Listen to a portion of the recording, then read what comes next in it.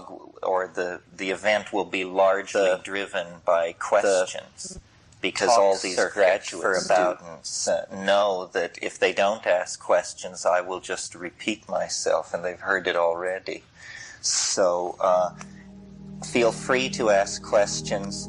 Feel free to interrupt. If you're signaling that you want to interrupt and I'm not noticing you, I'm noticing you. I just have to somehow put it together in a certain way before I can stop and let you get in. So, you know, I do see you.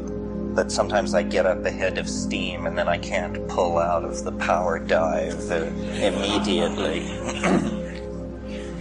Well, we meet, as we always have, in an atmosphere of deepening planetary crisis. Each time we meet, the planetary crisis appears to have been notched slightly tighter. What we now have in tatters behind us is any naivete that we may have built up about the potential for large masses of people to force nonviolent social change. We've had a thorough lesson in the foolishness of entertaining that idea in the last month. Even since the last time I spoke to most of you, the assessment of the state of the atmosphere, the amount of pollutants being pumped into it from tropical burning of forest and grassland has been drastically increased. They dangled the chimerical hope of cold fusion in front of us, and I didn't even have time to publicly gloat over it before it was snatched away from us again, and we were returned back to the world of real energy politics. So, planetary crisis.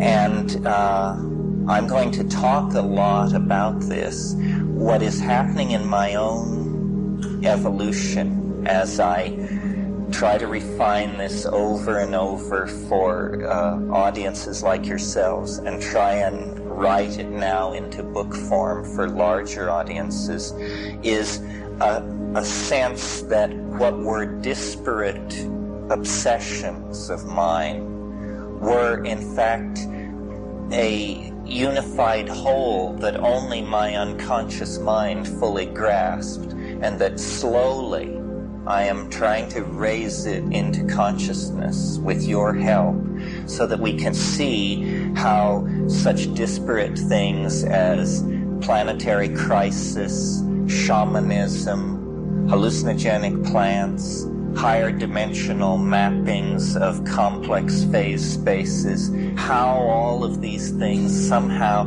feed into each other and create a position, a new position from which to carry out a critique of planetary life and society, which is what we need. So I'm just going to run down this list of themes, say a little bit about each of them, and then leave you to cook that overnight. And then tomorrow and the next day, we'll try to tease this out. It's, well, I'm either sinking into delusion or I'm figuring it out more and more. And what I need to know from you is, which is it? I'd rather hear it from you than the New York Times book reviewer, let me tell you. So this is where we do the prototype. Okay, planetary crisis heads the list. I can't remember what this thing was called in the catalog, but I write these things so many months in advance that it's just a hook anyway. What I have thought of this month's dialogues at Esalen, of which this will be the culmination and the distillation, is understanding the chaos at history's end. Now, there are different contradictions and adumbrations of meaning in that. The old understanding of chaos was that it is that which cannot be understood. That's what chaos means. It was thought of as the antithesis of cosmos. And in Greek, these two things are perceived as opposites, chaos and cosmos. Cosmos means order. Chaos means disorder. However, taking a page from my friend Ralph Abraham, I sort of propose that we think of this as a meeting of the Henri Poincaré Anarchist International Brigade, and take as our motto, chaos is order. This is the great truth under which anarchy has always marched, and I think it's never truer than today. So the goal of the weekend is to understand chaos, to understand that which cannot be understood within the confines of the old paradigm. And then I called it Understanding Chaos at History's End, to shock us into examining the notion of history's end, into thinking about the possibility that this huge context in which we have been embedded for thousands of years now is in fact provisional, temporary, and about to be superseded by an entirely different order of being. And we'll talk about how can this be, what could it be, and what can we do about it. You see,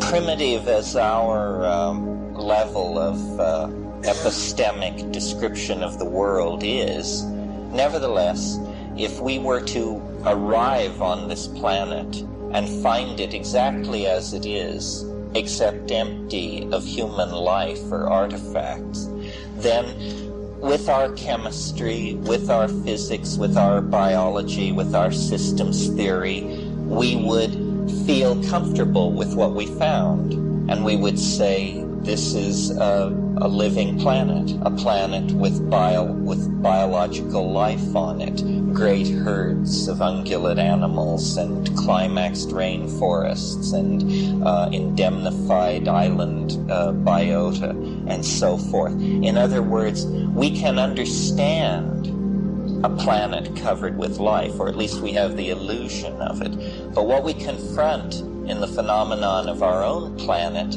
is a planet covered by intelligence and swarming with information transfer that is not genetic but epigenetic, in the form of books, codes, statuary, dance, ritual, electronic signal transfer, so forth and so on.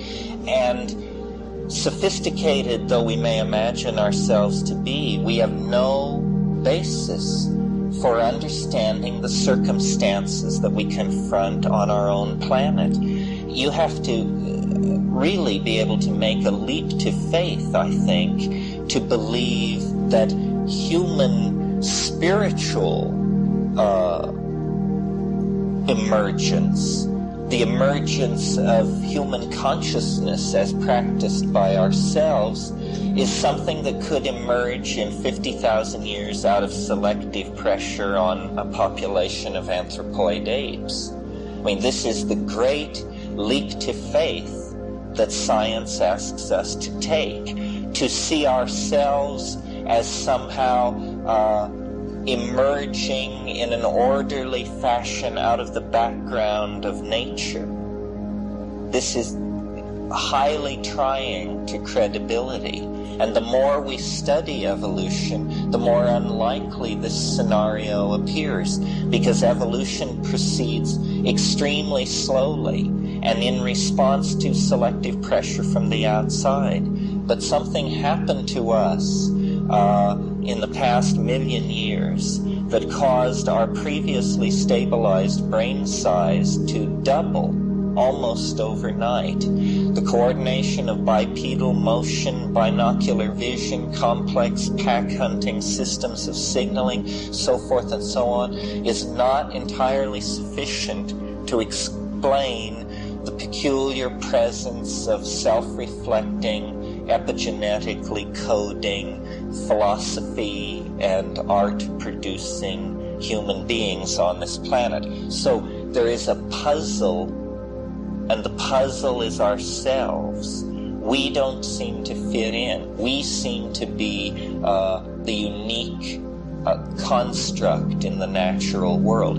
Why is this? Number one, is this so? Or is it a product of misperception, ignorance, or false interpretation? Or if it is so, then what does that mean? What is history? What is it that is acting on us to propel us in such a short time out of the matrix of organic nature and into a matrix of our own creation, the world of culture and epigenetic coding systems and the human imagination as created by the modality of language? What is it that is pushing us in this direction? Well, mostly tonight I'm going to pose questions, and then we'll work out or work toward answers tomorrow.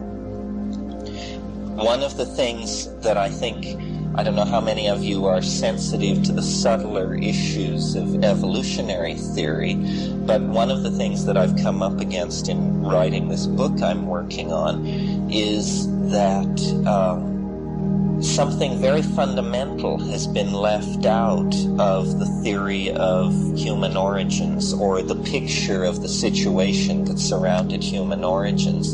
And this was the impact of an omnivorous diet on the human genome. You see, we had been fruitarian arboreal primates who, because of climactic change on the African continent, were forced down onto the grasslands, which were spreading as the forest shrank. And a number of changes were in play at that point.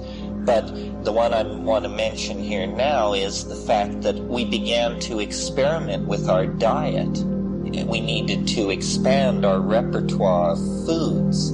Well, most animals eat only a very few kinds of foods. The omnivorous adaptation is quite rare. Why? Because an animal with an omnivorous dietary habit is exposing itself to untold numbers of mutagens, toxins, and poisons in the environment.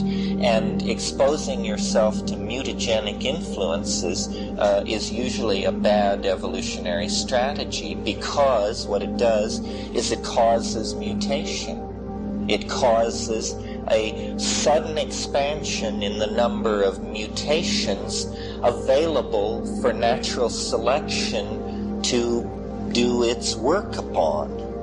And the number of mutations available to the process of natural selection is going to have a direct effect on a number which comes out of the equation over here, the number of successful mutations, true breeding mutations which actually confer an adaptive advantage. And one of the great puzzles about looking at human beings against the background of the other higher primates is why the hairlessness, why the prolonged adolescence, and why language. What was the pressure on this?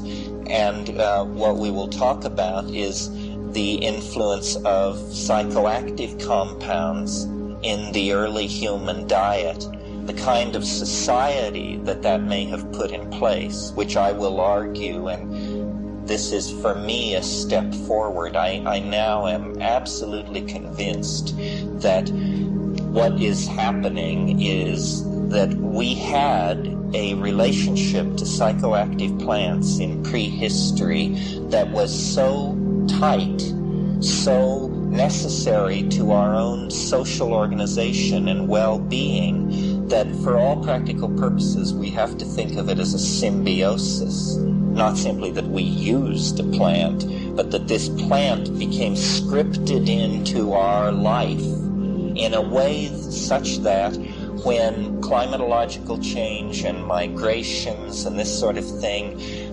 broke up, made that relationship impossible, we fell into history. We became neurotic.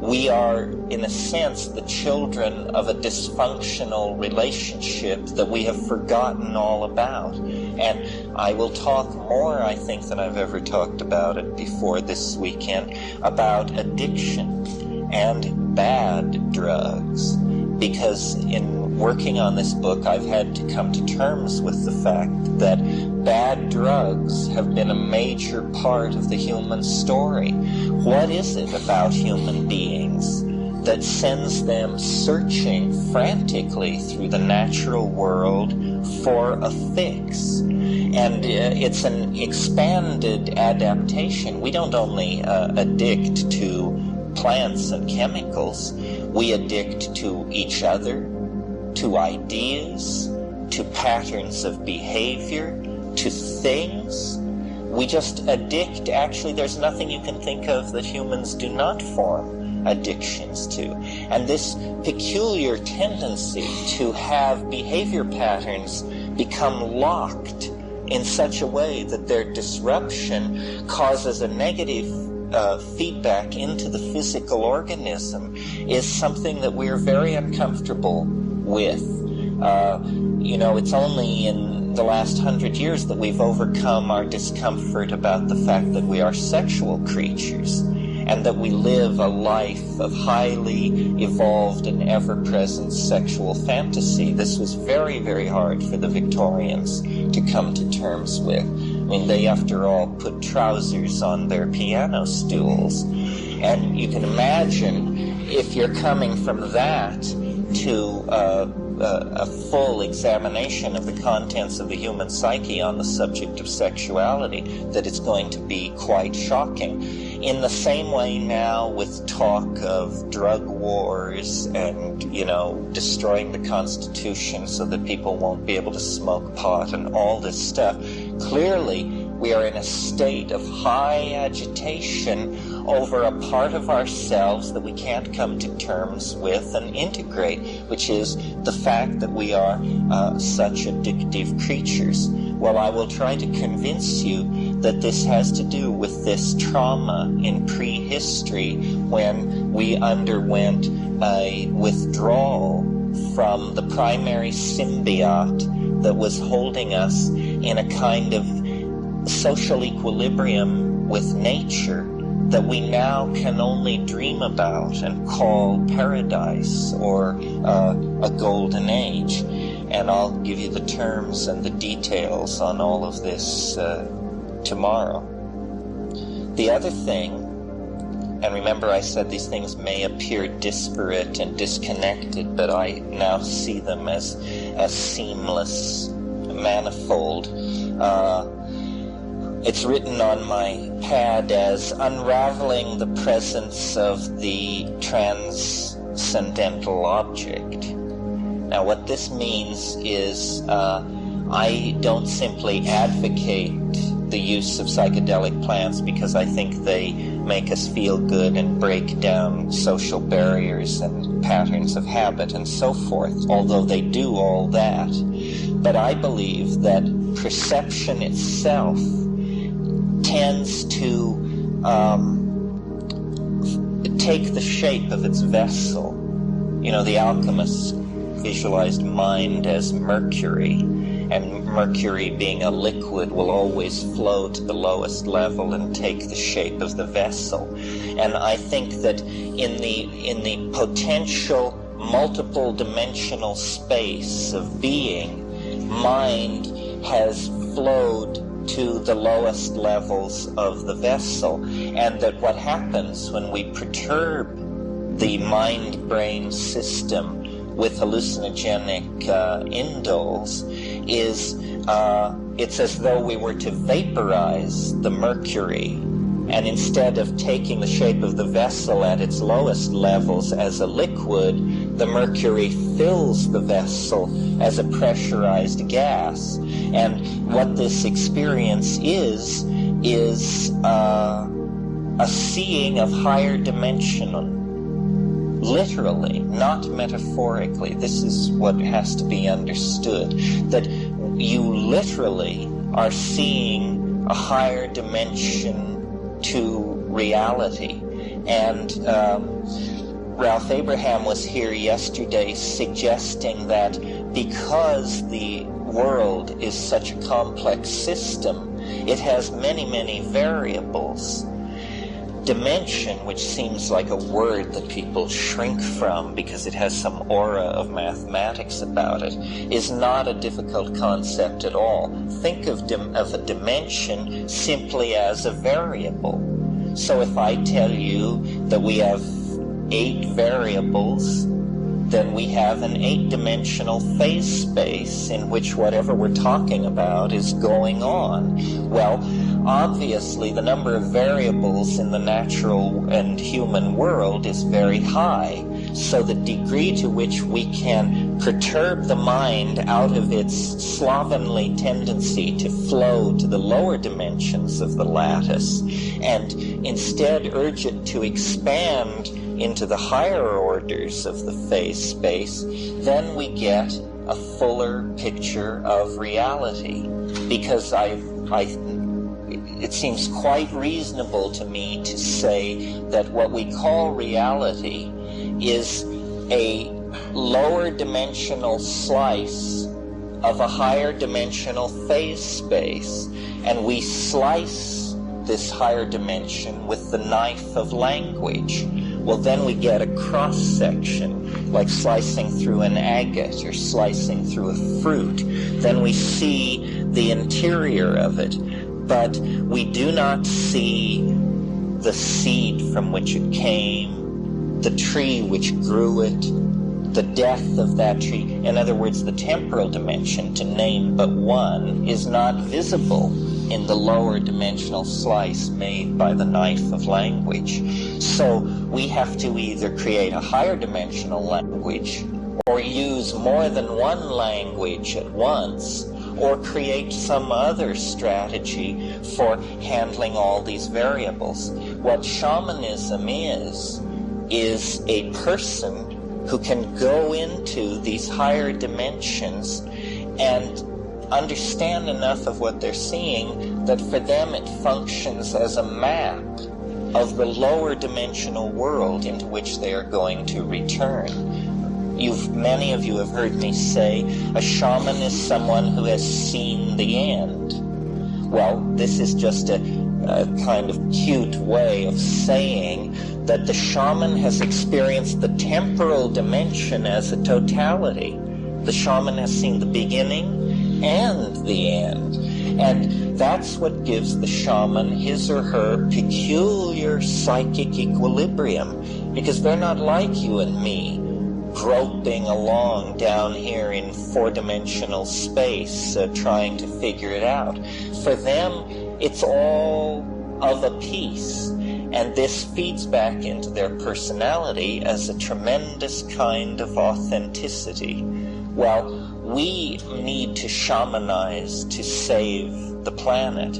We need to create higher dimensional mappings of our world and the crisis in which we are in order to plot a way out of the cul-de-sac that the phonetic alphabet, monotheism, and print-created linear monoculture has shoved us into. So the psychedelics are not ancillary, they're not peripheral, they're not secondary. They are the way to propel ourselves into these higher dimensional phase spaces. Eventually we will drag our computers with us, but you can't push the computer first, because the computer must be programmed by people who have seen these things and know what they are shooting for. What this process will inevitably become is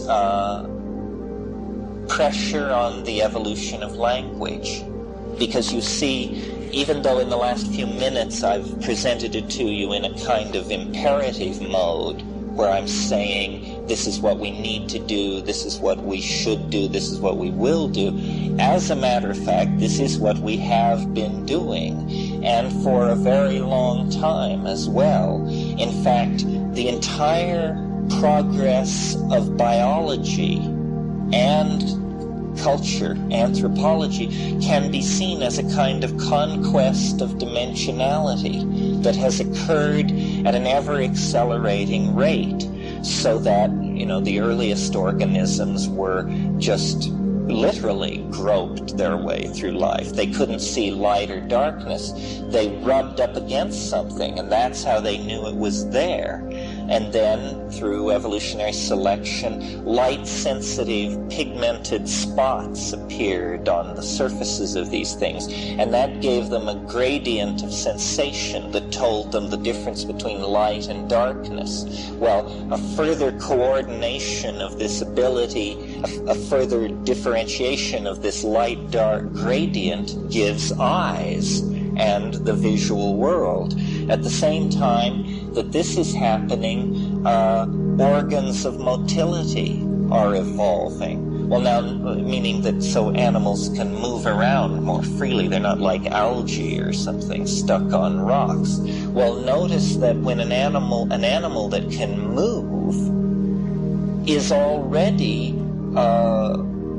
master of a whole set of dimensions that are completely invisible to a creature which cannot move. Let's say a sea anemone.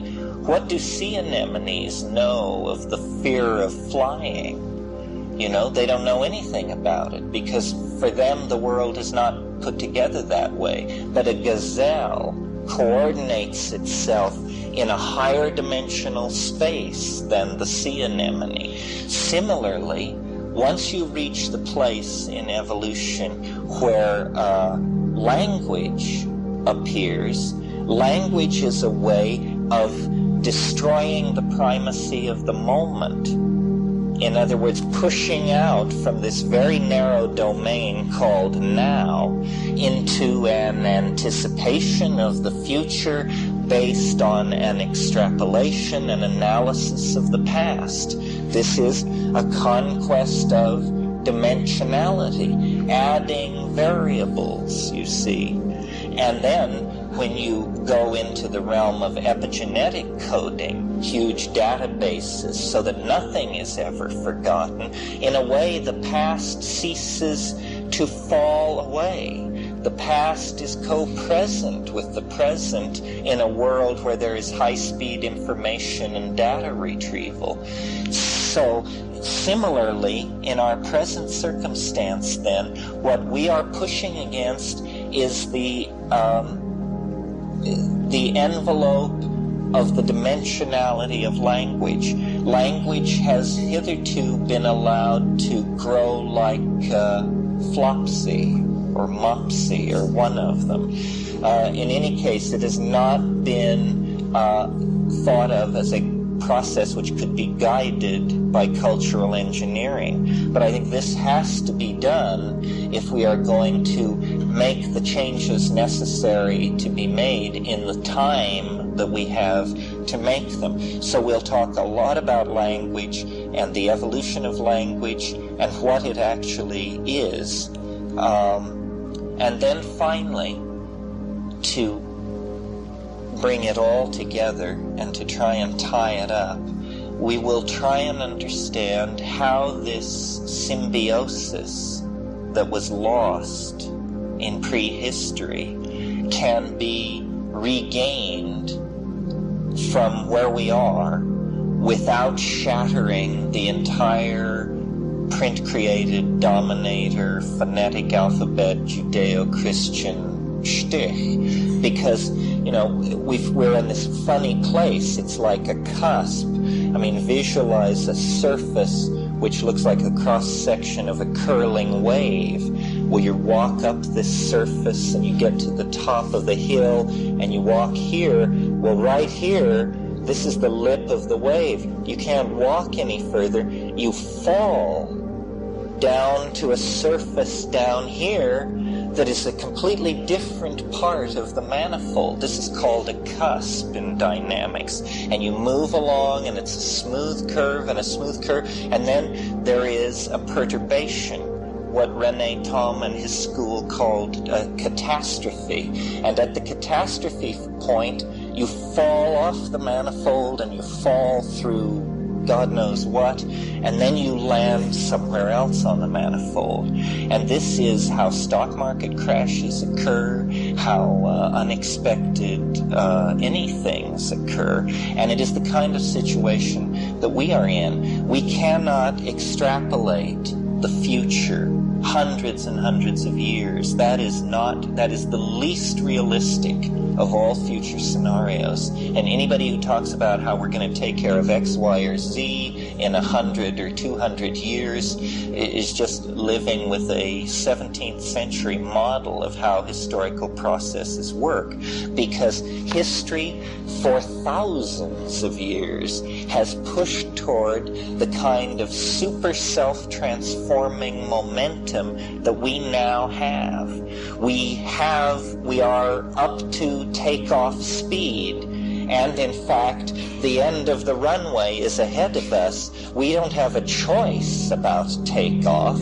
We have reached takeoff speed, and now there is nothing left to do but grab the stick and pull it back and close your eyes and hope. Because if we don't make that commitment to the planetary process, the end of the runway is 35 years in front of us. I mean, that's it. There is no more. So there has to be a perturbation, a Thomian catastrophe that hurls us into an entirely new cultural milieu. Well, I maintain that the catalysts for this have been present on the earth for eons, and that culture has taken a vacation into dominator models and egocentric models and materialistic models and models which flatten and simplify and distort and suck life out of reality. That, you know, we are seeing what the Faustian price we had to pay for the terrific understanding of matter that the tools of Greek science have betrayed into our hands. Yes, we can bring the power which lights the stars and ignite it in the deserts of our planet, and if necessary, ignite it over the cities of our real or imagined enemies. Yes, we can generate the bare-bottomed quark in machines a mile and a half across that use as much electricity as is produced in the entire United States for a few seconds.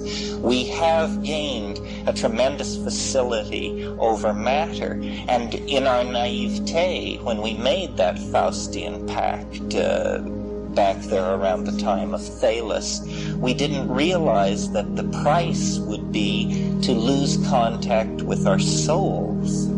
And this is what we have done. And now we cannot find it. And now we need it. We need some kind of larger vector field into which to cast the human situation so that we can see a way out of the mess that we have created.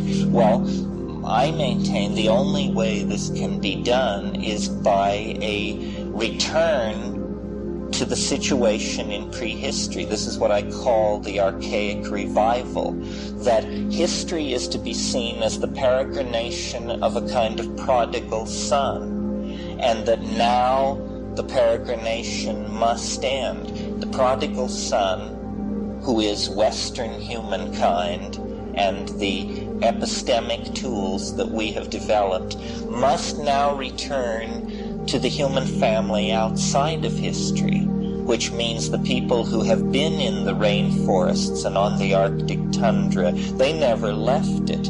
They kept the knowledge of this hyperdimensional phase space, but for them it was always a domain of magic, mystery, and uncertainty. We actually bring something new to it. I am not saying that we must simply return to the old ways, but I think we have something which can enrich the old ways, that what we have learned about languages, about mathematics particularly, this is what we perfected. Our pride is not in our science, which is destructive, toxic, and childish. Our pride is in our mathematics, which is an intimation of the transdimensional object that is outside of historical phase space and that casts an enormous flickering shadow over the human enterprise. It is through mathematics, through first of all the probability theory, more recently things like fractals and dynamic modeling. It is through these things that we are able to give a kind of empirical grounding to our visions, because what we see in our visions is not hallucinations. What we see in our visions is the higher truth. And we have never faced this. In fact, this is what we repress. Hallucinations are devalued. The phenomena of the mind are called subjective. This is a knock. You know, when you call something subjective, it means it's inconsequential or it's a matter of opinion. We don't realize the primacy of mind. So our value systems are in need of reconstruction. I think what lies ahead for us as a planetary culture, once the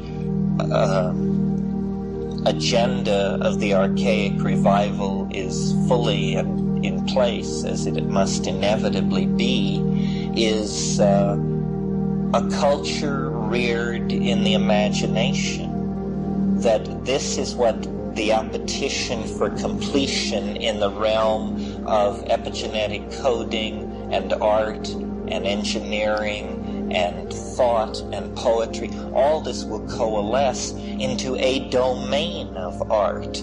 This is what hyperspace is, you see. Novelty becomes so compressed that there can be no more of it in historical space-time, and so it begins to pour into an orthogonal dimension nearby, in the same way that matter in the center of a black hole forces its way into another universe. At a certain level of compaction of the novelty, it can go nowhere else but into a new dimension. Anticipating this is not easy, because we are constantly operating in this lower dimensional slice. But as a community of many minds that have taken many snapshots of this other world, made many journal entries, scrawled many crude maps of the terrain, I think we can put it all together and begin to get a feeling for what this thing is, for how it works, for how it can feed back into the historical crisis. I have the faith that there's no situation that can be viewed as a problem in which the solution is not immediately to be found present at hand. And before hallucinogens were called hallucinogens or psychedelics, they were called consciousness-expanding drugs or consciousness-expanding substances.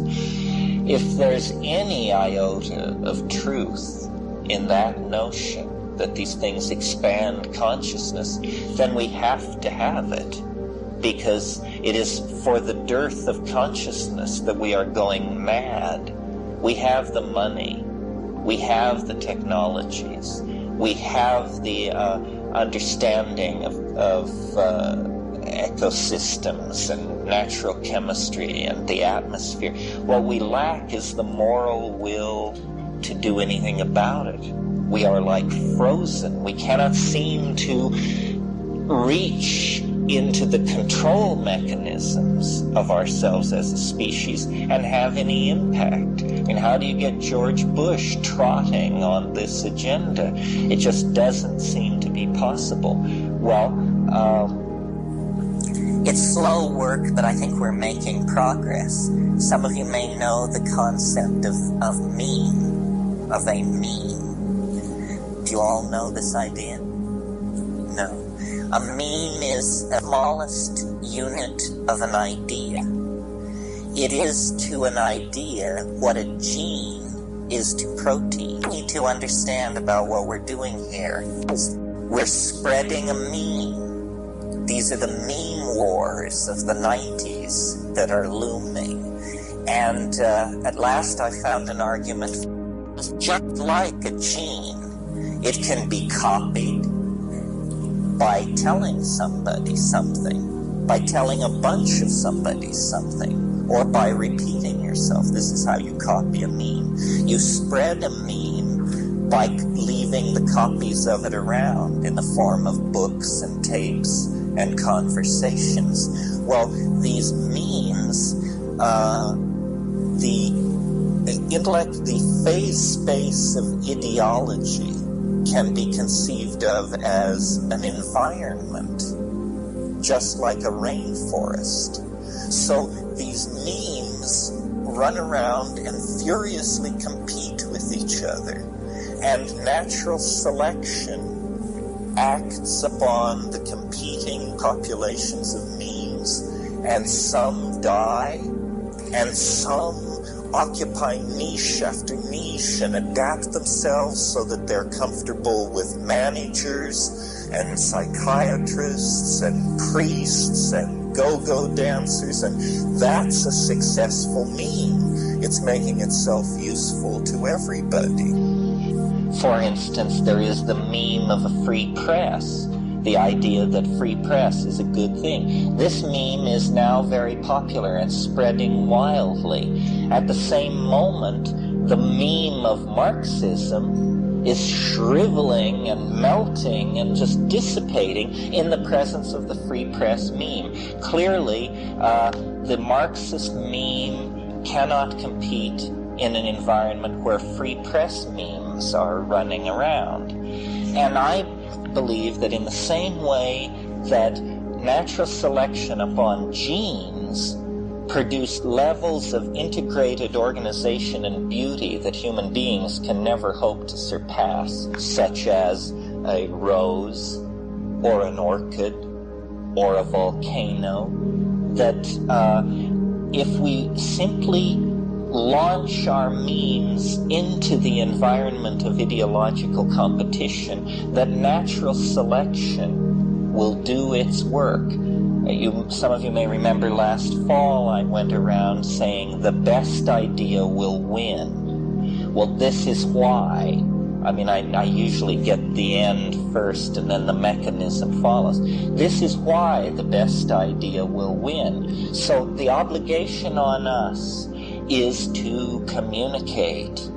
You know, the caterpillar in Alice in Wonderland says, say what you mean and mean what you say. I do. And I think this is excellent advice for all of us. We want to spread memes among ourselves. This is the opposite of safe sex. We want to, people say enthusiasm is infectious. Well, so is understanding. It can be taught, it can be shared, it can be replicated. And I believe, and I hope not erroneously, that the psychedelic meme is going to have another replay. It almost died in its form as an LSD rock concert that would wrest power from the establishment and beat it over the head with it. In that form, the psychedelic meme met very large fish that were completely capable of gobbling it down, and its population shrank accordingly. And it almost was in the background, but mutation has now taken place in the psychedelic meme. It has a new face and a new form. It no longer exhorts crowds of hundreds of thousands of people to march out of their offices and universities and copulate in the streets. Now it meets in small groups like this and urges psychotherapists to consider the possibility that shamanism might have a model that would be useful in delivering mental health care to people. The meme has grown smarter. The meme has adapted itself to the larger environment of competing memes, and at the same time, memes which were suppressing the psychedelic meme have themselves grown old, tired, slightly atrophied in their responses, slightly exhausted with their own successes. So as we go through this weekend, I want you to think of it, as I do, very consciously as a process of meme replication and infection. And the idea is that when we're done, each one of you is to be a kind of ideological typhoid Mary who will go back to Cleveland and Kokomo and wherever and talk to people and get people replicating this meme, wondering and thinking, because I'm convinced on a level playing field, in the presence of a free press, this thing has a great potential to just break away and remake the world. And the reason that it has that potential is because the situation is now very desperate. Even the establishment memes are willing to negotiate if there's a possibility that there are any new answers here. The establishment feels much less confident of its own meme than it did in the 1970s. So what I'm going to present to you over the weekend is an argument from prehistory toward post-history that tries to make sense of what fell between, which was this lightning strike of religions, inventions, works of art, outbursts of poetry, cruelty, genius, mysticism, and humanity that precedes our fusion with the transcendental cultural object, which we will create, which we will summon out of the collectivity of human imagination and the Gaian mind that rules the planet so ably and so well. For the moment, however, I urge you to have a soak in the baths and get some sleep, and we'll meet here tomorrow morning at 10 a.m. Thank you very much. I hope you enjoy.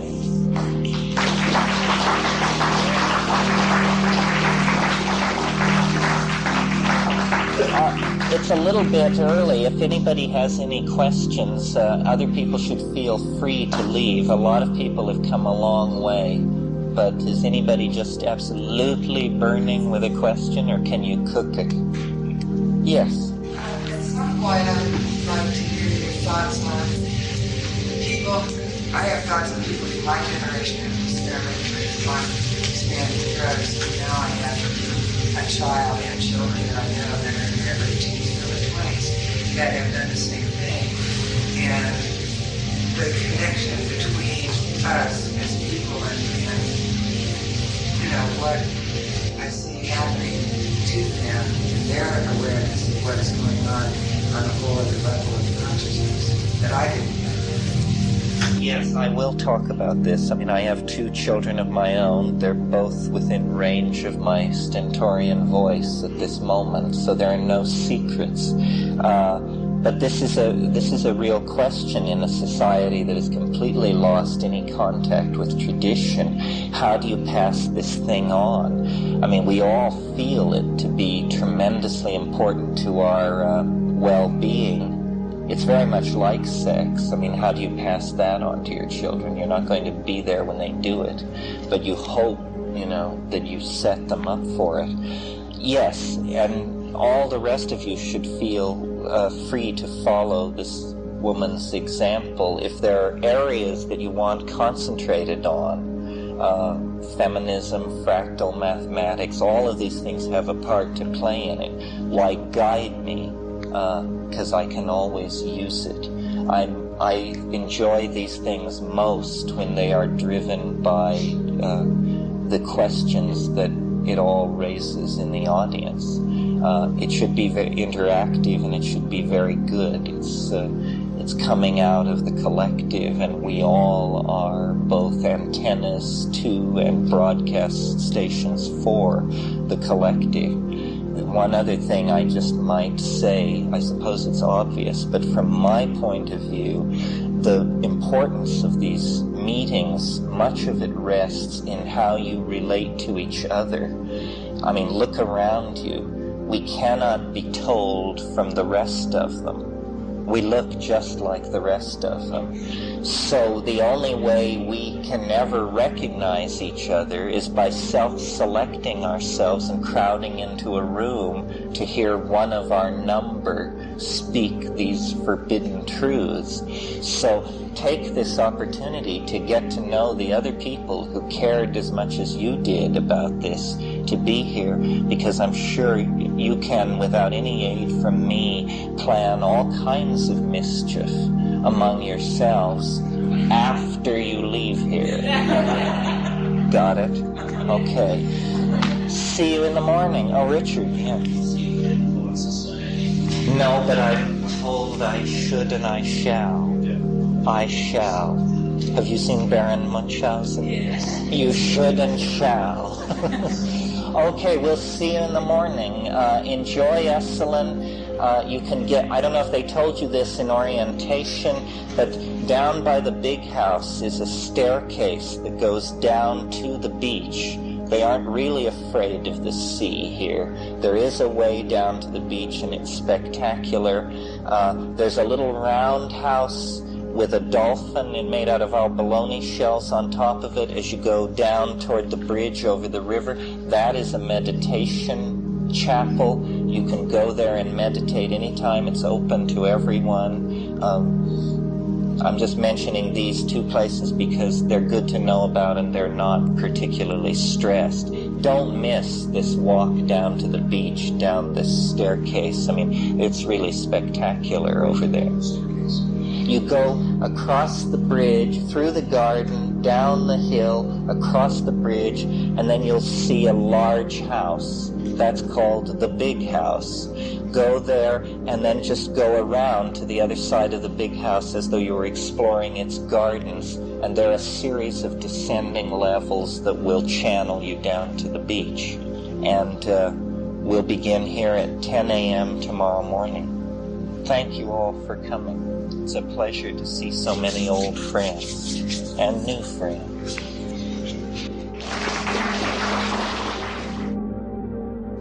So to sort of truncate all this profanity,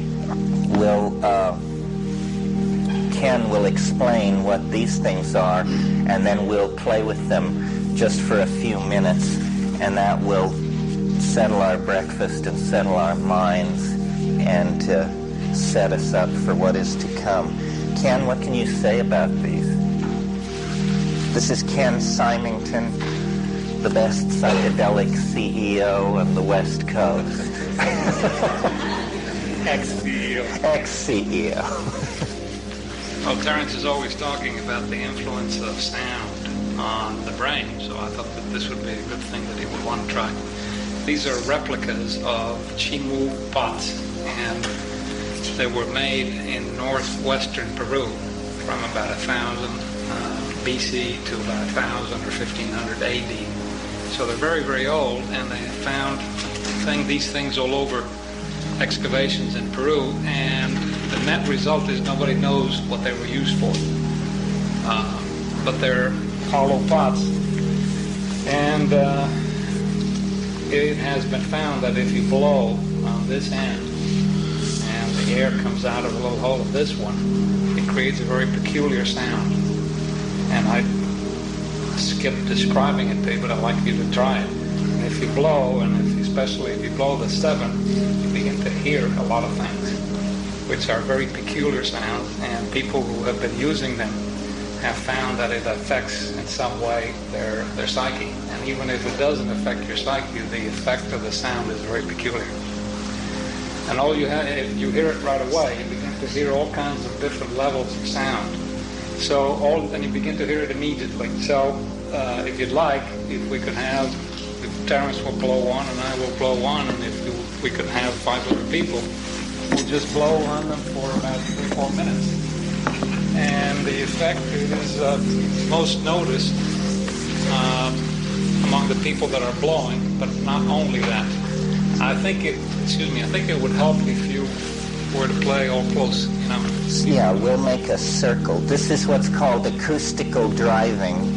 You're familiar with it from drums, but this is a technology of which we have nothing comparable. This is an example of a culturally state-bounded psychic technology. You have to imagine that you're stoned on San Pedro or ayahuasca and that we're going to do it for several hours, but we're not. Can you stand up and dance when we've done it long enough, okay? Or something. Well, the important thing is, you know, you just start all at once, and obviously you'll run out of breath. So you take it easy, you just take another breath and keep on going. You know, you just blow right after the other. Don't blow too hard because then the sound gets distorted. So you just blow naturally in it so you can get the whistle in. And then when you run out of breath, you take another breath, blow in. And that's as simple as that, and we'll see what happens. Why don't you start and you come in and you and you and you, and then we'll all sustain the tone for a while.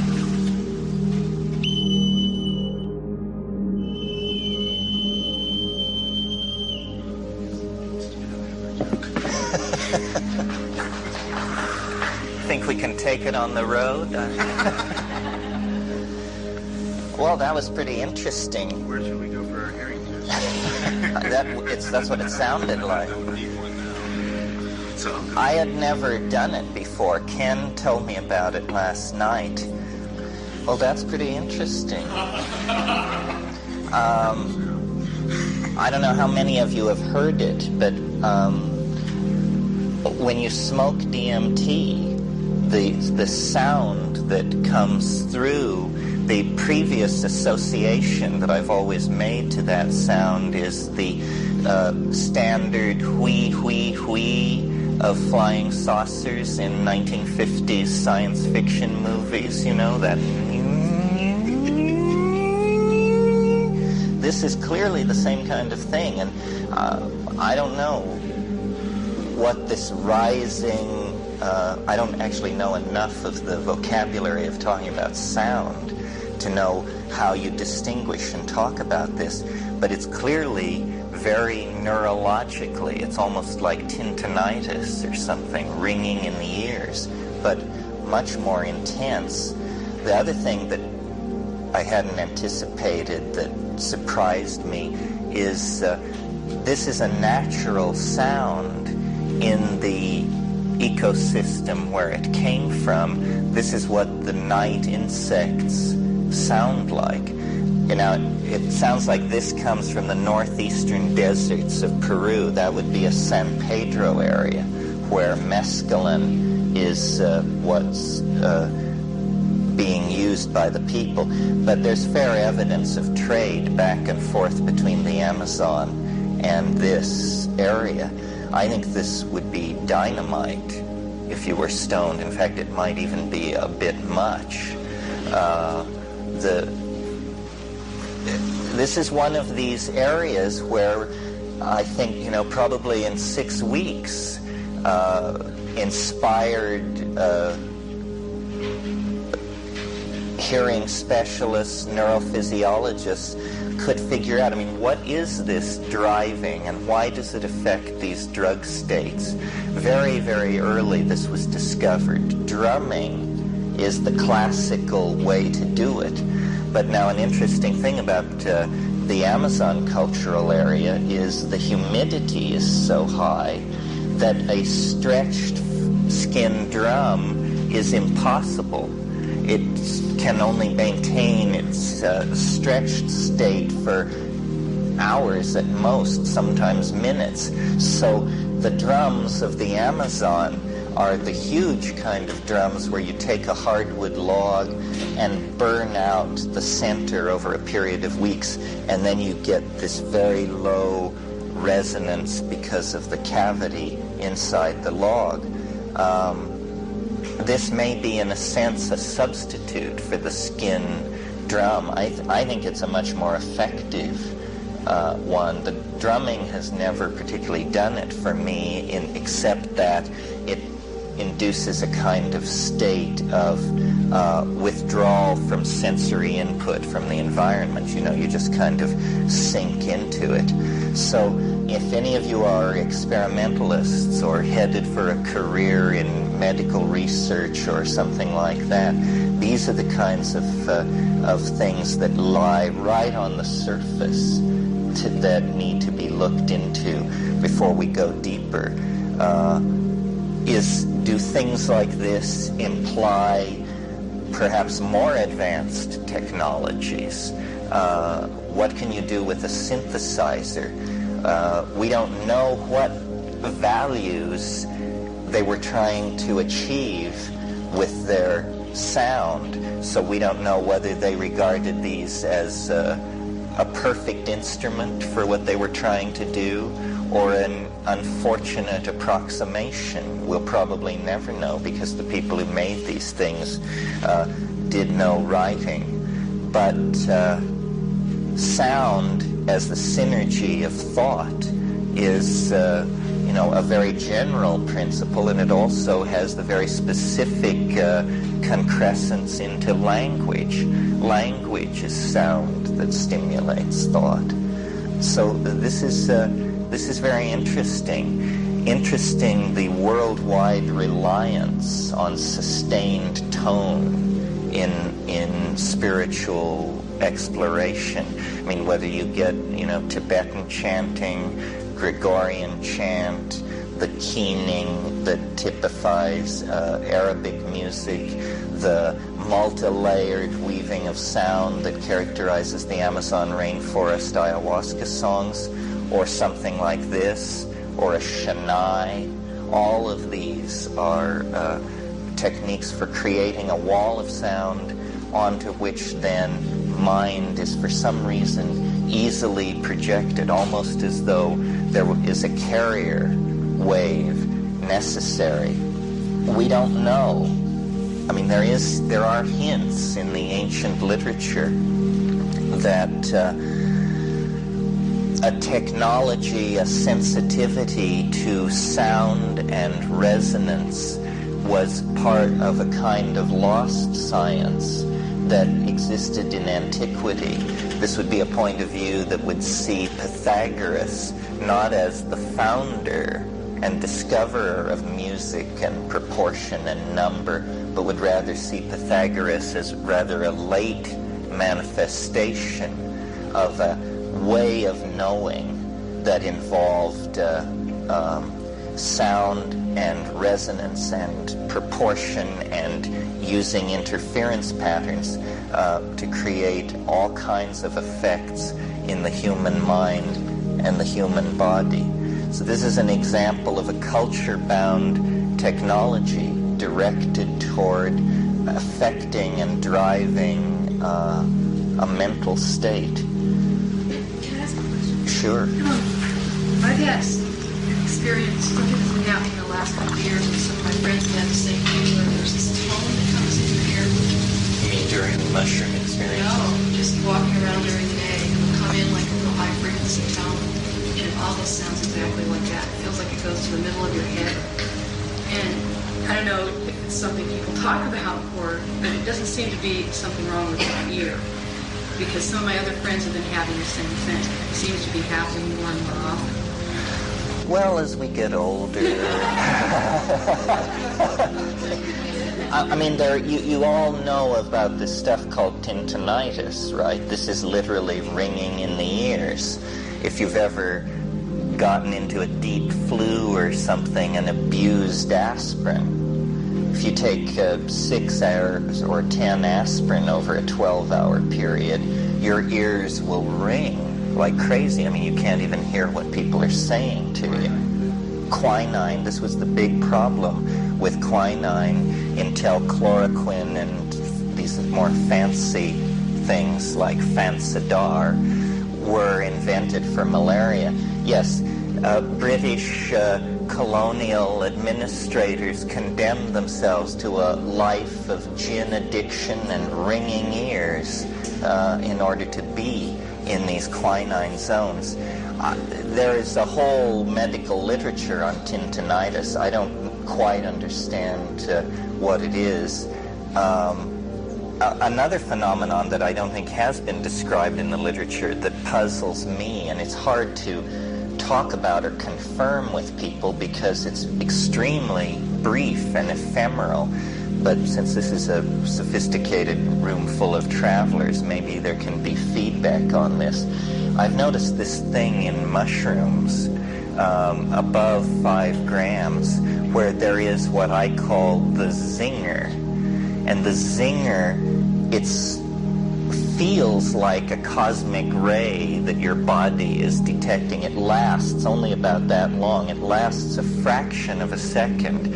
And it's like an electrical reset of your whole body. And it's a zing. And it goes through and it's very intense and it lasts a fraction of a second. And about the only thing you can say about it is it would probably be quite alarming if it lasted even slightly longer, but it never does. It feels like a high-speed particle just passed through your frontal lobes or something. Do any of you know what I'm talking about? So this is not me advancing into senility. This is, and I don't know what that is. Again, if you had somebody fully wired up to an EEG and everything else, this would have to show up. This is clearly a gross neurological phenomenon. This is not a hallucination in the ordinary sense. Well, again, because no legal research can be done on human beings and mice cannot report these kinds of phenomena, we're just at sea. And throughout the weekend, whenever there's an opportunity to indicate a place where experimental strategies might be helpful, I'll try to mention it, because my fantasy is that some of you are the neurophysiologists, neuropsychopharmacologists, psychotherapists of the future, and that, once you get your $5 million NIMH grant, you'll remember what old Professor McKinney said and create protocols to look into some of these things. I mean, it is not for want of experimental approaches that experiment floundered. It was for want of courage on the part of the scientific community to carry out that kind of work. Obviously, the people who built these things had no such qualms. They were going for it. Can I say something? I'd like to address your comment. I basically have been practicing psychic, and my experience is that when you have those sounds coming in, what's happening is your telepathic channels are getting access to them. And I think that that's what those do as well. I worked with the pipes with Emily Conrad Dow about 6 years ago for the first time. And my sense is what they do literally is they open the auditory voice channels and the telepathic channels, which all are in this general area of the skull, as well as doing some rattling of the telecentres. And the phenomenon of suddenly hearing this high-pitched frequency when you don't have a cold, you don't have a sinus condition, you're not taking aspirin, generally, from my experience, has indicated that someone is accessing you telepathically, and it's a form of communication that comes in at this vibration level, and you're beginning to pick it up, but you can't fine-tune to hear it yet. So the pineal gland needs to really, it's actually the hypothalamus. Do you mean that they're accessing you in the sense that they're leaving a message in your psychological electronic mailbox? That's right. It's called I never check mine. I should go. You really should. You probably could be faster. Well, for 3 months, all that was there was ads for cheap blank tape. So, yeah.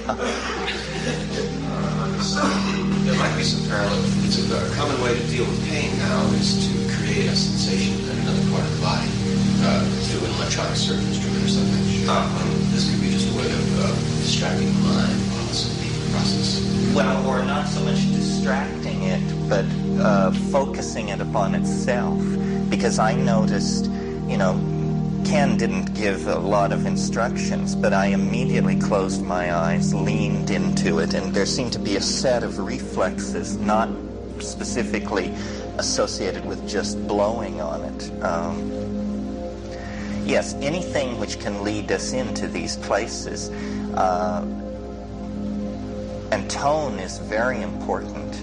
I mean, I wish I had a vocabulary for music, because I've had experiences with music that were just so freaky that I could barely put up with it. But I'm not a musician, so I couldn't come down and discuss what had happened in terms of the quality of the shift. But I remember a couple of years ago in Hawaii, a friend of mine had made recordings of Afghani tribal people. And it's drums and high-pitched flutes. It's overkill on the shamanic instrument thing. It's this hard-driving drum and then these wandering high-pitched flutes. And I could not stand to listen to it. It was so freakish in some way that I couldn't talk about because I don't have the vocabulary. But even to this day, when I listen to that music, a sense, I hear behind it, I hear into something, and I felt, that these guys were not human beings, that nobody could do what they were doing, that was all a mask, and that there was something coming out of, the Caucasus, Central Asia, 20, 50, 60,000 years old, that was really bizarre, yeah. Keep in mind, too, any kind of clear tonal matrix, such as white noise or rushing water, which is a form of white noise, is like a perfect background on which to hear voices. To project. Yeah. Yes, although this is not white noise. Right. This is almost the antithesis of white noise. It could be to serve the same purpose. Yeah. For those of you who don't know, white noise is wide spectrum sound. It sounds like this.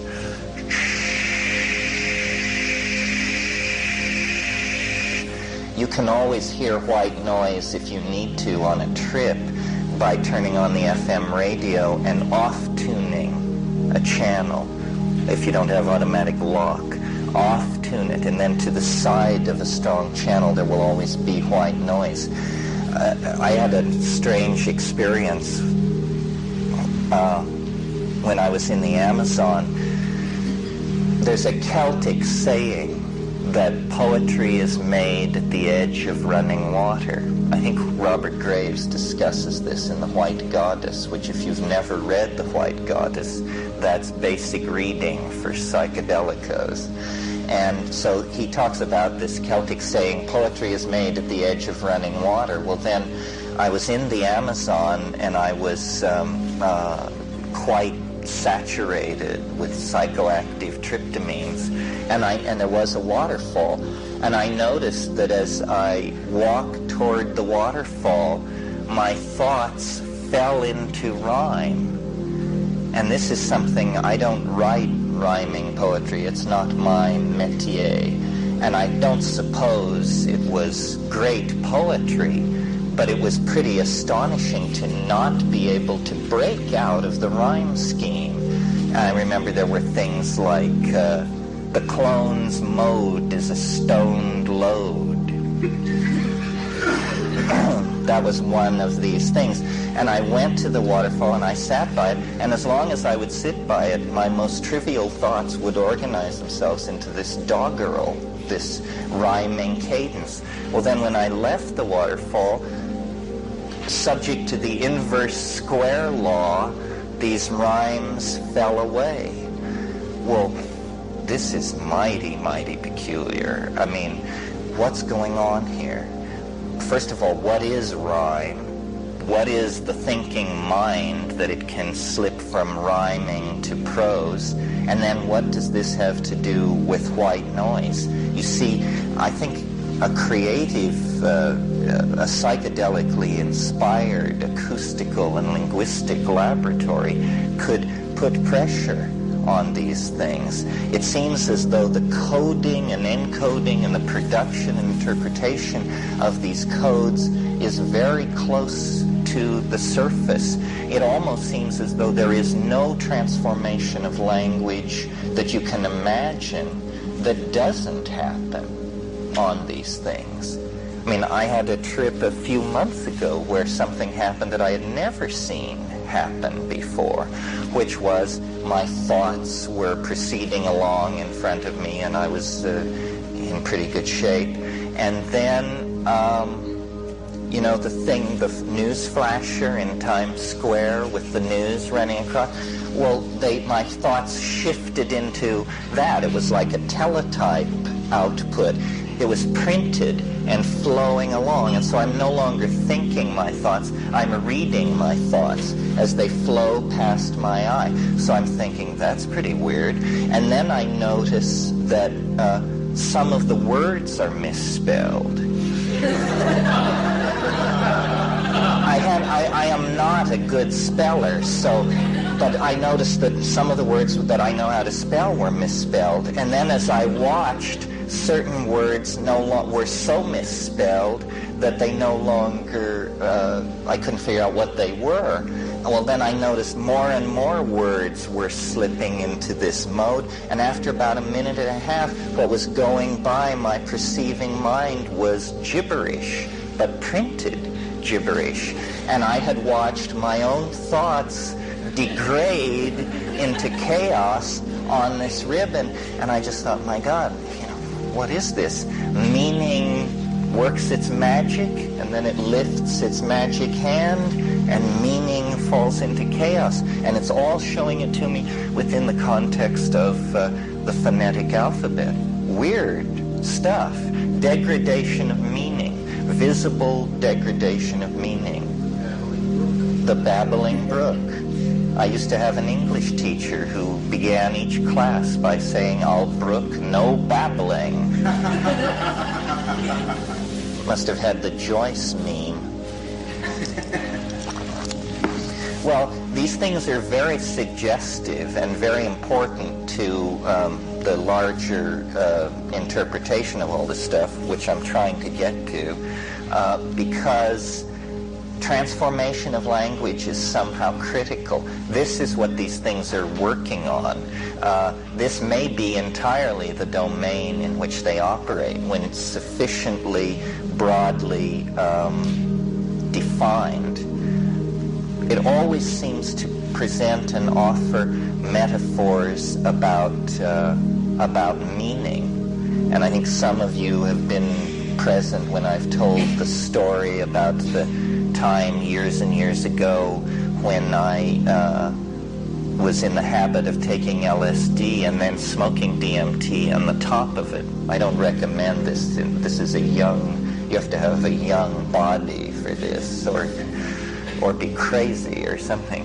But anyway, this was a strategy I used with the LSD in order to prolong the DMT flash. Well, in a particular instance, it was Christmas vacation in Berkeley, in the house I was living in. Everyone had left, and no one was due back for a week, so I had perfect confidence that I could do this and not be interrupted. So I took the LSD. An hour and a half later, I got the DMT pipe, and I did it, and it did prolong it, and it was spectacular, and I won't say too much about that. But right in the middle of it, the woman who lived upstairs returned unexpectedly from Christmas vacation and ran up the rickety front steps and started beating on the glass door and just shaking the house. Well, I'm a basically paranoid person anyway. I mean, if I'm 300 miles up the Yaguas Yasu in Colombia and I'm out in the jungle smoking a joint and a twig snaps, the first thing I do is hide my dope and then see what's going on. So when this beating on the front door began, I suffered probably a minor coronary thrombosis. And I jumped up off my bed. I was propelled off my bed and landed on my feet in the middle of the room. And then, to my horror and disbelief, realized that I had somehow ruptured the plane and that this stuff had all come with me. And these self-transforming elf machine, hyperdimensional things that I call the tykes were in the room with me, and it was no longer behind closed eyes in dark and space. They were interposing themselves between me and the bookcase and the window and everything there, and turning me around. And there was a machine hovering in the air, one of these DMT Fabergé carved ivory eggs with the interlocking and all colors and jewels and metal and liquid crystal thing in the air, and it had a projecting facet coming off of it. And this thing was ratcheting with this clicking sound, and every time it would ratchet, and it was doing this very quickly, a small plastic chit, triangular chit, would be hurled off of this thing, and each chit had a character on it, a letter in an alien language. And these things were flying across the room and hitting the wall and bouncing off the ceiling, and the whole room was full of these flying letters in this alien language, these squealing elves running around, and I was spontaneously speaking in some kind of glossolalia, which was itself causing objects to condense in the room. And it was just, it was too much, clearly. And I was able to go to the door of the room, slide open the door. By then, this woman had found her keys and was standing in the living room. I took one look at her. I spoke a very high-volume paragraph in Martian B and slammed the door and just went back and put my head in the corner. Well, it was an extreme example of its involvement with this linguistic domain. It's always trying to say something about coding and symbols and sounds and language and intentionality.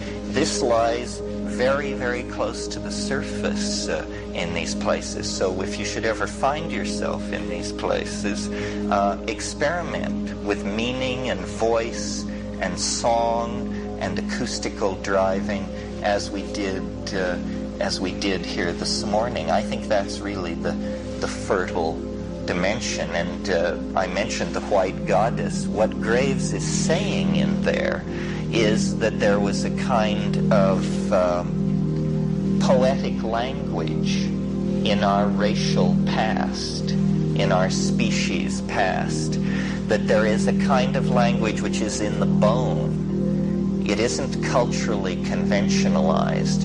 You don't have to take 3 years to learn it as an infant. It simply proceeds out of animal organization. Well, it may well be that that language is the only language in which we can really communicate our feelings, and that our blocked access to communication of feelings has to do with the fact that we're using a lower dimensional language to try and describe them. They are, after all, higher dimensional objects, our feelings. And when we just slice through them and say rage, lust, disgust, it's much more complicated than that. Well, we sort of got out in front of ourselves here this morning, but it's okay. Now you've seen the end. So now you're all shamans. So now we'll go back into the matrix.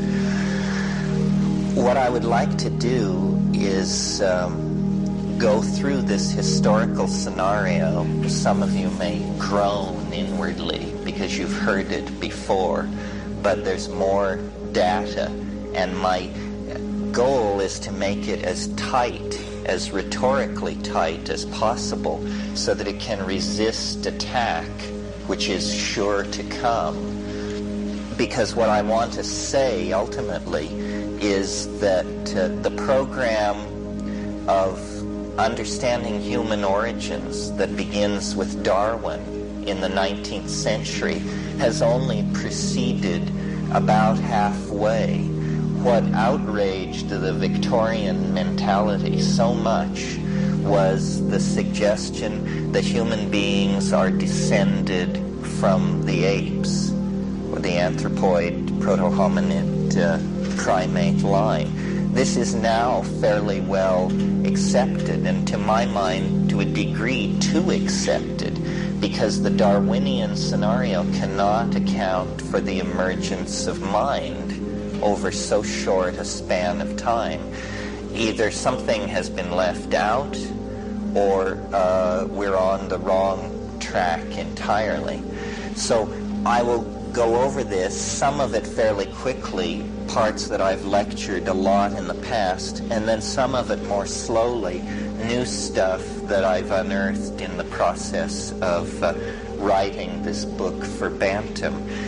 I believe what I'm about to tell you, but notice that whether you believe it or not, it is a political argument for our position, for the position that psychedelics, especially psychedelic plants, had a tremendous impact on human origins and are shaping the human present and future.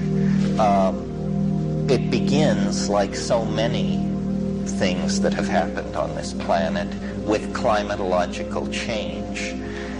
Glaciation, which has happened, 6, 8 times in the last 3 or 4 million years, is a new phenomenon in the life of this planet. Glaciation wasn't happening when the dinosaurs were around. It wasn't happening in the Devonian. It is something new. So after 5 billion years of existence, the planet Earth brought forth a new phenomenon, the repetitious descent of glacial ice from the poles. Now, this probably has to do with an accumulating planetary instability, and we'll talk about this more. There is an accumulating planetary instability. The last 100 million years have been the most dynamic in the history of the Earth since its formation. Of that 100 million years, the last 10 million has been the most dynamic. Of that 10 million, the last million. Of that million, the last 10,000. So the planet is fluctuating. Now we're on the scene. We are causing planetary fluctuations of a sort never before seen.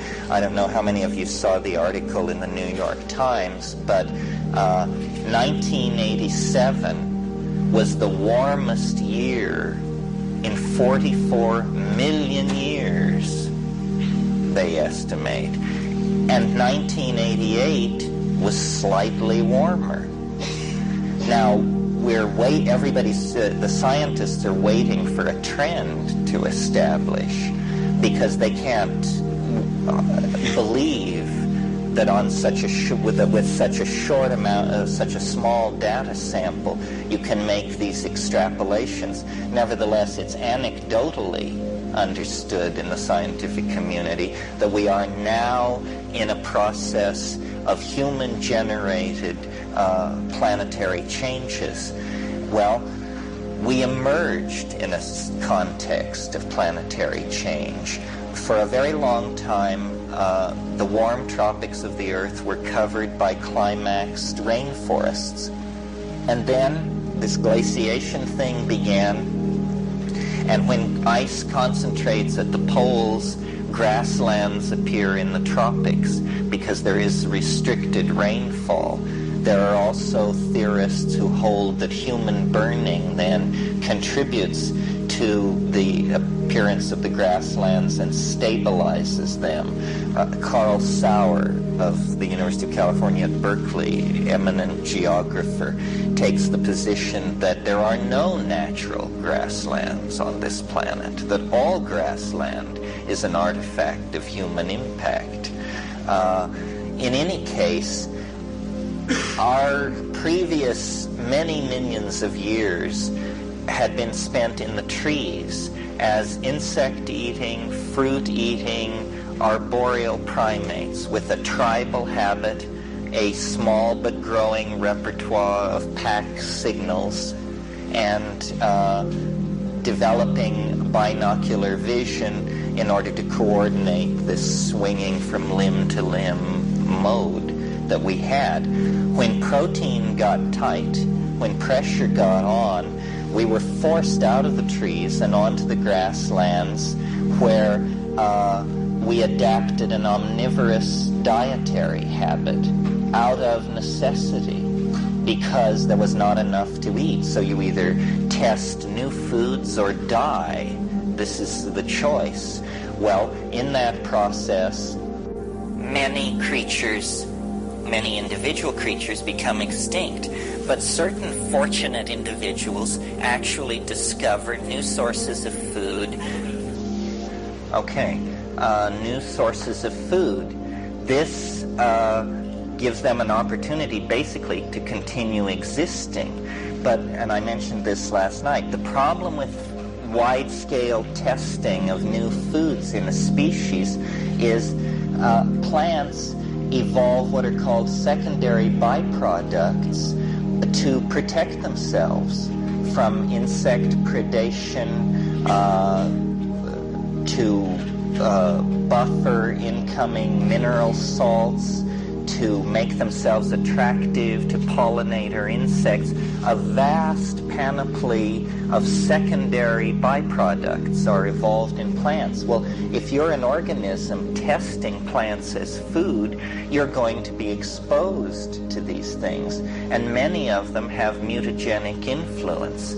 So a sudden shift from a very focused and specialized diet to a broadened diet will show up in the fossil record as a sudden evolutionary spurt because so many mutations are being offered up to the process of natural selection. Well, this happened to us, and all kinds of changes went on in the human form. Not only the brain changes, which we're interested in, but for instance, the loss of body hair.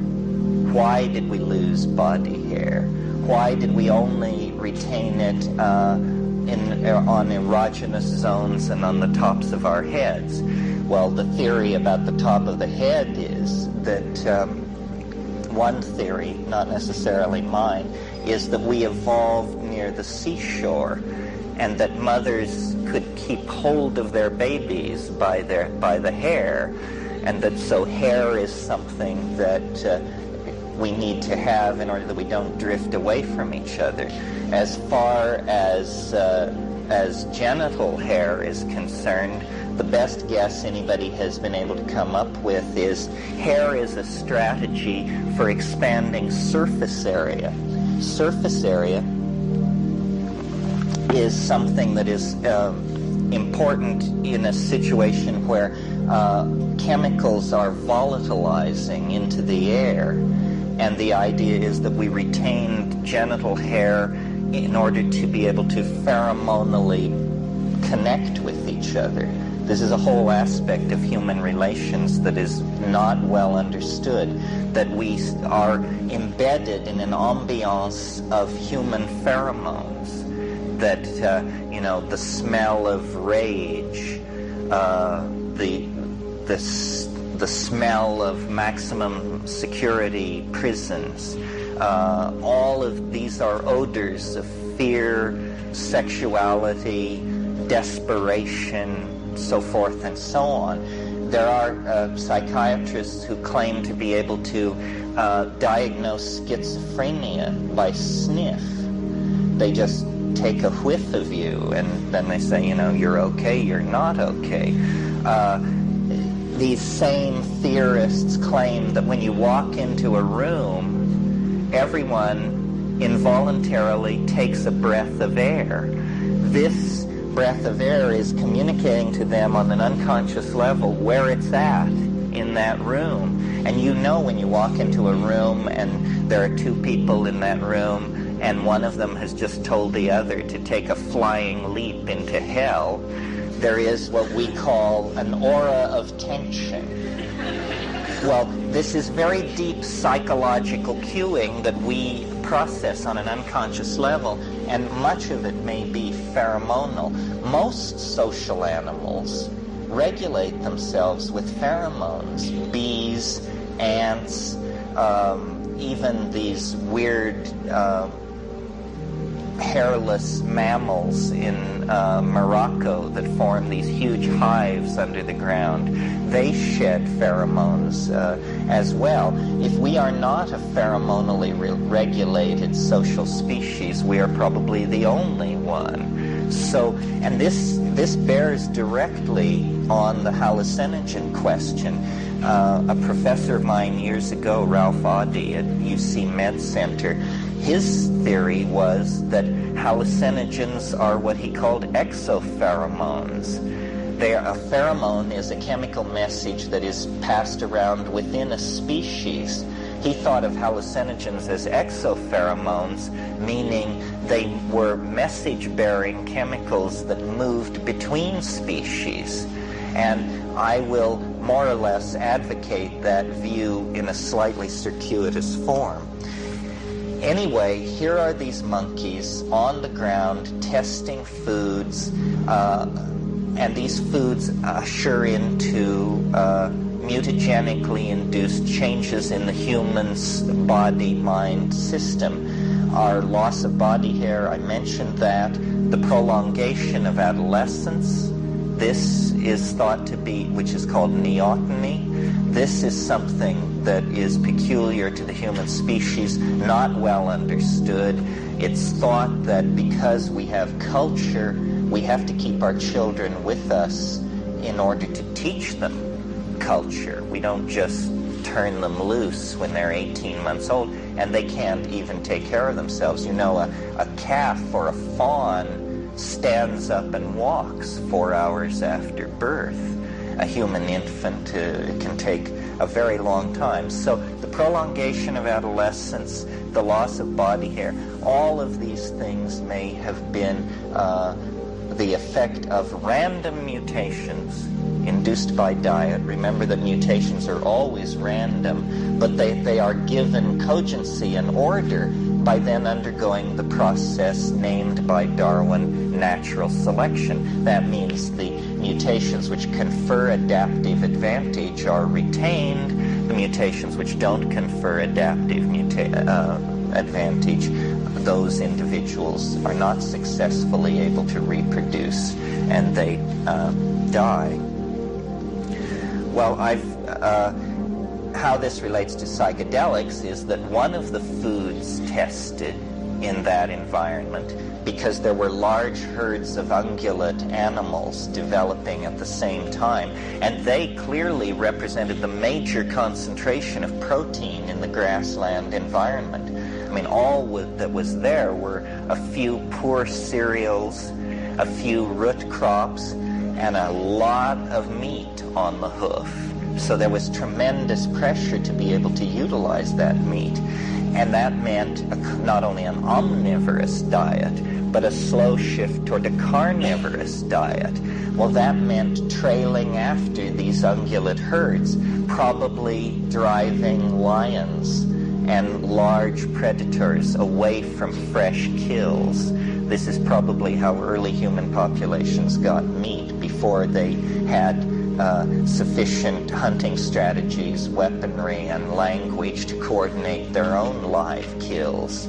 Well, trailing along behind these ungulate animals on the African veldt is a perfect situation for encountering the coprophytic psilocybin mushrooms, which grow in the manure of these animals.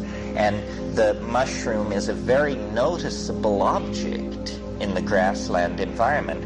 I mean, I've seen them in the Amazon the size of dinner plates. Well, if you're looking out over 20 acres of pasture, you can see every mushroom of that size in the pasture. I mean, they just call you to them. I mean, they are totally anomalous. And I've seen in East Africa baboons, they love to flip over animal cow pies, dung, because they find carrion beetles there, insect protein. Well, when in the period I'm talking about, insect protein was not so far behind us. And even to this day in the Amazon, certain groups of people, up to 30% of their diet is insect protein.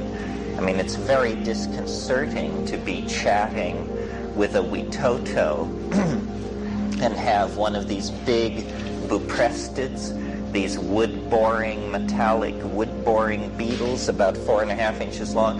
One of these guys with a tremendous metallic sound will slap against a tree, and without missing a beat, a Witoto person will just reach out, grab it, rip the wing cases off, and gnaw on it like a popsicle while they're talking to you, and may even offer you a chew. They love to insert grass stems down into ant hills and then pull up the ants clinging to the grass stem, and then put all the grass stems and the ants in a little calabash of water and grind it up with a stone. And because ants are social insects and release pheromones, and because pheromones necessarily must be volatile to work, you get this weird, it's like camphorated Kool-Aid.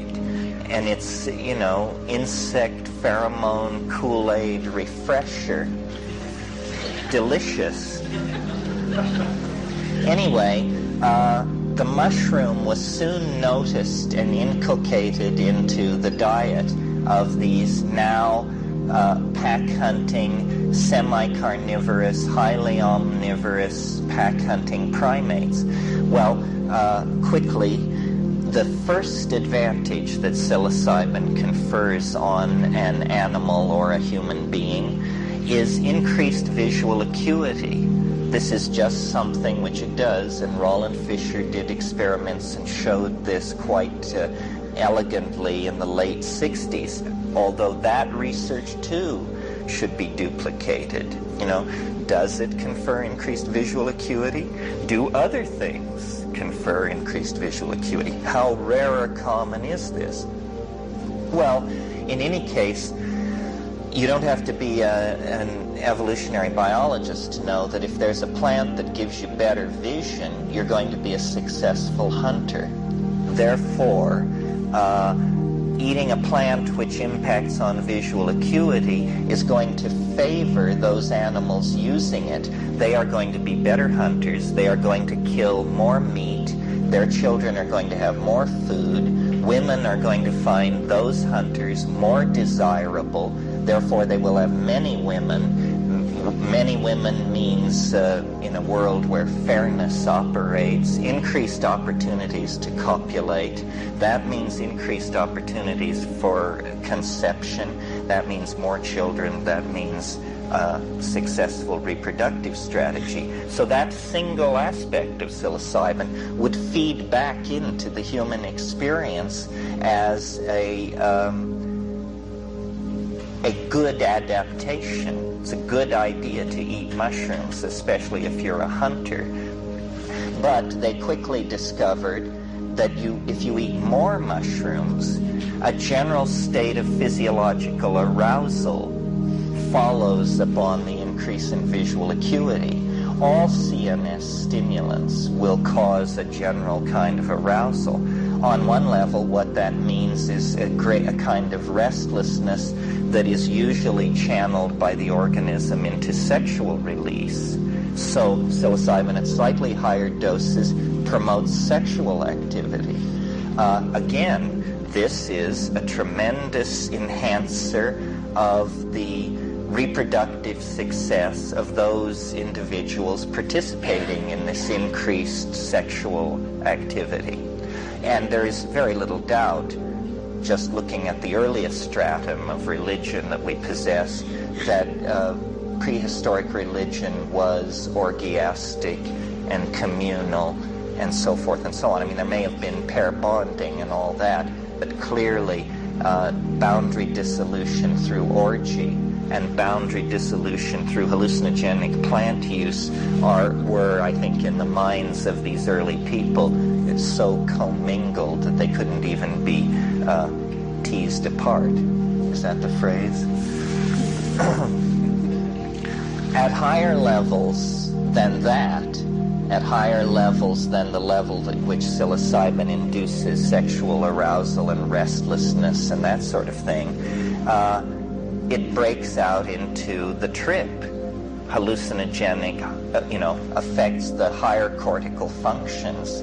And this then is this thing about which we, sophisticated as we are, and with 10,000 years of history behind us, we are in awe of this, of what happens above 20 milligrams of pure psilocybin.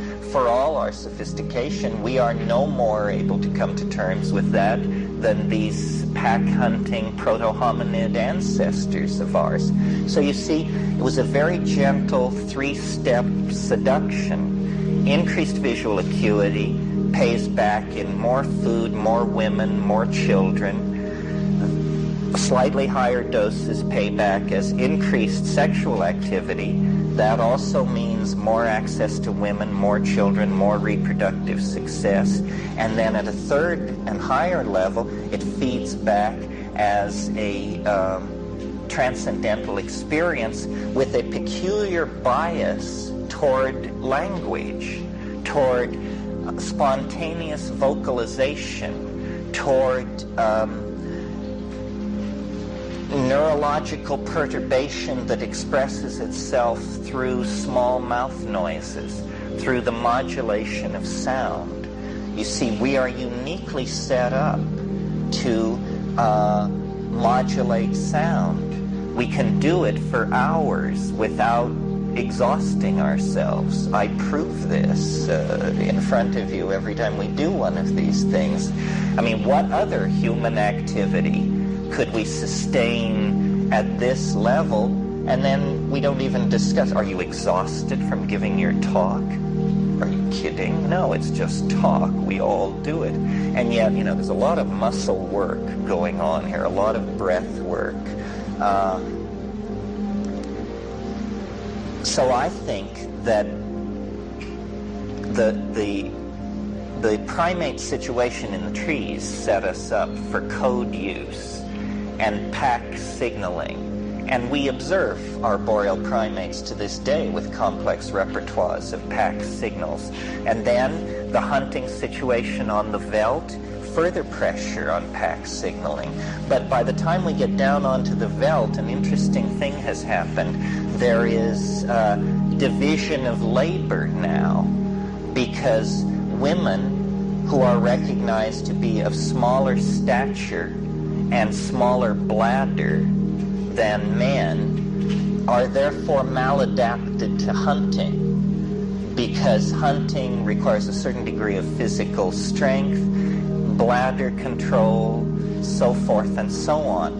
So there was a spontaneous division of labor. Also women, by having children, and probably these women we're talking about always had at least one or two hanging off of them.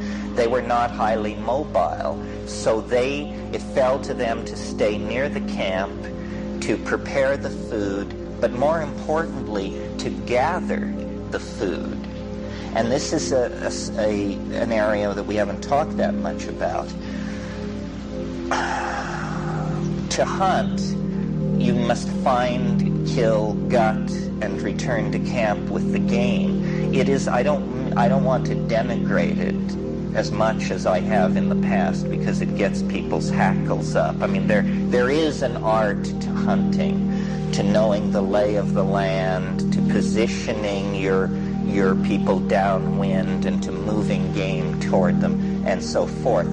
But I submit to you that the linguistic pressure on early proto-hominids in our line, the linguistic pressure would really have been on the women. Well, now why is this? It's because the task that naturally evolved for the women was to gather the food. And what this means is extremely careful differentiation of minute physical differences. We've lost touch with this in the last couple of hundred years because first metal engraving and then photography made it unnecessary to create absolute languages for describing plants. But if, for instance, you look at an 18th century botany book, or even a modern botany book, every plant has what is called a taxonomic description. And the taxonomic description will appear to you, if you've never seen one, as though it is written in another language. I mean, it reads like this: leaves crenulate, glaubescent, apical bracts, rotated laterally, trichomes present. What this is an extremely technical language for describing minute differences in structure.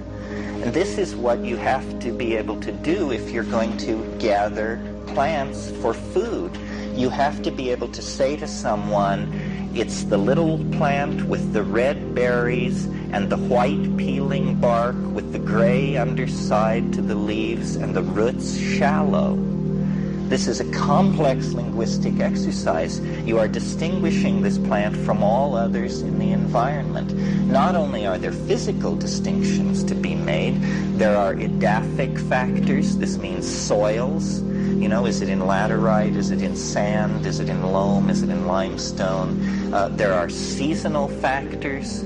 And there may even be factors that we as moderns have lost touch with, factors involving the feng shui, the geomantic energy of the land. So women were under tremendous pressure to develop advanced vocabularies, which they did. And, you know, to this day, among native peoples, what anthropologists always mention, without trying to seem sexist, is the chattering of women. Women chatter. Women are more socialized than men. Women are more comfortable with women than men are comfortable with men or women. I mean, women talk about internal states, they talk about feelings, they talk about all kinds of things. I think that language was probably early on a prerogative of those who gathered food in order to make all these distinctions. Okay, so then what came to be out of this confluence of forces was what I call, following Rian Eisler, the earliest partnership society.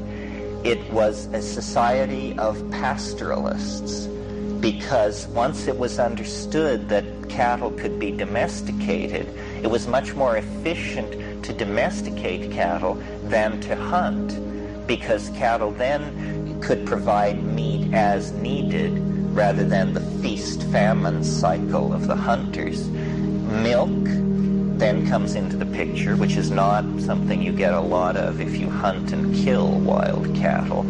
And the mushroom, by domesticating the cattle, the mushroom supply was also ensured. And human beings, cattle, and mushrooms poured themselves together into a unique confluence of mutually reinforced need and intentionality that we call symbiosis. This is where there is mutual benefit to all parties. What human beings gained, I've spent some time telling you. What cattle gained from this deal was increased reproductive success, protection from predation, greater likelihood of continuous food supply, so forth and so on. What the mushroom gained from this is not entirely clear. It does become semi-domesticated then. And an interesting thing that we'll see again and again in talking about these hallucinogenic plants is how many of them are related to domesticated plants. I mean, the ergot of rye, even you could stretch it to include the intoxicating mead made from honey. Bees are a domesticated creature very early in the Middle East. So there's something a little eerie about the way these hallucinogens cluster right where we will find them. This isn't true in all cases. Peyote, Banisteriopsis caapi, Tabernantha, Iboga. But in the major cases that have impacted human beings, it has been because they were associated with foods. Okay, this partnership society that had this long association with these plants and this orgiastic religious thrust was producing a completely different ratio of psychic dominance in the individual members within the society than we have in our society. Specifically, what was being held down was the ego. The ego is a neurotic response to separateness. And you cannot maintain your ego in the presence of strong hallucinogenic plant patterns of usage. We saw this in the 1960s. It isn't writ in adamantine that if 1 million people take LSD, a third of them will want to join communes, you know? And yet this is what we saw. Somehow it had an impact on images of community. It mitigates against separateness. Well, it does this in a way which is very easy to understand. If every Saturday night throughout your entire life, you and the 70 people in your tribe have gathered into the longhouse and taken a strong hallucinogen which dissolves all boundaries, floods your mind with vision, impels the whole group into group sexual activity, and so there's just, you know, energy being shed on every level. It's very hard on Sunday morning to come out of that and get together your projects, your wants, your needs, so forth. It's a tremendous force for social cohesion. And I believe that the so-called dominator ego was not able to form in that situation. Think of the ego as a kind of a tumor or a calcareous deposit in the personality, which if you keep taking large supplies of plant hallucinogens, this ego can never form. Just as it's about to form or start taking hold, here comes another dose of ego-dissolving hallucinogens, and it goes away. So we were kept from our lower nature by our symbiotic relationship to the mushrooms. They were actually enforcing the impossibility of the formation of the ego. Well, now, is there anything in the world that we can look at that would support a wild-eyed argument like that? Is there any instance where a pathological condition is being masked by plant use? Well, it so happens there is such an example. Would I have set myself up like that if there weren't?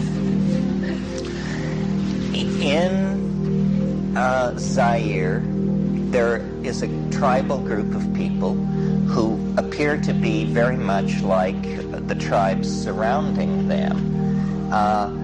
They don't seem to have any particularly culturally distinguishing differences. They eat the same diet, so forth and so on. And this diet largely consists of plantains. Plantains, as you may know, are these huge, rough bananas that you don't eat raw because they're too starchy. You have to fry them. You can, you know, they're a Chicano food item, and you can buy them in good markets. And it's a big food throughout the tropics. Well, this tribe in Zaire, which was eating this food just like all the other tribes, a peculiar factor was noted, that when people from this tribe left it and went to the city, they inevitably and very quickly, like in the space of 2 or 3 months, became mentally ill, seriously mentally ill. Not most of these people or some of these people, but every single one of these people that left the tribal group became ill. Well, they were studied, and people said, you know, it was a strong example of cohesive group values, and these people were just made sick. But they were made so sick that it didn't look like a neurosis. It looked like a problem of some sort. Well, eventually it was understood that what was happening was these people have a defective gene for serotonin production. And in the presence of the diet that they were used to, this defective gene was completely masked. As long as they were eating lots of plantains, they were getting lots of serotonin, and they never developed any mental illness. But when they left the group and went to the city, they became crazy. And this is our story. This is our story. We are a tribe of pastoral mushroom users. And when we abandon the use of mushrooms, we become neurotic. As a historical phenomenon, we become neurotic in a particular way. The ego, which is the ordinary use for the ego, is that when I'm having lunch with you, I need to have an ego, so I put food in this mouth, not that mouth.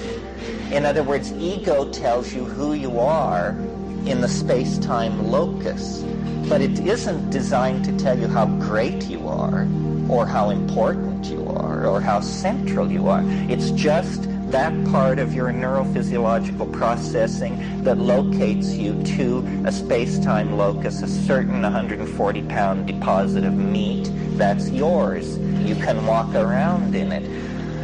But the ego is some kind of, it has a tendency to grow uncontrollably. It is a cancerous, tumorous kind of psychic tissue that requires a lot of hallucinogens to hold it down. Well, when climatological change got going in Africa, this partnership paradise was disrupted. And I think we're all familiar with the story of Genesis. The story of Genesis is a story as told of a drug bust.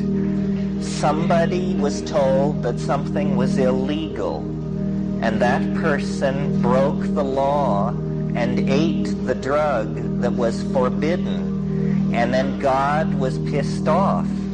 And it's very interesting why God was pissed off. If you read the story, you will see that God, thinking aloud, says, they will become as we are. They will become as we are. And so Adam and Eve were cast out of the garden, and God set an angel at the eastern portal of Eden with a whirling sword so that no one could make their way back, and our remote ancestors were condemned to a life of work and travail. Okay, my interpretation of this is, first of all, this is a story told by a dominator culture. It's the Yawa culture, the volcano storm god Yawa. So it's being told from a dominator point of view, but what it is it's the story of the disruption of paradise and the fall into history, and an abandonment and a movement eastward. So what I think is being talked about here is this original partnership paradise in the then much wetter Central Sahara, and the mushroom religion finally being disturbed by increasing aridity in this area, so that the story of the fall from Eden and the fall into history is the story of the breakup of the original partnership, symbiosis between human beings, cattle, and mushrooms. Okay. In the Middle East, what you see in the Nile Valley and in Palestine is that before 9,500 BC, roughly, there is about 2,000 years where there is no habitation, either in Palestine or in the Nile Valley. We're talking thousands of years before Egypt. There's a complete lacuna there. And then around 9,500, a new kind of people come into the Middle East. And no one knows from where. And the reason no one knows from where is because they assume they came from what Maria Gimbutas and her group call Old Europe. This is Greece, Mesopotamia, southern Turkey, where a very advanced civilization is in the process of getting going. And if any of you are interested in this, Gimbutas's book, The Goddesses and Gods of Old Europe, will just open your eyes to the world of 15,000 years ago. But there are problems. These people coming into the Middle East and the Nile Valley do not culturally match, either skeletally or in the physical, the flint, what we would expect from a migrating group coming out of Old Europe. Instead, they have striking similarities with the people who were existing in the Central Saharan situation a couple of thousand years before. These people are called Natufians, and they are a mysterious people. No one knows where they came from, and they are much more advanced than anyone who preceded them. Well, in the Central Sahara, there is this place called the Tesseli Plateau, where there are extensive rock paintings, some of them showing shamans with mushrooms sprouting out of their bodies, holding mushrooms. There's more than one such depiction of mushroom use. So what I would like to say is that these Natufian people coming into the Middle East are the scattered remnants of the disrupted partnership Eden. And in fact, they build first under the in-cut escarpments of cliffs is where we find the Natufian sites at El Wad in Israel, at Ain Shalan in the Negev. Big overhangs, and they built their camps in front of them. Well, this is exactly the situation in which the late Tesseli people were building, and the painting styles and the colors and the techniques are very clearly the same. Read Mary Setgast, Plato Prehistorian, or James Mellard's book, Çatalhöyük, a Neolithic town in Anatolia, and you see, that even a kind of burnished ware called Sudanese 3B that comes from above the first cataract in Egypt is found in the Natufian graves in Palestine. Okay, that's the early Natufian wave. 1,000 years later, by 8,500, Jericho is being raised. And Jericho is the glory of the civilized world. There is nothing like it at 8,500 BP. It is an advanced culture apparently springing out of nothing, with a tower that was, nothing like this has been seen previously. It's very clear that the Natufian people who were building under the rock shelves transformed themselves into the people at Jericho. 1,000 years after Jericho, these same people have established a number of urban centers, the most important of which is Çatalhöyük on the Anatolian plain of southern Turkey. At 8,500 BC, Çatal is what Mary Setgast calls a premature burst of complexity and brilliance. I mean, it is something. You should take a look at this book by Mellard. I mean, this is a town 9,000 years old. The pyramids lie 4,000 years in the future from when this thing was built. And yet, there is glass beadwork, there is sculpture, there are elaborate burials, there is, it was a house-like structure of adobe apartment buildings, many, many levels of habitation indicating sedentary lifestyle. In the adobe bricks, we find large grain cereals, that are now extinct, which indicate that these people had a whole cereal technology. We find animal pens. We know they had goats, they had sheep, they had cattle, they had gold work, and it was all a religion of women, a religion of the great goddess. It was, I believe, the last outpost that had any connection to this earlier partnership thing in Africa.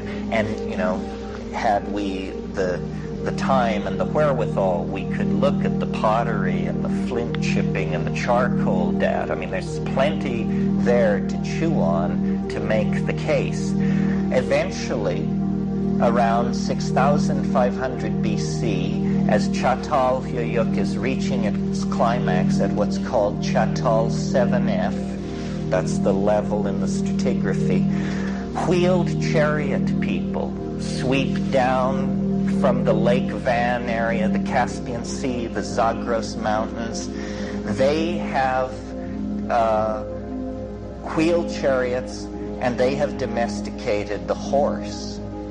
And the argument about when this happened is rampant, but the date it continues to be set back. Well, the horse is the very antithesis of the cow.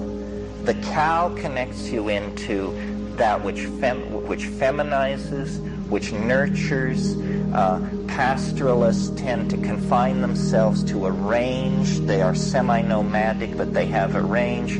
What happens when you get on the back of a horse is you see that you can run away from the consequences of your actions. And you say, why should we plant emmer wheat? Why should we hunt and gather food? We can plunder. We can take it away from the people who don't have what we have. We can take their women, we can take their food, we can take their land. Suddenly, you get all over, from Denmark to Iran, from the central Ukraine to Morocco, you get what is called the Tanged Point Techno-Complex.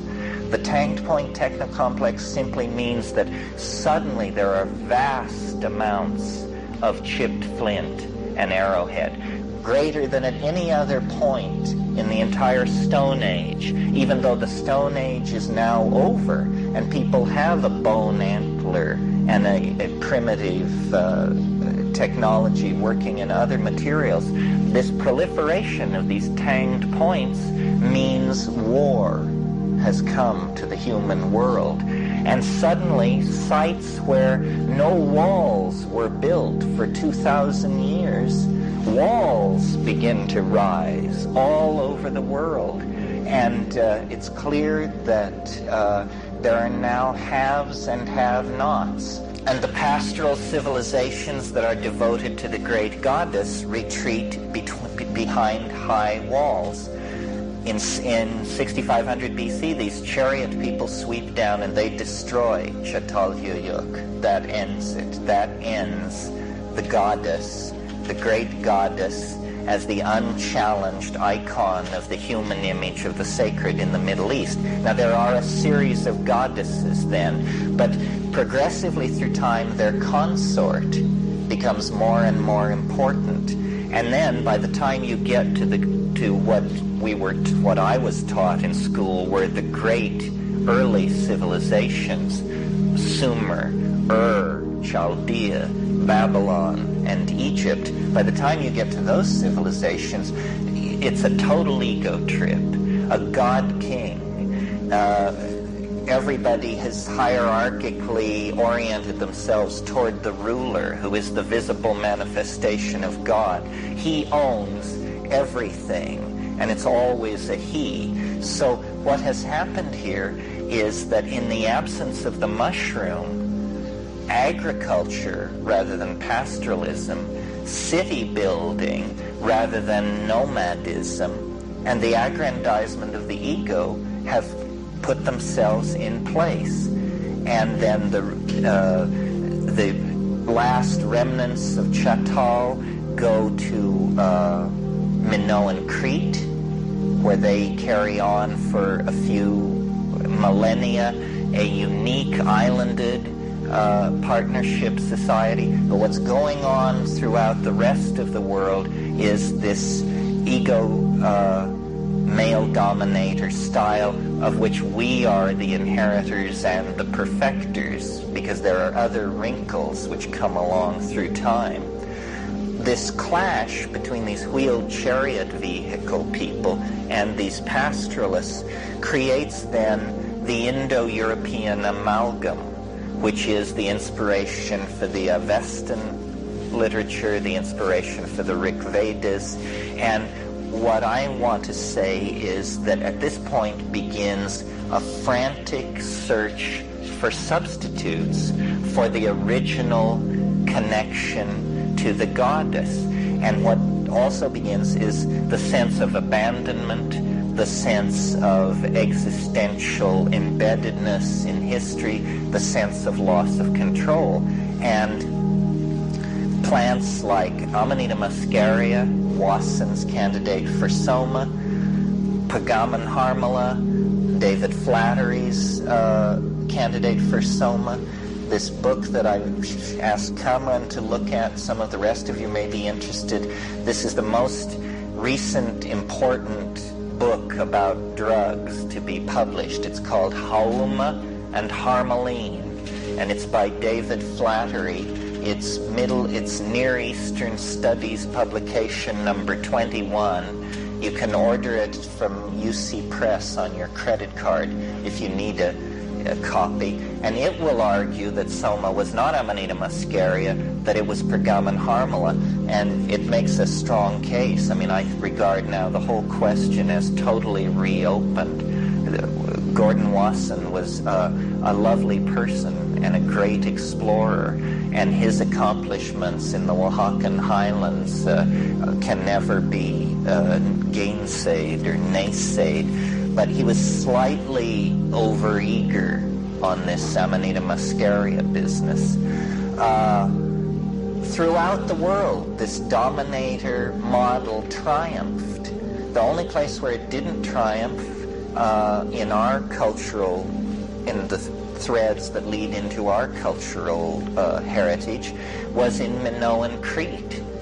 And in Minoan Crete, the mysteries continue to be practiced, but over thousands of years, it retreated into ritual and then mere symbol. One of the peculiar features of Minoan religion is what is called pillar worship. The aniconic pillar that occurs in the center of every Minoan shrine, I believe, is the aniconic image of the mushroom, in the same way that the Shiva lingam becomes an aniconic image of the male sexual organ. The aniconic image in Minoan religion is an image of the mushroom. In the late phase of Minoan religion, there is no question that opium was the drug of choice. And in fact, the linear B tablets that Michael Ventris deciphered, they couldn't believe their eyes when they saw what the scale of the opium production. Well, if you know anything about opium and junk, you know it is what you take for pain. Cultural pain, group pain, personal pain. The drugging of late Minoan culture is, I believe, a response to the slow death of the partnership society. Even at that, it is from Minoan religion that the mystical wellsprings of Greek religion spring. The pantheon of the Thracian Greeks, they were pretty hard-headed types. The mystical element in Greek religion, the Orphic element, the Dionysian element, the celebration of Persephone and Demeter, and all of that, those are Minoan threads brought in to Greek religion. And that's the last time that in our cultural line of development that there was access to the mystical tremendum. Wasson made an interesting case that what was used at Eleusis was ergotized beer. As you know, ergot is a smut that can grow on domesticated grains, and ergotized beer would be heavy with LSD-like alkaloids. As I read Wasson's work to write this book for Bantam, I was frustrated. Why, if you believe ergotized beer was the mystery of Eleusis, why don't you brew some ergotized beer and take it? And the answer is, I think that this would be pretty scary. Eleusis operated for 2,000 years. Every September, several thousand people were exposed to the mystery in an inner sanctum called the telesterion. I find it hard to believe that you could give ergot beer to a couple of thousand people once a year and not have the mystery get a certain reputation for being dangerous, because ergot is dangerous. If you in the Middle Ages, there were outbreaks of ergot-infected rye. In fact, there was one outbreak in France in the 1100s where several thousand people died.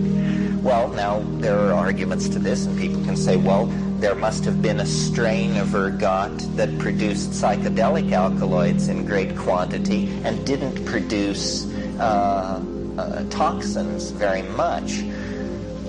Can anybody come up with a strain of claviceps? This is ergot. Can anybody come up with a strain that won't kill you if you miss the mark?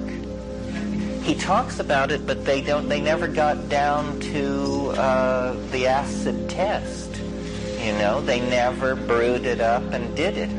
Now, Robert Graves, who was the guy who turned the Wassons on to the idea of going to Mexico to look for mushrooms, he had an entirely different idea, which Wasson mysteriously fails to even mention in his book on Eleusis. I think he should have at least denounced the guy's position and showed what was wrong with it. What Graves argued was, he said, at these mystery sites, they're always drinking something. And they always publish the recipe of what they're drinking. And the ingredients are always the same. Water, rye, sugar, couple of other things. And he said that this recipe was an ogham. Do you know what an ogham is? An ogham is where you have a list, and the first letter of each item in the list spells a word. It's an old Irish trick. It's a mnemonic trick. He said that the recipes for ergot were an ogham, and if you arranged the ingredients, you could always spell the Greek word mykos, mushrooms.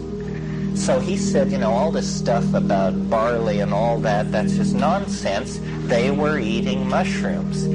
evidence is thin, but there is some evidence. In A.B. Cook's book Zeus, there's a picture of Triptolemius, who is a figure in the Demeter mysteries, holding what seems very clearly to be a mushroom. Of course, the mushroom has a phallic aspect, and you do get disembodied phalli, both in Greek and Roman art, so if it's, it's ambiguous. You can't tell. Is this a autonomous male member running around, or is this a small pointed cap mushroom?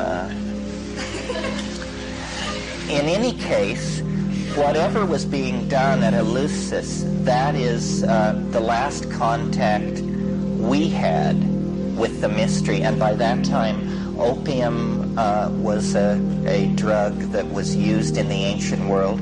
We view opium as virulently addicting. However, it wasn't noticed that opium was addicting until 1600, when John Playfair, in a book of his, mentioned the addiction syndrome. It was used for 3,000 years with nobody noticing that you could get hooked on opium. So the virulence of the addiction is somewhat overstated. I mean, I myself have smoked opium many days and weeks in succession, and then gotten on an airplane and flown to some benighted country where they didn't have opium, and it was no problem. I mean, you just forget it. Addiction to natural substances, with the exception of tobacco, is something you really have to work at. But the abandonment of this partnership society in Africa set us up with a longing, an itch that we have to scratch.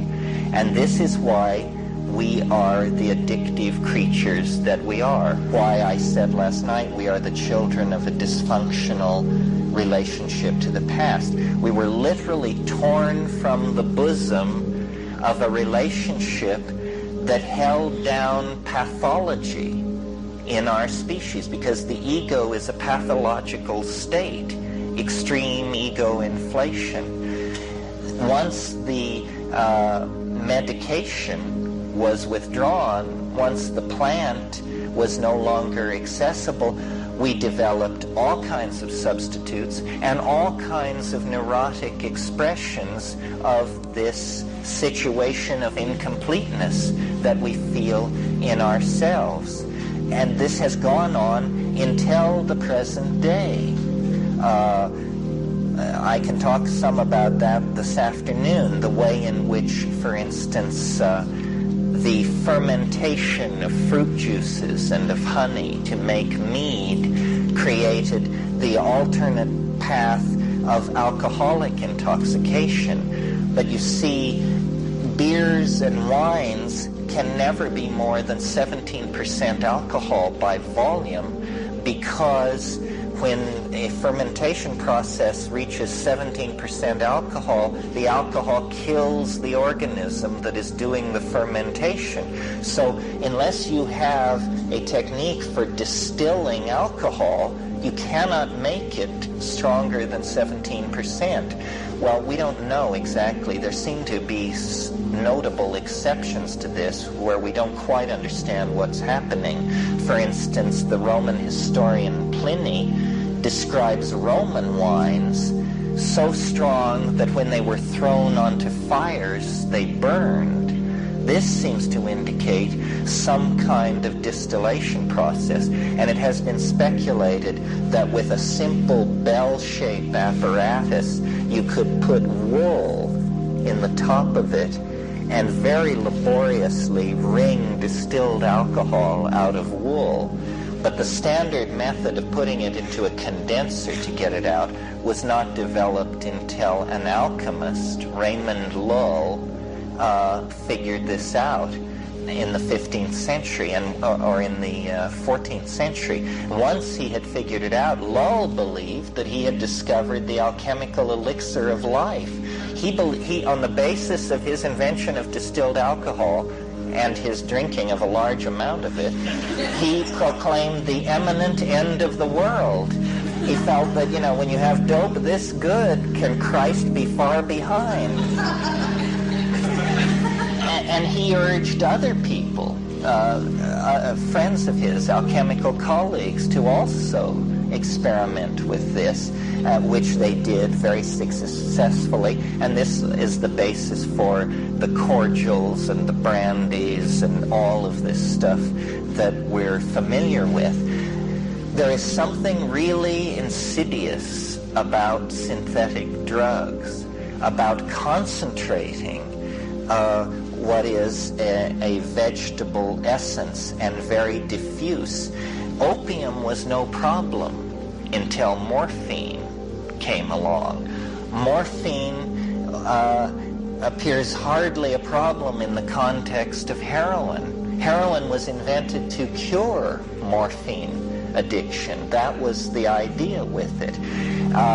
Coca, as you know, has been used for thousands and thousands of years without a problem. Cocaine very quickly develops into a problem. The enthusiasts of cocaine in the 19th century, Freud and his school, were riding on the great wave of optimism about cocaine that clustered around it when it was found to be a local anesthetic. The other thing is, peculiar routes of administration have been created. The enema is a natural route of administration that was created by Amazonian Indians thousands of years ago because they had rubber. And they figured out that, they could avoid vomiting and toxicity by using enemas. The hypodermic syringe was invented in 1856, just a few years after the invention of morphine, and just in time for the American Civil War and the Franco-Prussian War. Just in time to inject a lot of morphine into wounded soldiers and then release them into the American and European population as morphine addicts. That was the beginning of that. It came out of the simultaneous wars on two continents. Coming into the 20th century, amphetamines were invented in the late 19th century. All of these synthetics, and they seem to push our buttons in a way that these natural compounds don't do, and you get serious addiction syndromes, especially when you use these new routes of administration. Well, simultaneously with all this development in pharmacology coming out of German successes in molecular chemistry in the 19th century, a vast amount of ethnographic data is being collected. The modern science of mythology and anthropology is born. So in the 20th century, we suddenly get a huge amount of anthropological data about strange plants being used by strange people in far-off corners of the world. Mescaline becomes very interesting to Kraepelin and Havelock Ellis and Cluver, all of these people. In the 30s, 40s, and 50s, the mushroom story slowly breaks. Albert Hofmann invents LSD. It doesn't really make itself known in the scientific literature until the late 40s. A very interesting thing about our particular area of interest that astonished me, all the talking I've been doing about it, is the brevity of the window of research. What I'm particularly interested in are the indole hallucinogens. Ibogaine is an indole hallucinogen. It wasn't known before 1850. It wasn't characterized by the turn of the century. It has never had any vogue as a social drug in the United States. It has never been used significantly in psychotherapy. No human studies have ever been done on it. That's Ibogaine. LSD, the one member of the family that got a lot of attention, it was not announced in the scientific literature until 1947. By 1967, it was illegal to do human studies on it in the United States. That's a 20-year window, and that was the longest window any of these things ever got. Psilocybin was characterized by Hoffman in 55, I believe.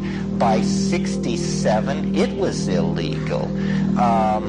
DMT was discovered by the Czech chemist Sara in 56. By 66, it was illegal. And the amount of human studies that had been done in that time were very brief. So one of the ideas that I think we have to disabuse ourselves of is that science knows anything about these things. The human studies were never done. I was talking to somebody who was involved in all this stuff the other day, and they were telling me they got a protocol to study LSD. They were going to have 100 subjects. It was a big project. Set and setting was under control. It was being run by sensitive psychedelic people. It wasn't the white coat and clipboard set. It was all set to begin on Monday morning. Saturday afternoon, Art Linkletter's daughter takes LSD and drowns herself in a swimming pool. By Monday morning, the LSD project was dead in the water. So this thing, you may have the notion that we are a minority that feels this is important, and there is a majority that feels that it's unimportant. That isn't the case. We are a minority who feels this is important, and there is a majority that knows nothing about it whatsoever, has no data, and no realization of what it is. An interesting case, an interesting example of how science misses the boat. I'll tell this story and then I'll let you go. DMT is a very powerful short-acting hallucinogen, the most powerful. We'll talk more about it in terms of its content, but what I want to refer to here is you smoke DMT. This is how you do it. This is how everybody does it. Now, it can be shot, but, I think that's really a barrier. That's something. I don't think you should shoot anything. Because I just think, it's a way of transmitting diseases. It sets a funny psychology toward the integrity of your own body, and it's just a kind of bad habit to get into. Nevertheless, scientists love to inject things into people. They love the injection. Why do they love it? Well, aside from the fact that you get to stick somebody, the reason they love it is because you can absolutely control the dose. You see the barrel of the syringe, you see that there's 30 milligrams of X there, you watch it go into the muscle, and you write in your clipboard 30 milligrams IM. What they object to about smoking is you can't be sure that the person got the whole dose. You can't be sure that the whole dose crossed the blood-brain barrier. You can't be sure. Nevertheless, this is how people do DMT. Funny thing is, when you shoot DMT, it's not as impressive. It's slower to come on. It's slower to come away from. It lasts about 45 minutes, and it's a low hill, not this mind-shattering spike of activity that drops you down. So if you look up dimethyltryptamine in Goodman and Gilman, or the Merck Index, or, the physician, whatever, it will say short-acting hallucinogen, 45 minutes to 1 hour in duration. This is not what DMT is at all. DMT lasts 7 to 12 minutes and is spectacular. Well, finally now, a project is getting started to study DMT, where the people will actually do it the way human beings do it. For the first time, science will lower itself to administering a drug in the manner in which it is actually used by the user in society. But it's taken 30 years to get them to understand something that simple. So what this means means is that people such as ourselves, we are the cutting edge of neuropsychopharmacology, because the content is the frontier, and these scientist types know very little about it. I mean, occasionally the most daring of them will take a trip, but the great names that you associate with the psychedelic movement, with certain notable exceptions, are fairly cautious users. I mean, people who have their names written all over this stuff, when you actually pin them down, they say, well, I took psilocybin 4 times, and I took X and Y a few times. This doesn't, it's not to take it and prove that you can survive it. It's to take it and embrace it and be part of it. So science must stand aside unless it's willing to get its feet wet. This still belongs to courageous individuals who are willing to put their body-mind system on the line and then draw conclusions from it.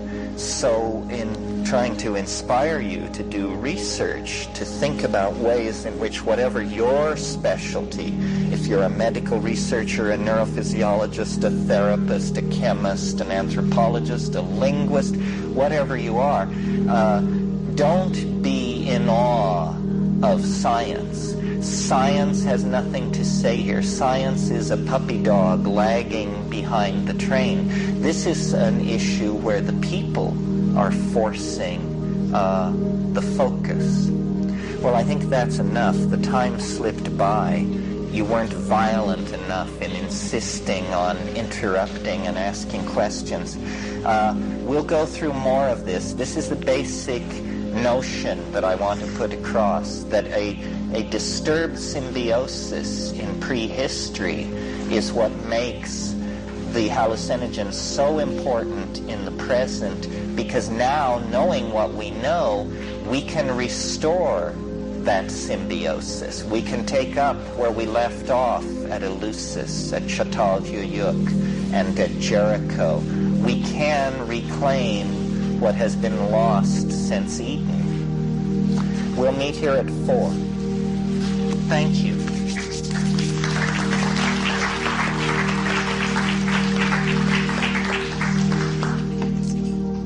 Okay. Is it working for you, Paul? Well, this morning I made sort of a 3-dimensional, rational argument from anthropological and archaeological and pharmacological data toward trying to convince the listener that hallucinogens were involved in the origins of human consciousness, that behind the abandonment of that lies our neurotic relationship to nature, and so forth. So it was like an analysis of the phenomenon of millennia of hallucinogenic drug taking and then millennia of being away from it. What I thought might be, this is sort of the case that we have to make to our critics. This is the information that has to be marshaled and argued from if we are serious about a psychedelic theory of the origin of consciousness. But what I thought it might be interesting to talk about this afternoon is something which is, I think, dearer probably to each of us as an individual, which is just maybe to talk a little about the actual phenomenology of these states and what seems to be going on there. In writing this book that I've been working on, I've seen how the image of the unconscious perceived through drugs has been, it's like an archetype that has been evolving over at least 300 or 400 years. And the strong formative influence on the archetype of the psychedelic experience comes from 2 directions. It comes from the hashish vision and the opium dream. These are the two sources of pre-20th century psychedelic insight that the Western mind had access to. Well, for reasons too complex to go into here, hashish did not have a vogue in Europe the way opium did. It was left for Americans to seriously explore hashish as a vehicle for visionary hallucination, specifically Bayard Taylor, who in a book called In the Lands of the Saracen wrote a marvelous account of eating hashish in Damascus in 1840. I mean, it's just a scream. And of course, the irreproachable Fitzhugh Ludlow, who ate hashish and attended Yale teas for young ladies as a freshman at Yale in 1853, and describes having to excuse himself from various faculty student functions when, as he puts it, the wallpaper began to crawl and Chinese mandarins burst from the umbrella stand. Then I made my departure, lest I betray myself. The earliest recorded instance of someone concerned about losing their cool. But the stronger of these two currents of thought was the opium dream. And the opium dream, laudanum was tincture of opium, an alcoholic extract of opium. And everybody was into this stuff from about 1795 through much of the 18th century. Not only the great names associated with it, Coleridge and De Quincey, but Byron and Shelley, all of these people dabbled in opium. Well, what comes out of the English Romantic imagination's contact with the reveries of opium is a world of desolated ruins and pale women wailing beneath a demon moon, and black oceans sucking at crumbling rock where mordant vegetation tumbles down to storm-whipped shores. Right? This is the Romantic imagination. It has this morbid stillness, the stillness of Morphia, the stillness of the god of dreams. And this influences the Gothic conception in literature, so forth and so on. When this thing about the history of how people image drugs and drug states reminds me, I will digress briefly, of a thing that happened to me that always amused me. I was on an ocean liner headed for the Seychelles from India in 1969. We were furiously smoking hash, smuggling hash, eating hash. And there was a South African mercenary on this boat. And he didn't know anything about cannabis, but he was very interested. And so he was questioning me about hashish. And he asked this wonderful question. He said, "Is it like a seance?"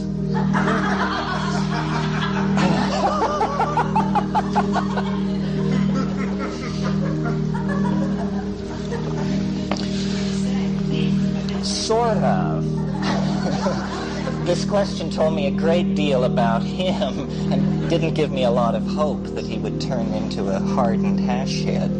So, see, what this is saying is that our images of the transcendental realm that we inherit from the past inevitably color whatever manifestation of it we encounter in the future. So for him, the transcendental realm meant table tapping parties that his mother used to hold in Jaybird.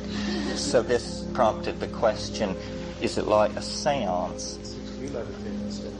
That's right. So, coming into the 20th century, that was it, the hashish and the opium thing.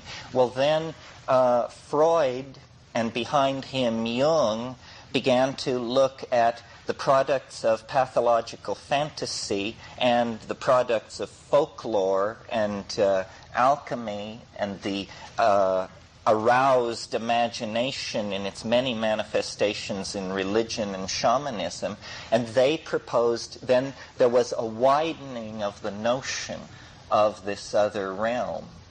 And as LSD was developed, this was what was in the minds of most of the people who were dealing with LSD. They saw it as a searchlight that could be turned on to illuminate the dark regions of the unconscious. And I suppose if you were Freudian and you used LSD, you searched for Oedipal traces and all this stuff. And if you were a Jungian, you were seeing alchemical motifs and transformative motifs drawn from folklore and that sort of thing. Well, this worked for LSD for reasons that we maybe don't have to talk about. My take on it would be that it has... LSD is like a mirror. It's like a perfect mirror. It magnifies whatever is held up before it. But it, unlike some of these other indole hallucinogens, which are, demagogic in their wish to convey information. I mean, LSD is like perfect mind, perfect mirror, and the mushroom is like a street corner preacher who's just haranguing you with some visionary epic. So LSD was a fortuitous or a synchronistically important choice then, because it confirmed that Freudian and Jungian expectation, and they reported remarkable success with the treatment of neurosis and so on. What then came on after all of these things were made illegal in the 70s was a much larger population began to be exposed to psilocybin, not to psilocybin the compound, but to mushrooms. And it's a very interesting point that the people who took psilocybin around the Harvard psilocybin project in the 60s were completely unprepared for the difference between that and fresh mushrooms. The difference is considerable, and there is no rational reason from a scientific point of view why this should be. So it's confounding. Psilocybin and the mushroom should be the same thing. Otherwise, you must be a mystic of some sort, because you're hypothesizing that, there's something better about the mushroom. Nevertheless, this seems to be experientially confirmable, so that the establishment picture of psilocybin was flawed in the literature. In fact, the literature of hallucinogenic drugs up to 1970, let's see, all revolves around the notion that hallucinogenic drugs are more or less like LSD, last half as long as LSD or twice as long as LSD. It's all measured against this. They were completely infatuated for some reason with LSD, as was the entire culture, probably from the pharmacological point of view, because it was active in the nanogram range, in the range of millionths of a gram. This is still, to this day, astonishing that any drug should be active in the nanogram range, and that a hallucinogen should be active, for me confirms the quantum mechanical connection of consciousness, because, so little matter is in play in that situation where you take 500 gamma, 1/5000th of a gram. It's pretty amazing. So the official version of what can happen with these hallucinogens is very limited. And there was never stress on content. The individual content of the psychedelic trip was treated like the ravings of a psychotic. In other words, it was never examined from the point of view that this person might actually be a reliable witness. If you read the literature of what psychedelic drugs do, like if you read a book like Hoffer and Osman's book, Hallucinogens, classic in the field, you will get the idea that what these drugs do is they cause pictures before the eyes, colored shapes, moving grids, lattices, spontaneous laughter, confusion, anxiety, and hysteria. This is the range. What they're not telling you is what it feels like to be in a situation where you experience spontaneous laughter, anxiety, little pictures, and hysteria all at once. You see? I mean, it's a complete dissolving of your personality, of the boundary constraints, everything. And so then what was offered after Freud and Jung by Aldous Huxley and people like that to model it was some kind of confirmation of Eastern philosophy. It was embraced that way. And it was said that we should read Meister Eckhart and the Upanishads, particularly the Mandukya Upanishad, and that we should sleep with the Tibetan Book of the Dead at our elbow, and that a lot of thought given to ego loss and the white light and this kind of thing. Well, this now, to me, seems fairly superficial. In a way, it spawned a whole renaissance in Far Eastern studies, but those people are not very psychedelic. And the people who used those metaphors seem not to be present in the field anymore.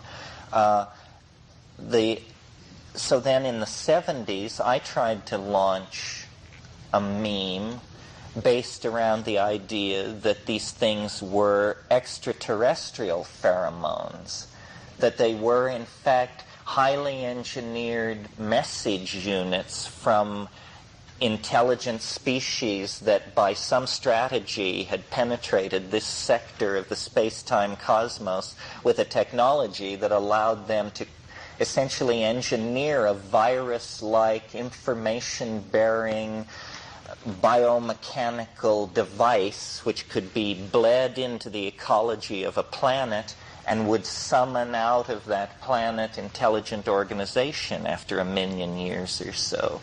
And I'm still not entirely uncomfortable with this idea.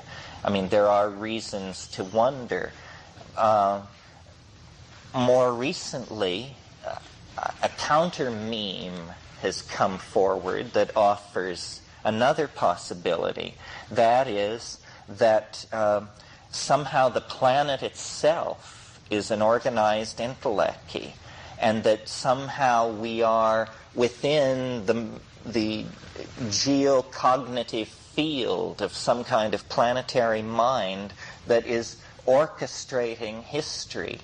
Well, now notice what these two theories have in common, the Gaian mind theory and the extraterrestrial intervention theory. They are theories that come forward out of a need to account for the presence in the psychedelic experience. This is not something that LSD ever talked much about. If people were encountering aliens, they were doing so in a highly idiosyncratic and non-repeatable way. I don't think the flying saucer was a serious part of the original Haight-Ashbury ethos, you know. I think the unicorn and the rainbow, but the flying saucer was a later understanding. It arose in the mid-70s with the mushrooms. I mean, it would be interesting to trace the evolution of these motifs. You know, the butterfly was in there too as a kind of unconscious understanding of metamorphosis. But what the extraterrestrial theory and the Gaian mind theory are both trying to come to grips with, that neither the Freudian nor the Jungian nor the Romantic theory needed to take much account of, is the presence of the alien mind. What is this? Well, I'm not sure. I think this is really the question for high-dose Trekkies to put to themselves. Why is the human mind haunted? This is a way to put it. Why, when we go in there, are there these information-bearing, unbelievably peculiar, familiar yet alien, hyperdimensional creatures? What are they? Several possibilities have been kicked around over the years. Are they a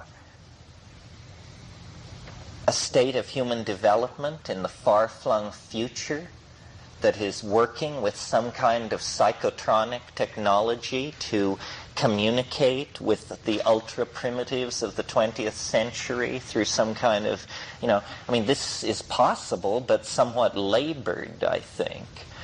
Are they extraterrestrials able, via, again, some unimaginable psychotronic technology to tear open a mental dimension in which they can communicate with us? Well, I don't know. Are they another possibility that has a certain kind of eerie charm is that they are the Grateful Dead, if you will. They are the dead. It's interesting how much shamanism worldwide focuses on the notion that shamans come and go from the land of the dead. Is there an ecology of souls in hyperspace that you can perceive for 4.5 minutes on DMT, and then the barrier between that dimension and this dimension closes over? I confess this idea, maybe because it's recent, has a certain attraction to me. I know I'm warm when I have the, oh no, it couldn't possibly be that response, which I have very strongly to this idea. It's like it boggles my mind to think that because it's heart.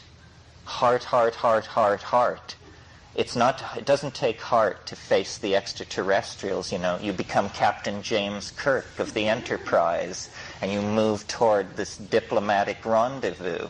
But the idea that it might be your dead family, and that, in fact, what you are seeing is what you will become, and that, in fact, this is an intimation of your personal immortality, is just, hair-raising. And as someone pointed out, hair-raising is the quality that Robert Graves associates with the near approach of Leucothea. Leucothea is the white goddess. The white goddess is the goddess of death. Many, many people come out of the DMT place and say, it feels like death. There's something about it. Yes, it does. It does. It feels like more than death. It feels... I had this trip recently which really alarmed me. It was... oh, wow. There was some kind of compression going on and this sense of slippage. And I came out in the parlor of my grandfather's house in a certain sunlit afternoon in 1948, and I was in my child's body, and I was facing my circus, my little circus of figures that I had, and I had little tigers in cages where when you move the bars this way, it's a tiger. When you move it this way, it's a lion. And I had all this stuff. And I was there, and then I was there, and I knew it was just freakish beyond belief. And other people have said about DMT that you only have one trip on it, and you go to it again and again. And it's a stitch in time. It sews it all together, and you flow back through these places. But the feeling of, not death exactly, but just the skewedness of it all, what was happening to time and space and mentality and association and my psychic relationship to all these intervening events. I mean, it felt like time travel. It felt like the real thing. I would hate to have it be more real than that. In contrast to the ordinary DMT flash, where what happens is you break into this space where these things are that I've sort of facetiously called the tykes. The tykes are these childlike, self-transforming, jeweled basketballs that run around you and jump through you and are like autonomous portions of the surface of your own psyche or something. I mean, you can't tell what is going on except that they are offering these things which are like toys or machines. They're like these Chinese ivory balls that are carved with many levels. And you look at these things and the immediate emotion is astonishment bordering on heart attack, and then they just take it away and then they show you another one, and they're showing you this stuff and trying to convey something. And well, after having this experience a number of times, I came to the conclusion, which again was shocking to me, that this is somebody's idea of an environment that is reassuring to human beings. This is the equivalent of a playpen, where you hang brightly colored plastic things above the crib so that the baby will hit at them and learn hand and eye coordination. So that when you come through into this place and there's the elf hooray, which is the thing which greets you as you come through, there's this yay, and then they have you, and they say, okay, now we have you. Okay, don't freak out, don't be amazed, pay attention, look at this, look at this, look at this. And you're just saying, what happened? A minute ago I was somewhere, we were talking about a drug, we were thinking of doing it, somebody had a match, now what is happening? And they're saying, forget about that, look at this, and they're singing in this rhyming language which you see. You do not hear it, you see it. The entire geometry of the space in which you're in is conformational syntax that is contorting itself through these fractal regressions. There's no time, there's no space. These things keep moving in and out of your body. They keep telling you they love you. They keep telling you to pay attention, to remember, to remember, to remember. And at that point, you're just falling out of it, falling backward. Everything melts, everything collapses, everything turns to slush, it falls away. There's eidetic revisionism, and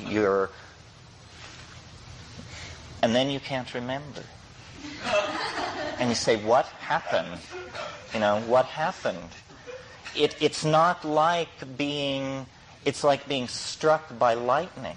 It's like what this room would be like if a fighter plane came through the roof. It's that all hell breaks out for like 3.5 minutes, and you cannot make any sense whatsoever of it. You cannot correlate it to a drug. A drug? Are you kidding? The other thing is, it hasn't affected you. You are yourself. You are saying, holy shit, what is this? You're not blurred. You don't have all kinds of but what has happened is the sensory input has gone hyperspatial, 100%, just zing, and there you are. And this doesn't fit into any of these models about the cheerful probing of the layers of the unconscious, racial or personal. This is a breakthrough into some kind of parallel continuum somewhere, somehow, that is so beyond the paradigm of the cheerful men in white coats who run our world that it just absolutely, as I said, makes your hair stand on end. This is repeatable. I'm not leading a flying saucer cult where we wait in cornfields with high hopes. All you have to do is have the guts to, push the button, and the floor you're sitting on will disappear and you will fall through into this place. How do they keep the lid on this stuff? This is what lies behind this cheerful historical recitation of argument this morning, that the human world is tangential to some kind of appalling mystery, unexpected, not even clear that this has anything to do with spirit and love and being good or any of that. It's just some kind of weird thing that our languages, our culture, our religion, our perceptual biases have caused us to not see at all. And so then we've constructed a fantasy world. A world based on empiricism, three-dimensional linear rationalism, and above all, a world constructed on not getting stoned. They say, just stay away from that. That is the edge of the world. There be dragons. They're right. They're right. We are no smarter than the people of 13th century Europe who feared to sail west because they knew that the edge of the world lay there. I mean, the edge of our world, the defeat of the scientific paradigm, the absolute confounding of 1,000 years of rational philosophy and science is experientially available to every one of us, but for flimsy laws. Flimsy laws, again, made by men who wear dresses. Wherever there's bad stuff being done, these guys wearing dresses are to be found highly active. Why is this? Why is this? The church and the judiciary are, in this weird lock on the evolution of the human mind. It has to do with new ideas. New ideas are bad news if you're a control freak. They spell trouble, some kind of trouble. And it doesn't even matter what kind of new ideas. I mean, to the Roman Catholic Church, Protestants loomed like, a psychedelic revolution. The notion that people should seek in their own hearts for guidance from God. What kind of heresy is this? This is what we have the church fathers for. This is what we have ecclesiastical councils, great universities. God's ways are obscure. The unaided human individual, uneducated, cannot be expected to know God's ways. We will explain it to you. Well, Protestantism then was, the cutting edge of something happening. Now, a somewhat different situation prevails. Each thing, becomes its own antithesis. Each thing kills the thing it loves. So, what needs to be central in thinking about this, I think, is how unassimilatable it is. How very, very different it is to be stoned on DMT than it is to be sitting here in a room full of people talking about it. That it's different, lots different. There's nothing else in our spectrum of potential experiences that can come close to it. Well, now, DMT is interesting. It occurs in the human brain. Naturally, every single one of us is holding. The law has not yet dealt with this. But the fact of the matter is, that we are elaborating DMT in our brains. Why? We don't know.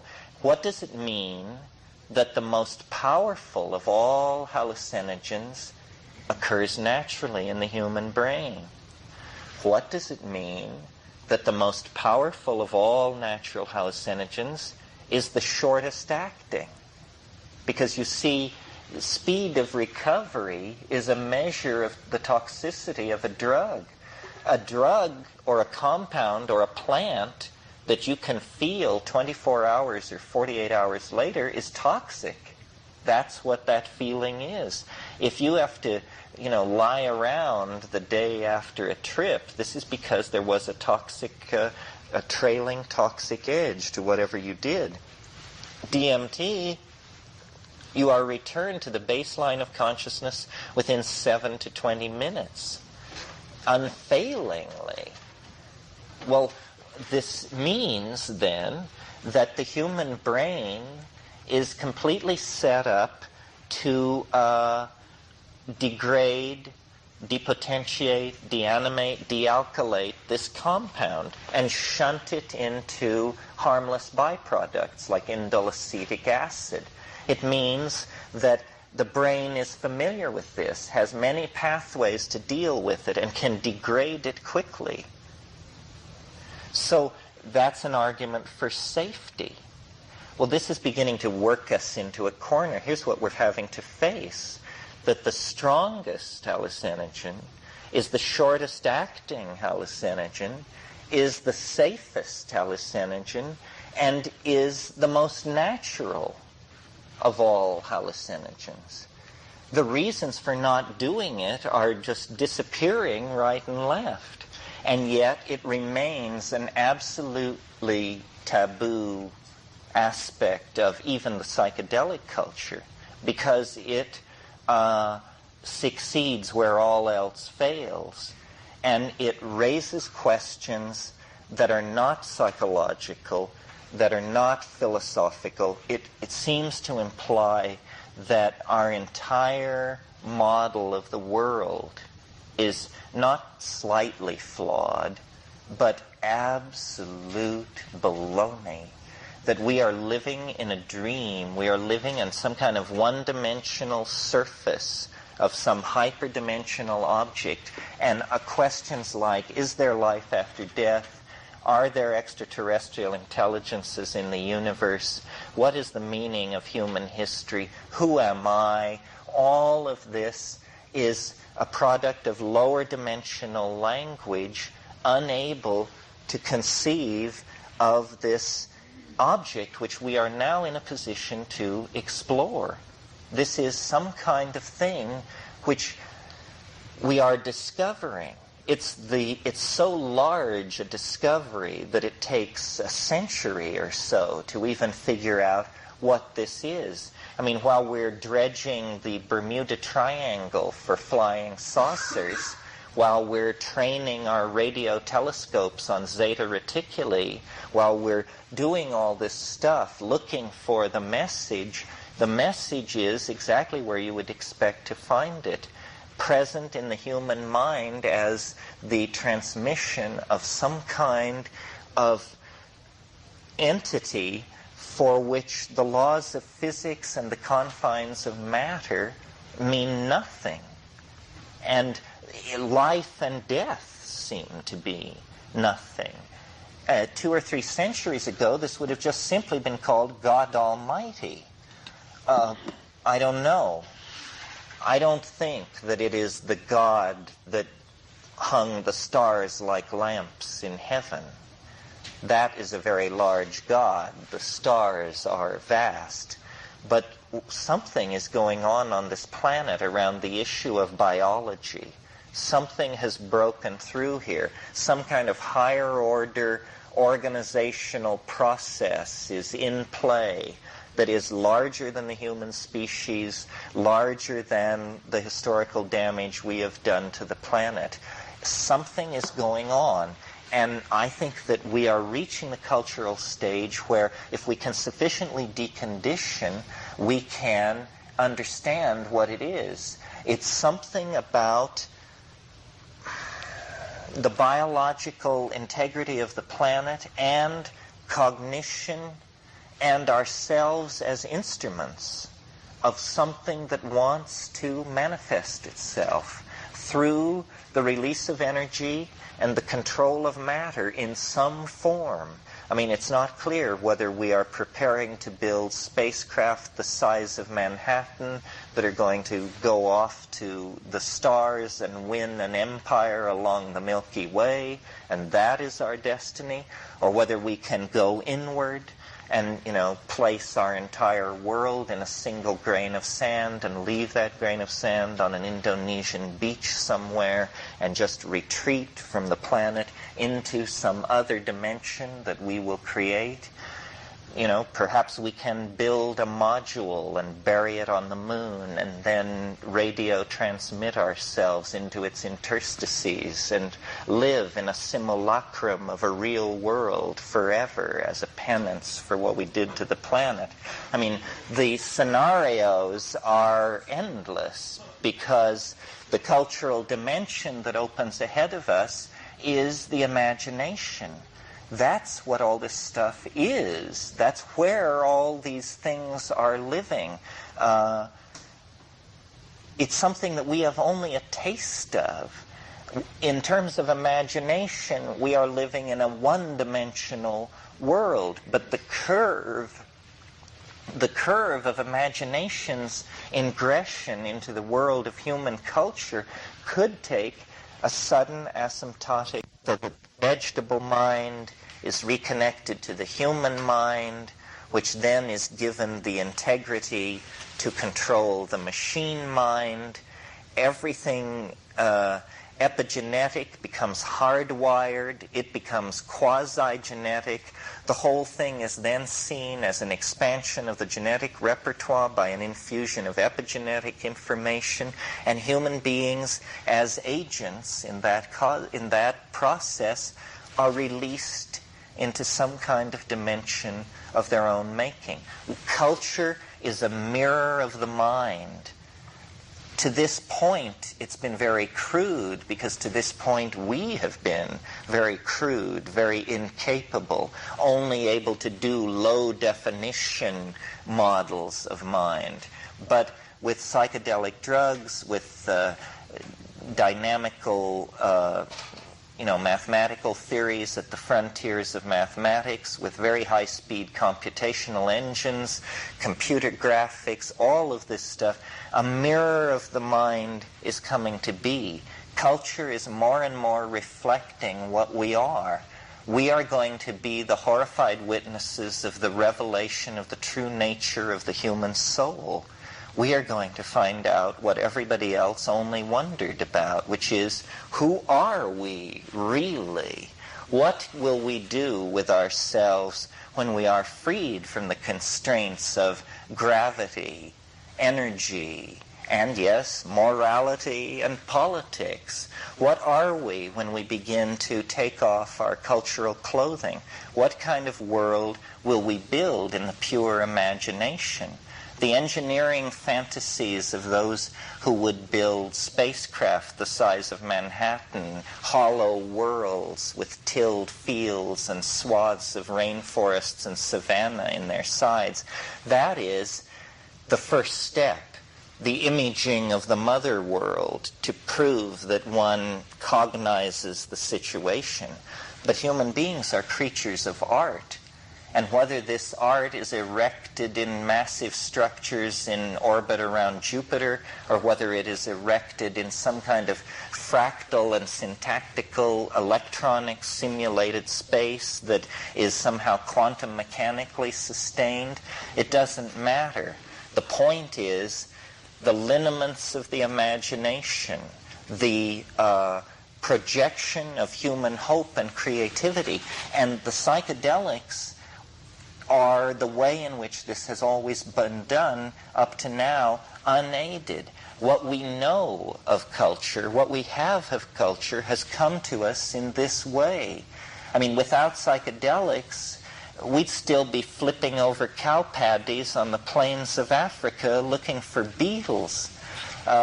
What we have been given through this symbiotic relationship is slow but widening access to hyperspace. We call it culture, but we are having difficulty maintaining the illusion that it's something we create as it moves faster and faster, clearly of its own accord.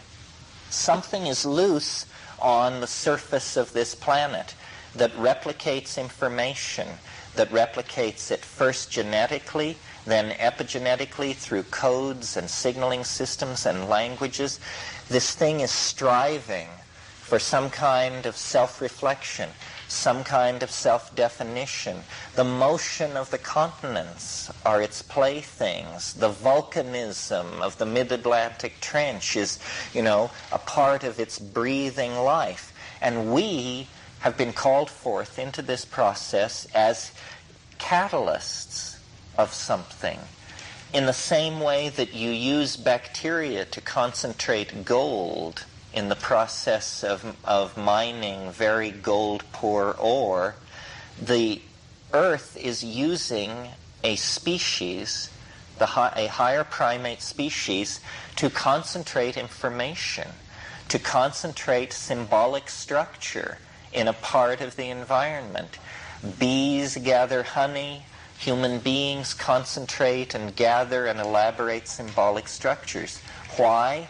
We don't know why, except that when we look into the psychedelic dimension, there seems to be this sense of a process, that the Earth is not devoid of teleology, that there is some kind of purpose, something is being maximized, and great chances are being taken in order that this process of maximization be allowed to continue.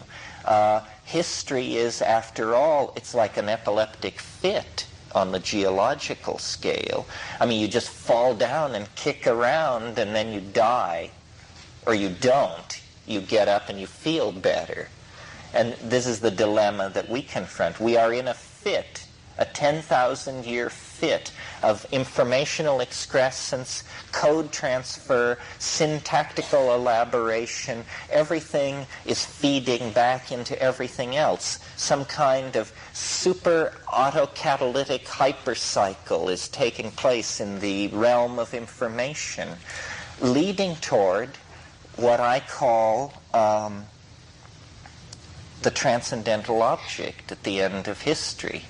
That in this higher dimensional space is the completion of this process as a kind of Platonic fait accompli, and it is casting a lower dimensional shadow into process. In other words, history is the shock wave of some kind of eschatology. The presence of history is this very transient phenomena that occurs immediately surrounding the ingression of the transcendental object into ordinary space-time. And we sense this thing. It drives our religions. It fills our psychedelic visions. It inspires our messiahs, all of them. Because what people do is they section the cone. They section the hyperdimensional object with the language skills of their historical time and place. And then they come back with a story about what it is. Buddha says this, Mohammed says this, Christ says this. These are lower dimensional slices of this transcendental object at the end of history. What it is cannot be known. It exceeds description. It is translinguistic.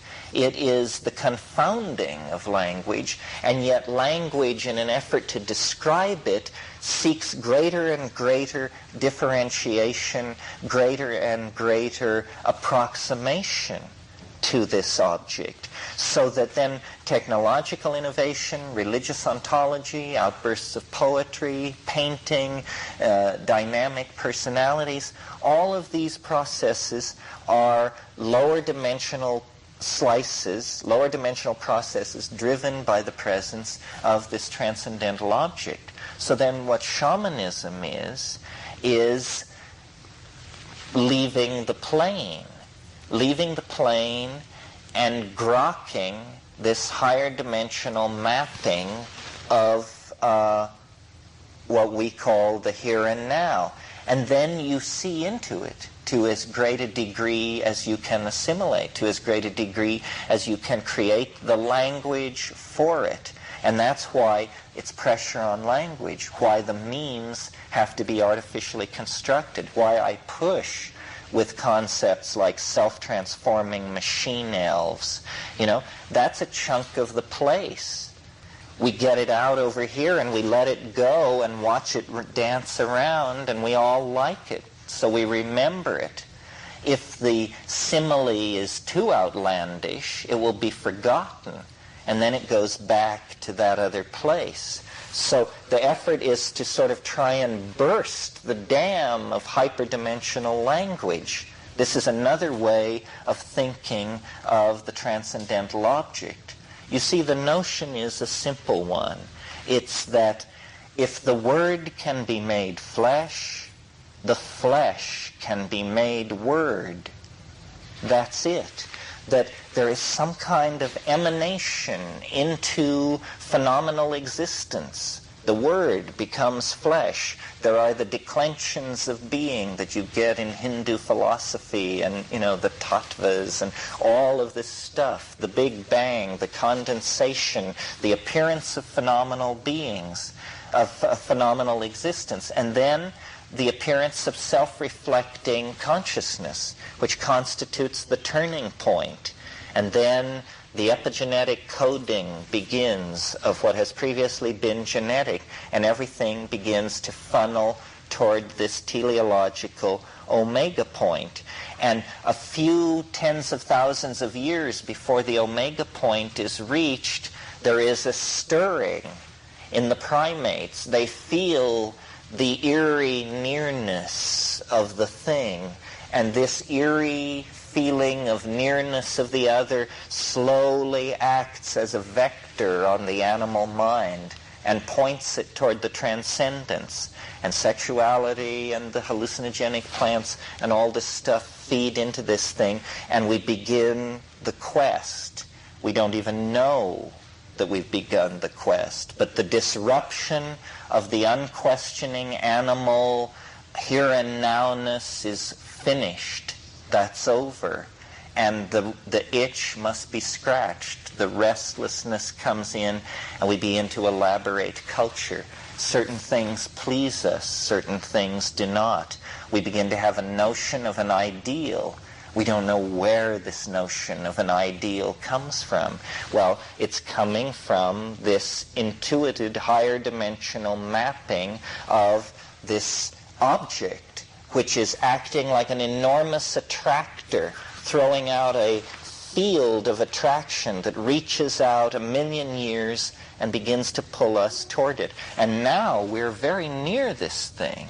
The whole last 1,000 years has been just a flirtation with this wild dance with the coming and going of the mystery. I mean, people throw up Gothic cathedrals, then they tear them down, then we have alchemy, then science trashes that. All of this stuff, this frantic elaboration of ideas indicates that we are now in the ineluctable and unbreakable grip of this huge attractor. And as it pulls us toward it, it compresses information, it compresses the phenomenon of culture, it speeds things up. You see, history is a kind of psychedelic trip. That's what it is. It's the big trip. And what we're approaching, is the place where the previous structures that have been able to maintain a metaphor as the pressure of this thing built in the collective psyche are going to suffer meltdown. And we're just going to have to admit, yes, the earth has been invaded by archangels. Pentagon sources now confirm, it's the end of the world, basically. But the world that ends is this lower dimensional slice. Somehow there is a subsuming into this higher dimensional object. All time on this planet flows toward this one point. This is, I grant you, a peculiar idea, but to show you how language, culture, and media work on ideas to make something seem odd or ordinary, let's look at the ordinary version of reality that straight people profess. Straight people believe, white, Anglo-Saxon, well-educated science types, believe that the universe began with what is called the Big Bang. What this is you are asked to believe that the entire universe sprang from nothing in a single instant. This is the scientific explanation of where the universe came from. It sprang from nothing in a single instant, originally an object so dense that it was smaller than the inner orbit of the electron around an atomic nucleus. And out of that, eensy, beensy, very highly energetic, extremely heavy. I mean, in other words, this has got to be a fairy tale.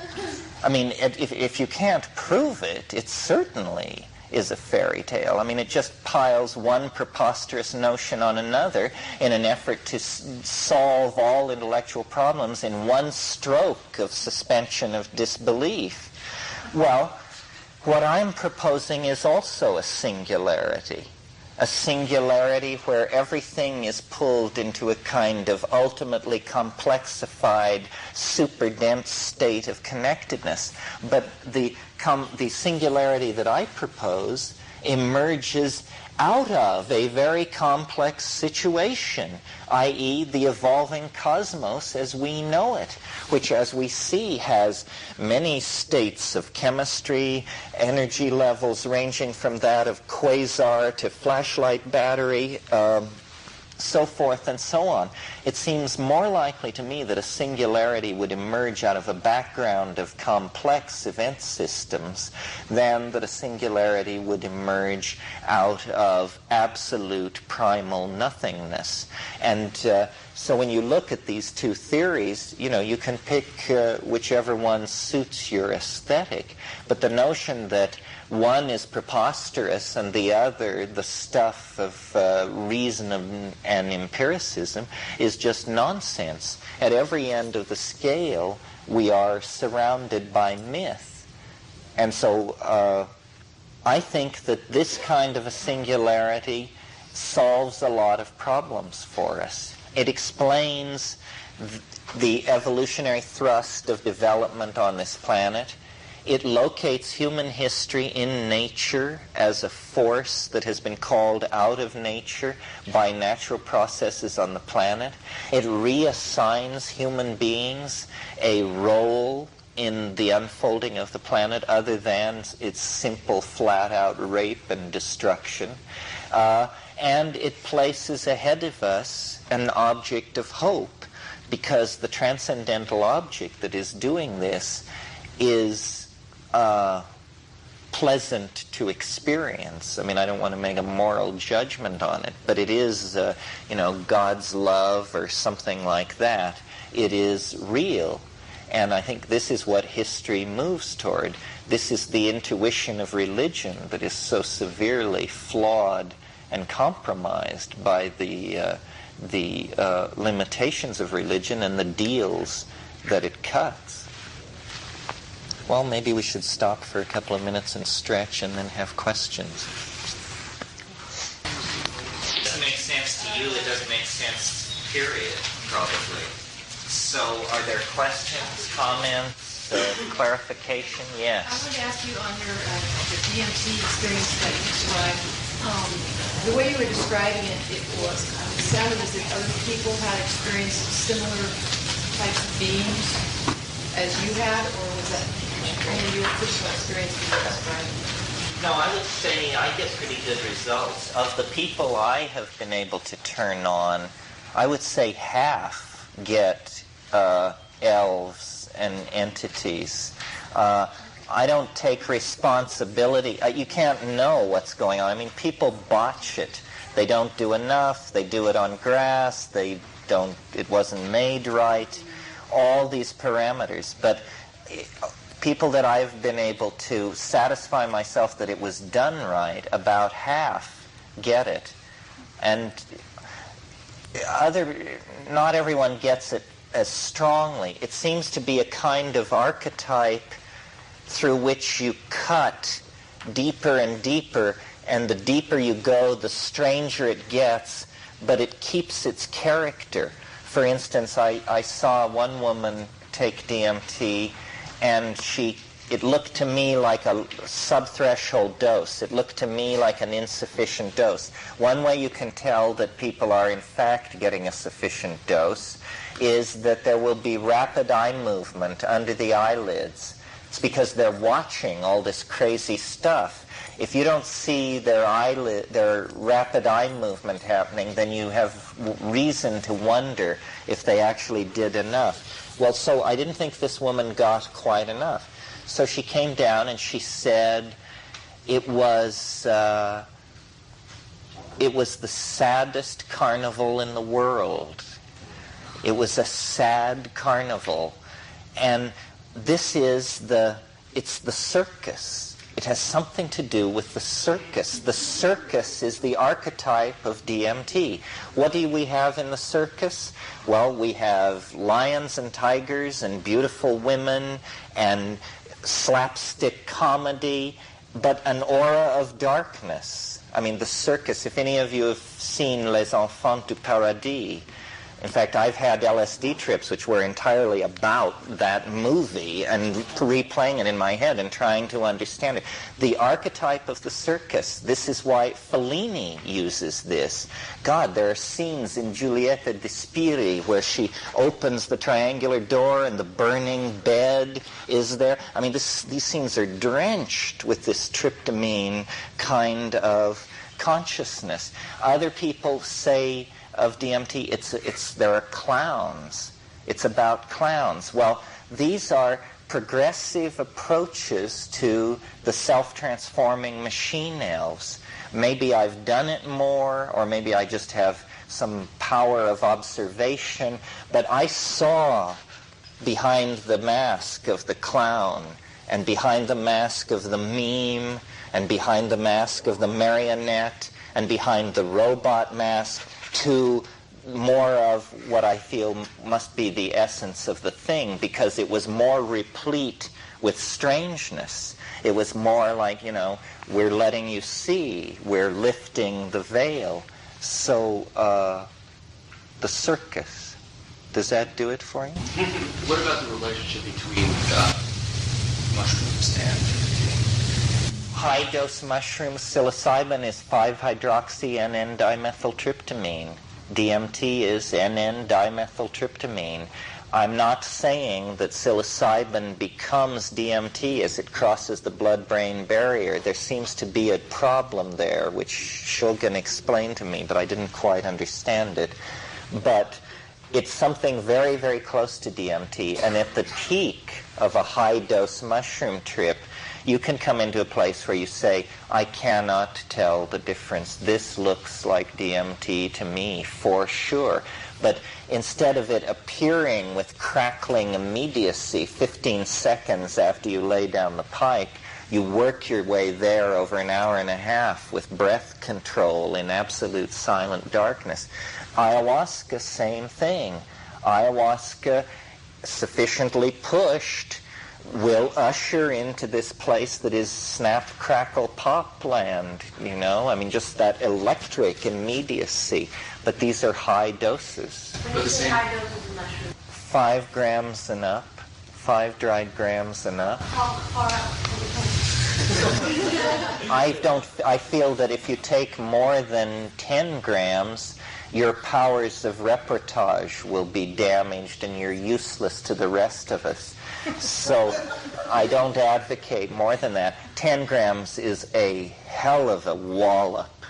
I mean, I don't advocate that. Only if you've taken 5 and were bored to death, But it's not about, just how much can you bowl down.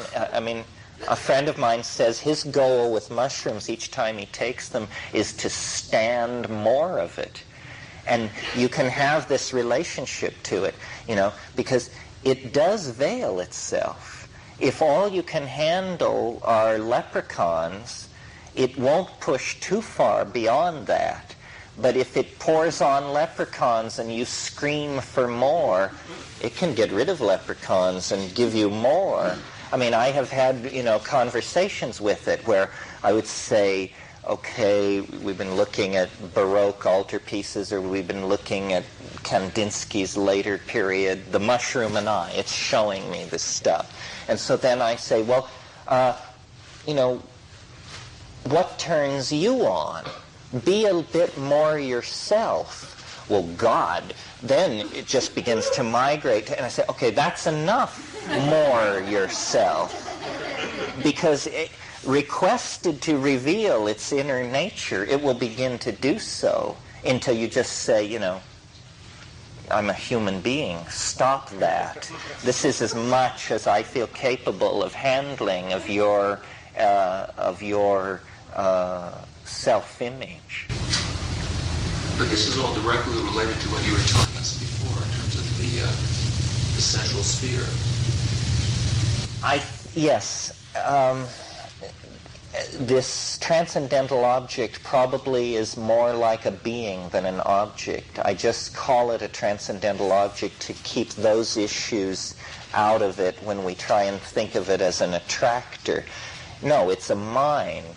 It's an organizing intellect. It is the mind. It's probably the mind that you call your mind is probably a small chunk of this mind. Yes, when you go into these high-dose places, you are seeing a local map of this thing toward which all creation moves. At least this is my take on it. How do you feel emotionally about that? When you see the transcendental object, well, it makes you weep. I mean, it just dissolves you emotionally. It is the peace which passeth understanding. This is the burning bush. This is, yes, grace. This is it's the descent of the Holy Spirit. It's all of those things. It's tremendously emotionally touching because there is an absolute confirmation of unity. And also you are seeing it. You are confirming that it exists. I mean, your whole being is thrilled. You say, it exists. It exists. It's not a matter of conjecture or faith, or it exists.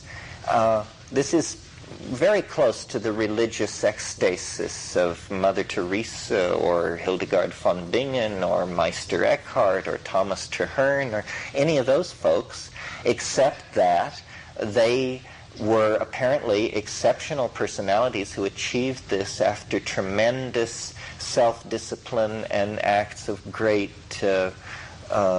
spiritual control. It's a birthright, though. Why should it be restricted to mystics? It belongs to all of us. It is, an essential part of yourself. You would no more want to miss out on this than you would want to miss out on sex or ice cream or, anything that makes life worth living. This informs and empowers and enriches existence. The 20th century model is that life is a desert. Man has been abandoned by God. Life is a desert. All ethics are provisional. All values are culture-bound. Just bum, bum, bum, bum, rap. This is the modern situation. Everything is completely disensouled and dead and pointless. And then you discover, that this is just a condition of cultural ennui, a state of mind, that the mystery is a right. And, I don't think it's something to be done once or twice in a lifetime. I don't think we should run it into the ground. I think every time you take a psychedelic, you should take enough that it frightens you, that you should never grow confident in its presence. It will destroy you. That is the one thing it will not tolerate, is cockiness. I mean, it just takes that. Funny word, huh? It just takes that and will not put up with it because it's a sin against the goddess, obviously. It's the sin of hubris. It's the sin of pride. Other comments? You were going to talk about the dangerous drugs. The danger. Well, the drugs I advocate I regard as not dangerous unless recklessly used. Psychedelics are not dangerous. We'd love to convince ourselves they were dangerous. Then there would be no reason to take them. The danger, to my mind, is, and this is my personal opinion, and you now come up against who I am and my hang-ups. What I always fear is madness, not death. Death, probably wouldn't hurt my reputation at all. But madness...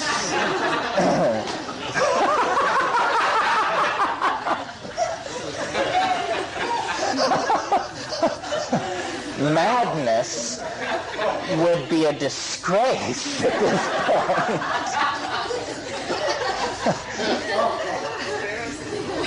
An embarrassment, yes, how embarrassing. But I think you should gain confidence and do it with a sitter. I don't like the term guide because these guides know nothing.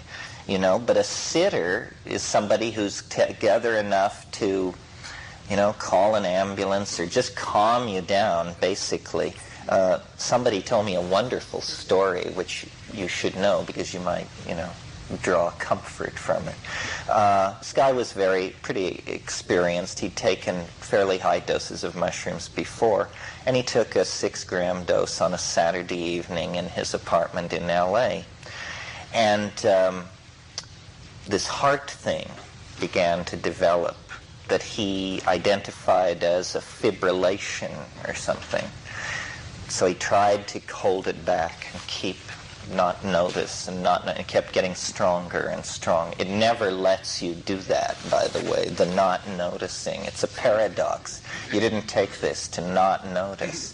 So eventually he becomes thoroughly alarmed and he tries to call a couple of his friends. Well, it's Saturday night, nobody's home. So then just this tremendous sense of abandonment settles over this guy. His friends aren't there when he needs them. He's going to die here in his apartment and be found days later, so forth and so on. And he gets this ball rolling, see? So finally he despairs. He's a psychotherapist, an MD, blah, blah, everything. He despairs. He calls 911. So they come, they get him, they rush him to the hospital. They put him in a ward. By the time all this has happened, and he's gotten all this attention, and probably a little second he's feeling pretty good about it all. So then he says to the guy on duty, he says, I feel like I have to tell you, I took psilocybin mushrooms. Do you think that brought this on? And the guy said, no, you had an anxiety attack. We get people with this all the time who don't know anything about psychedelic drugs. So, it isn't the drug you have to worry about, it's yourself. You have to discipline your hind brain. You have to be able to say, listen, shut up. We're going to come through this. Just shut up about it. Because it's saying, but don't you think we should call somebody?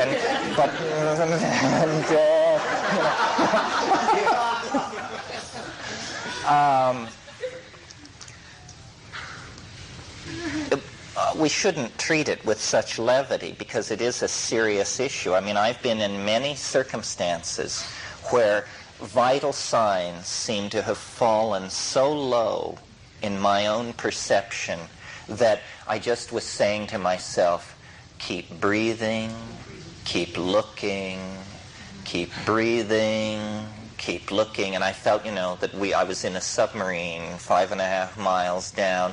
Easy does it through here. Breath, attention, breath, attention. Because you have the feeling that if you don't keep your attention on your breath, you will simply stop breathing. Well, now, it's interesting. People who don't worry much about psychedelics, you tell them a story like that, and they say, well, Isn't that the bit that you take these drugs and you think you're dying and then you get straight and then you don't die and then you're really happy? Isn't that what it's supposed to do? I thought that was what it was about. Well, in fact, if you go back into the literature, in the 1960s, the Tibetan Book of the Dead crowd was saying, you will be flung from hell to paradise and back again on about a 40-minute schedule for several hours.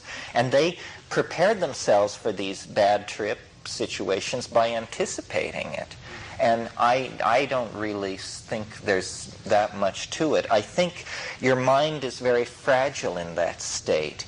And, you know, a bad thought quickly becomes a cascade.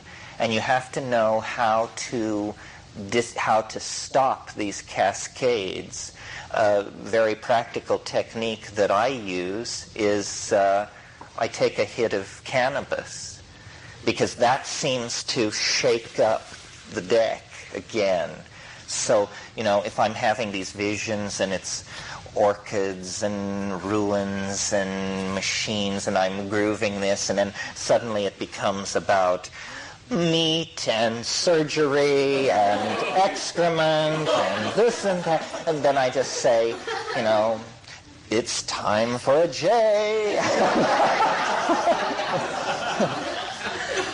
Now, Stan Grof would say you should go through these things and that this is important for your process. But, you know, I'm squeamish and enjoy steering it. Also, it's good to be informed, to know when you get in there, how dangerous is this drug and how much did I take? And if you know that you took 15 milligrams of psilocybin, and you know that the LD50 of psilocybin is some astronomical figure, well then you can tell yourself this cheerful little story about how you can't possibly die because you took so little. But the main thing is it teaches you discipline, and you know, thinking you're going to die, at least for me, is not all that rare. I mean, if somebody invites me to go sailing with them on the bay on a Sunday afternoon, at least twice in the afternoon, I will sign off completely and just assume that's it, you know. Maybe I'm a little paranoid, you know, or maybe I have crazy friends, but... Terence, we were talking at lunch about extending the feeling, the connection that you have during the trip and straight life. I'm not verbalizing this very well, but do you feel that after years of experiencing psilocybin that you can touch that feeling at straight times? You can hear the logos, you can get the information? Well, I can't hear the logos in the sense. Well, not always, but I can invoke it. I mean, I have a sense of it. It's where I talk from. But my public career gives me so much permission to spend time with this stuff. I mean, and I think about it all the time. I mean, I image everything. It's just cognitive activity is all that the psychedelic experience is. It's accelerated cognitive activity. So if you run around, I urge people to think. It's sort of an anti-several other positions position.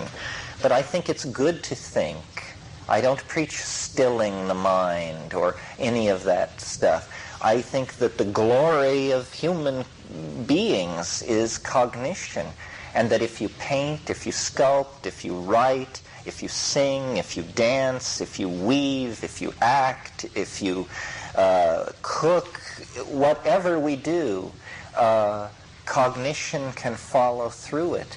And that, you know, what psychedelics lead to is appropriate activity.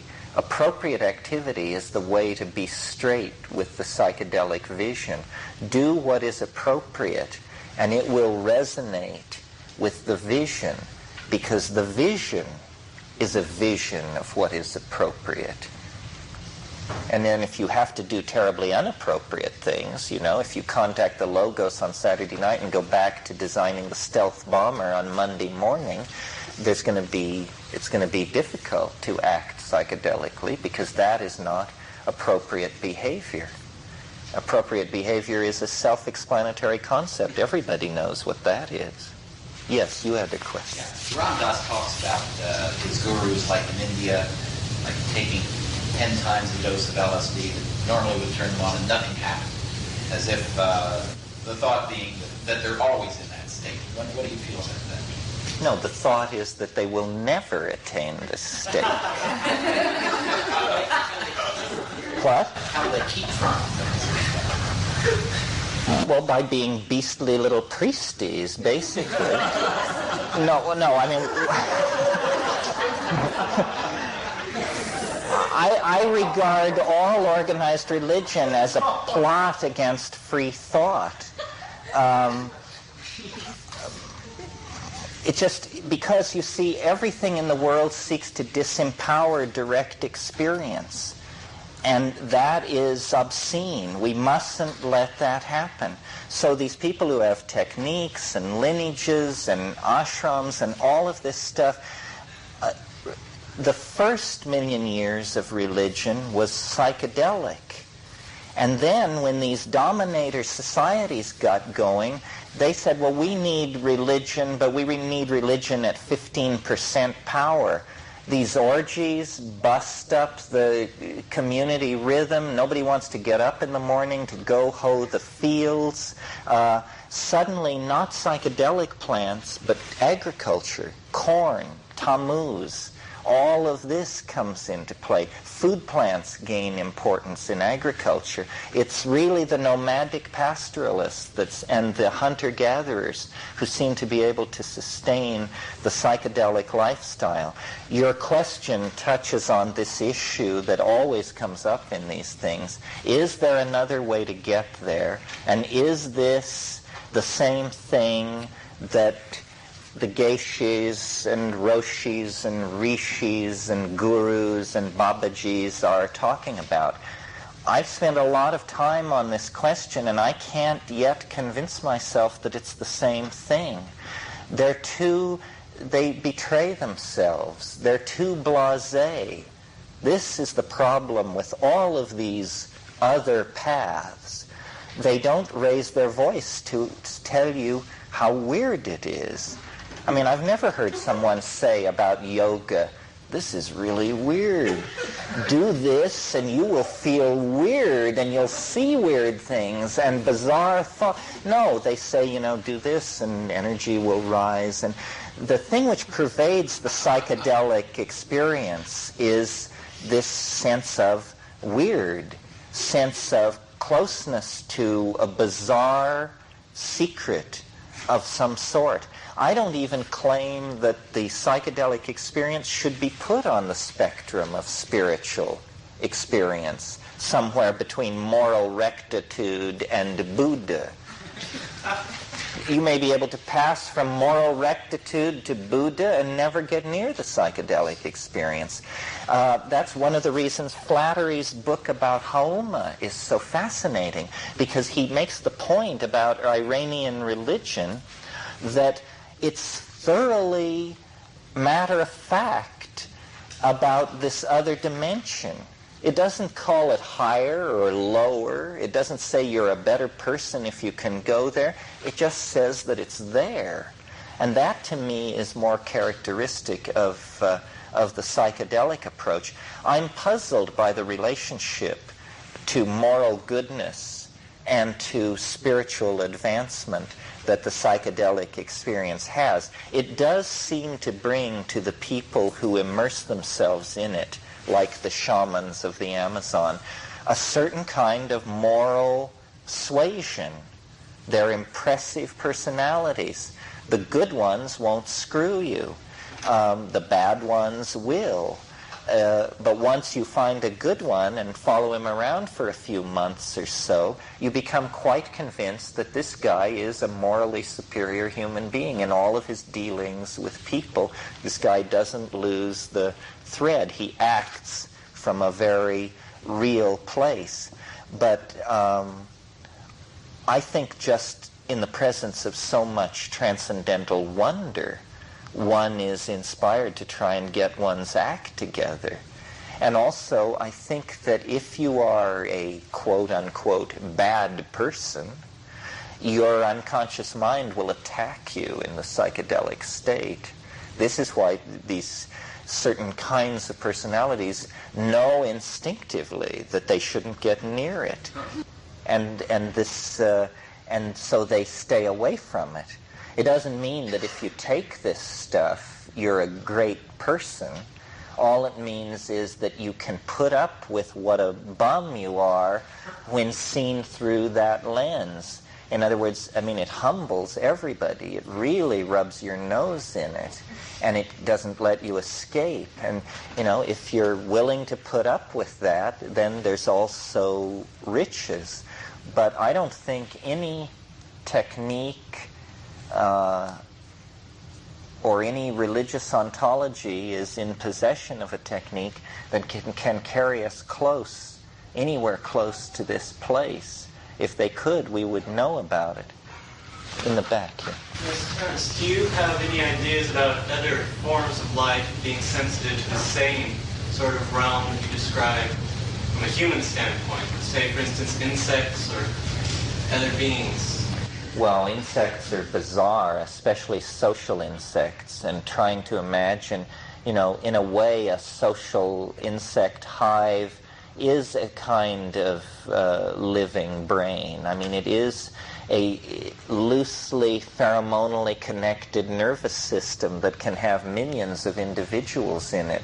As far as speculating, I mean, if the depths of the human mind are unrecognizable to me, I don't know what I would make of the ontology of a termite hive. But how about a horse or a cow?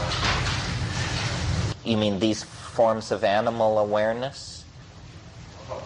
I don't know. I think that there's some premium you have to be able to freely code. Now, certain animals can freely code to a degree. Then we begin to have to define freedom. Monkeys have a degree of freedom in their coding. The octopi have a greater freedom in coding than almost any other species. And you've probably heard me talk about octopi as an example in nature of a visibly beheld linguistic modality, because octopi communicate their internal states by changing the colors and the surfaces and the display of their skin, so that in a sense the surface of an octopus is what it's thinking. It is a visual manifestation of its internal processes. Its thoughts appear as pictures on its skin, which other octopi can read. Now, this is a form of free coding that approaches or exceeds our own, and in fact might provide a model for future evolutionary developments in human language. I'll talk more about that, since on the face of it, it's a puzzling statement. Why don't we knock off for today, and if anybody needs any of this, we can help them out. It's 10 of 6. We'll meet here at 8 o'clock tonight.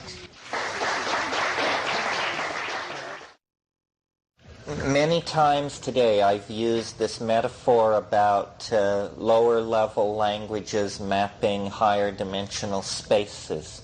Well, one of the approaches that has driven me in my involvement with psychedelics is the belief that this is a domain of ideas. And so it's very important to me to try and bring something out of those spaces. And I think, you know, in the way that every Jungian patient is supposed to be able to produce a mandala accompanying the individuation process, in the same way, every psychedelic voyager who keeps their wits about them should be able to produce a map or a sketch or a diagram of the territory. Well, this which I've been working on since 1971, is the most original part of my thing, and so I'm sort of shy about absolutely laying it on you, because it's also in some sense the most demanding part of my rap intellectually. I mean, you just have to pay attention and be smart to start with for this to, I think, make sense in the time we have available. Nevertheless, I'll give it a whirl. The notion is generally this, that there is a quality in the world that has previously been left unnoticed and undescribed, especially by science.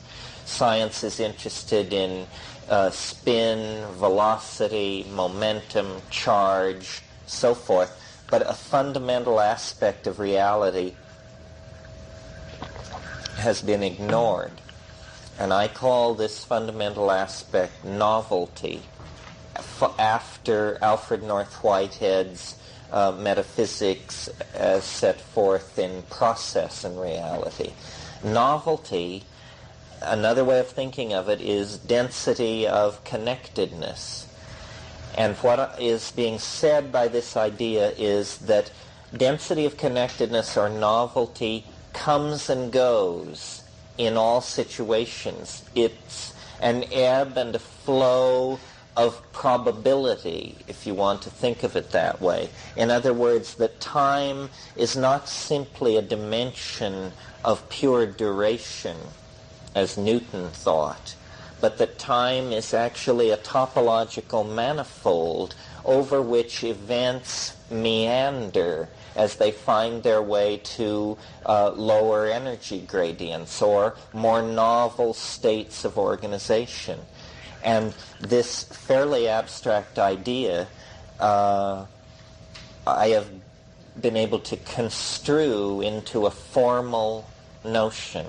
A formal notion means mathematically formal, that if anything, what this idea suffers from is being not too abstruse but too concrete. And it is the notion that density of connectedness, novelty, is something which the universe over long periods of time conserves, but that over short periods of time it appears to be in a state of flux, so that there is more and more of it as you approach the present moment in time in the life of the universe. There wasn't very much novelty immediately after the Big Bang. There was only the chemistry of pure plasmas. Then with cooling, more organization, further cooling, more organization. I mentioned this the first night, but I didn't explicitly connect it to this idea. Well, this is a mathematical idea. It emerges out of the I Ching, which might seem an unlikely place to seek for a data field from which to launch a empirical description of nature.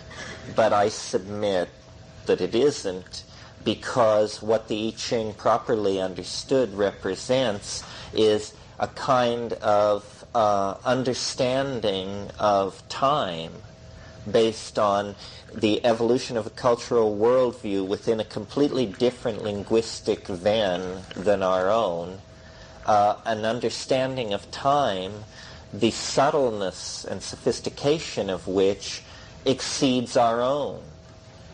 And what the basic idea of the I Ching is, well, first of all, let me review for anybody who doesn't have in hand the fundamentals.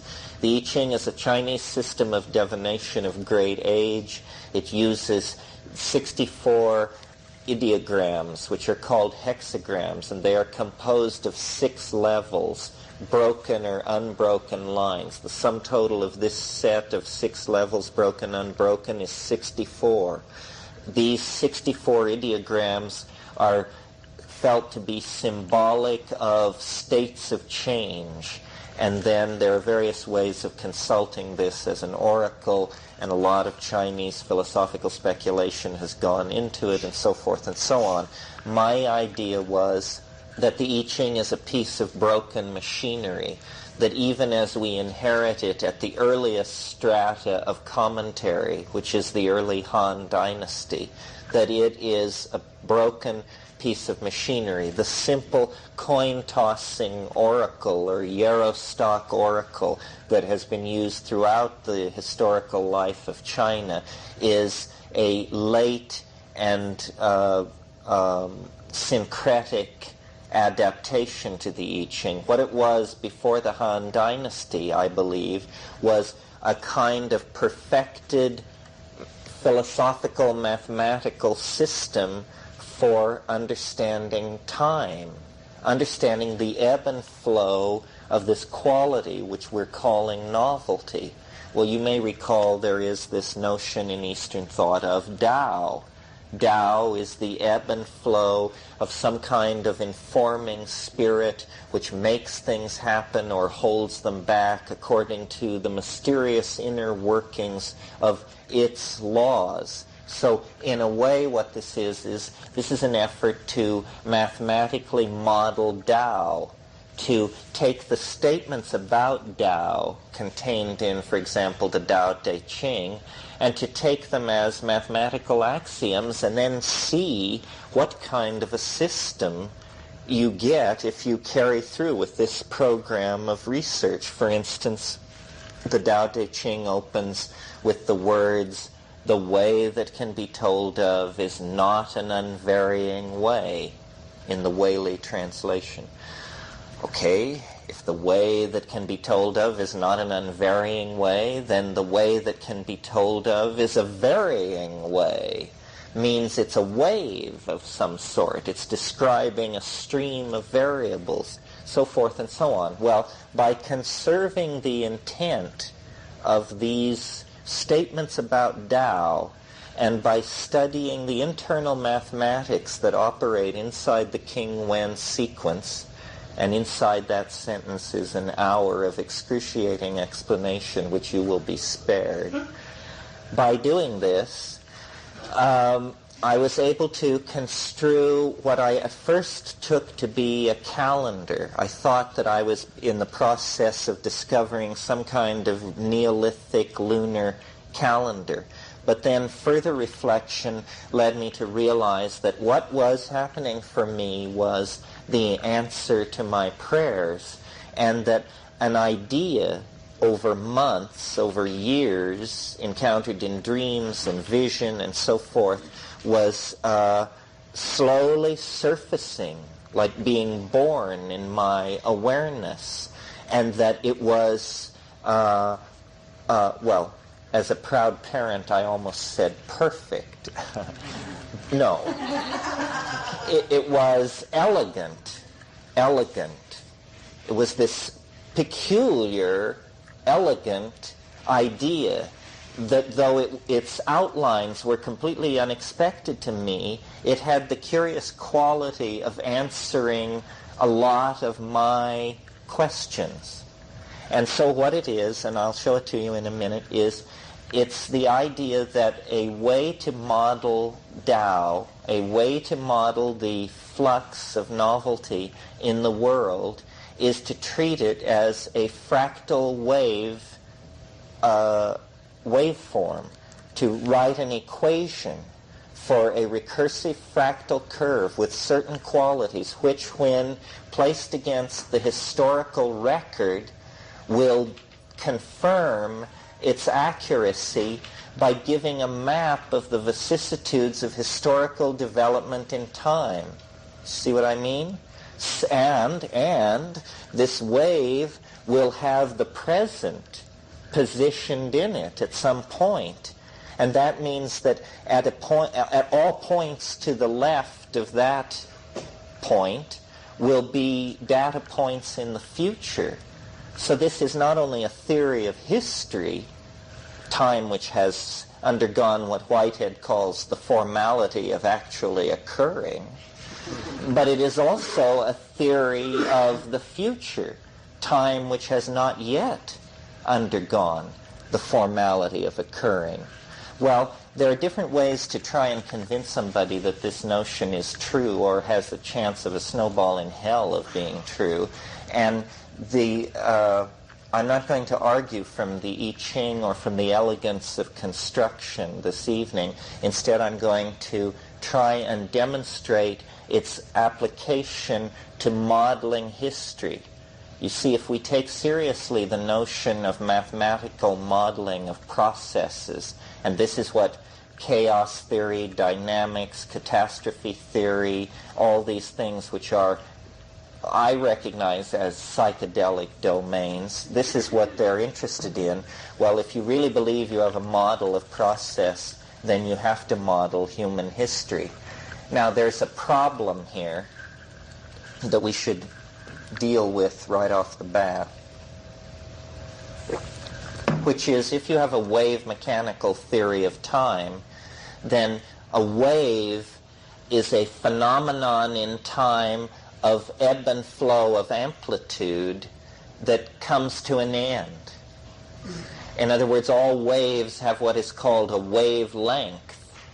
And on the largest level, this wave is what's called a soliton, meaning it has only one energy crest in it. So you have to assign an end to the wave. And the way in which you choose the end date for the wave is by fitting historical data against the wave in an effort to see if the historical data where the clots of novelty occur in the low spots of the wave. If you get it so it fits perfectly, then you just simply look at the end of the wave and see what the end date is, and you know then what the end date is. When we did that, the end date emerges as startlingly close. And this is the part of the theory that defies the momentum of reason. It's that it seems for it to work, it seems to imply that the emergence of the transcendental object out of hyperspace and into three-dimensional history has to happen somewhere around 2012, specifically December 22nd, 2012. So having told you, the hardest thing you have to swallow about this, let's now take a look at it. Now, the way the game is played, this is software called Time Wave Zero, and it's like a microscope or a telescope. It allows us to look at the wave against any time scale.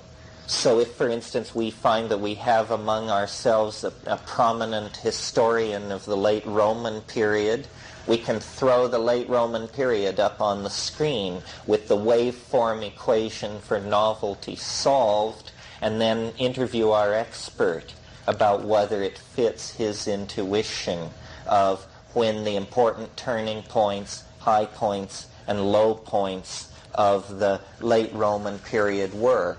Now, what we have to specify certain parameters. One is, how much time are we going to see on the screen? We can see as much as 135,000 years on one screen, or we can see as little as 3 days. I've chosen 50,000 years, and I've chosen a zero date, as I told you, of December 22nd, 2012, and there's a little pointer that points at what is called the date of interest.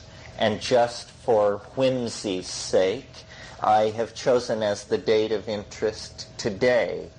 So then, when the program is activated, an excruciating set of arithmetical computations swings into action. And it used to take me a day to make one of these screens, and it involves thousands of calculations, any one of which, if you botch, then you skew the whole thing. So in spite of the fact that this takes quite a while, it ain't nothing like the old days, let me tell you. What it's telling us up in the upper corner there is that 51.67 millennia are on the screen.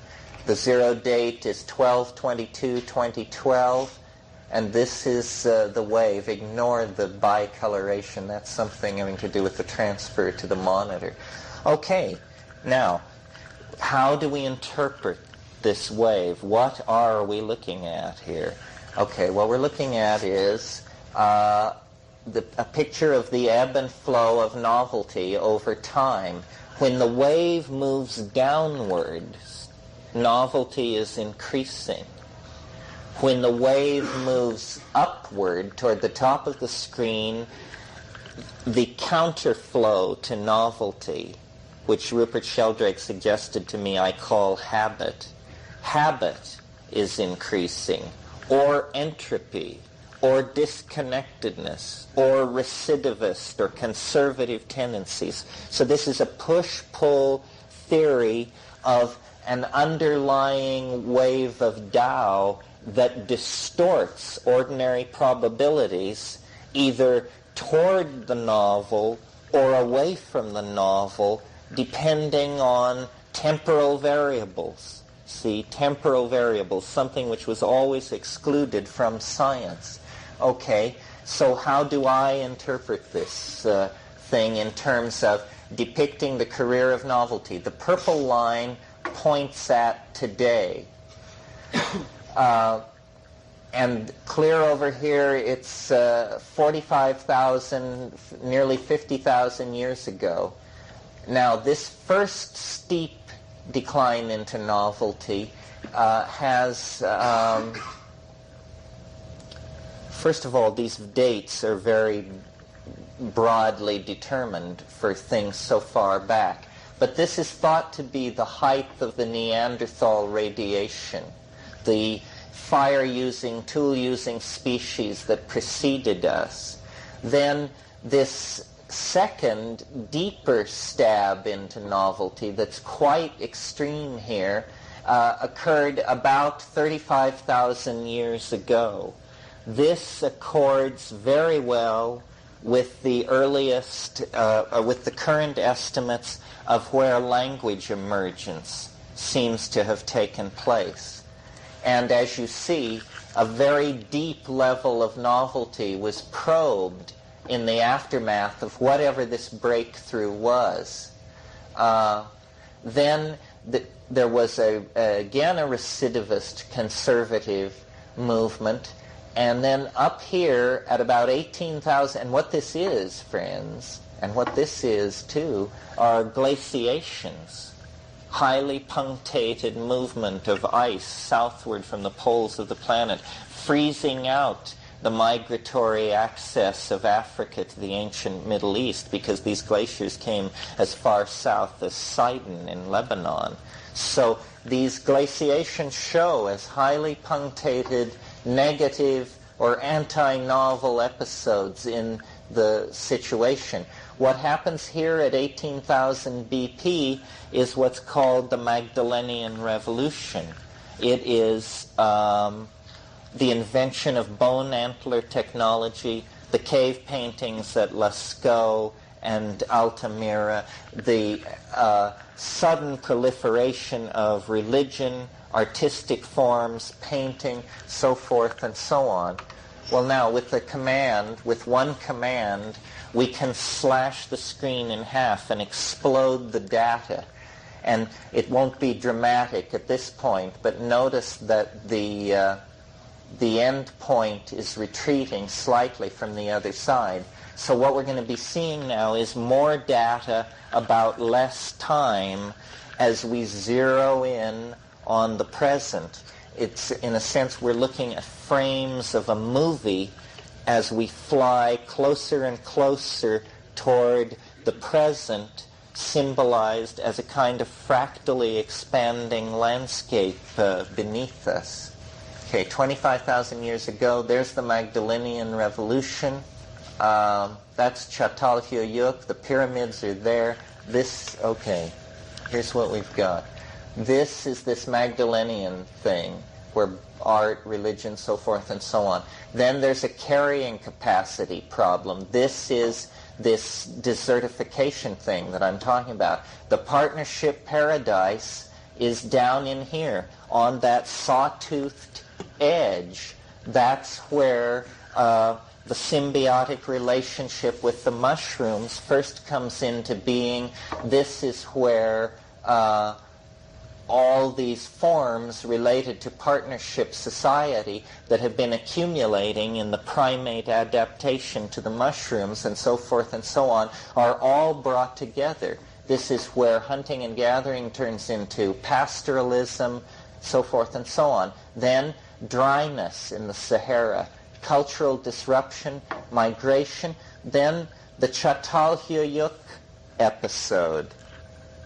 I talked about Çatal earlier today, this premature burst of complexity and brilliance. Now with 13,000 years on the scale, you can see how sharply the theory picks it up. Now, do you understand that what's happening is that this wave is, in my opinion, and you are to judge each yourself, this wave appears to be giving an accurate description of the ebb and flow of novelty into the human world on a scale of millennia. But yet this wave is a mathematical object elaborated by myself out of the I Ching. In other words, there is no logical reason why there should be this correspondence, and yet there is. I am suggesting that it's because this is that there is a correspondence between our intellectual organization and the organization of the syntax of our languages, a correspondence with what we call the outer world of space and time, and that this is scripted in at a fairly profound level. Okay, here is the breakup of Eden, the dryness, then the Çatalhöyük deep penetration here, its destruction by the dominator culture that came south is indicated by this upward swing of this thing, and then on this descending slope here you get the great civilizations of early human history. In descending order, from the top of that little spike down to the bottom, you get Sumer, Chaldea, Babylon, and Egypt. Egypt is right in the bottom of this trough. Okay? So what this screen is showing is that all time since the pyramids were built, and I, by the way, don't use diddled dating, I use real dates. The pyramids were built in 2790 BC. Sorry, Atlantis fans. So you see that all time since the building of the Great Pyramid is represented by this little sweep up and this little sweep down and then a little choppiness at the end. And remember, the purple line is pointing at today. This is 13,000 years. Here's half that. Now, see, we're getting closer and closer to epochs of historical time about which we have considerable amounts of data. I mean, you know, it's one thing to talk about when language appeared, but we're pulling even here with periods of time where we have dense amounts of historical data, and we're going to go right up into the 20th century with this process. To my mind, this is what an extraterrestrial or hyperdimensional being would communicate. This is a hyperdimensional map of the world. It's somebody's way of saying hi.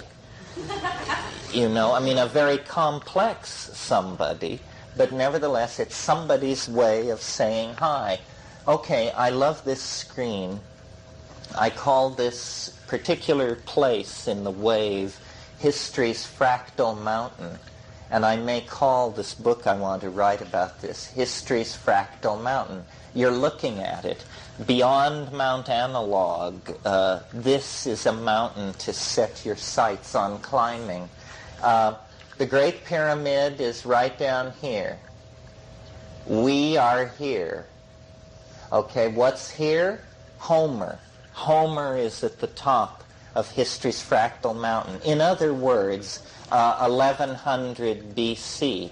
Okay, what was the primary turning point there? What happened there that changed this upswing that is characterized by Assyria, the Hittites, the Mitanni, all these wheeled chariot, more and more warlike, more and more kingship, even at that, looking back enviously at the grandeur that had been Egypt. What changed up here?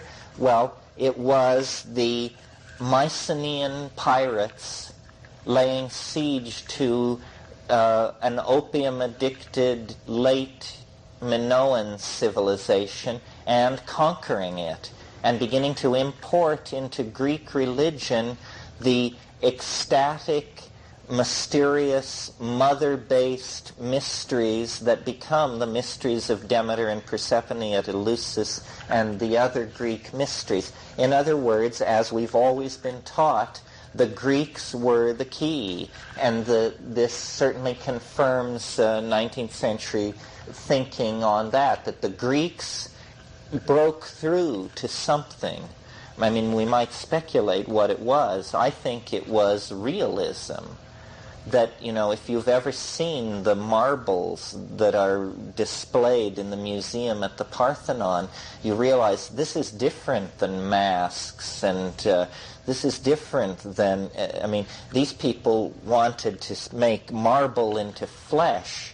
They had an aesthetic that is exactly, so far as we can tell, like the highest expression of our own.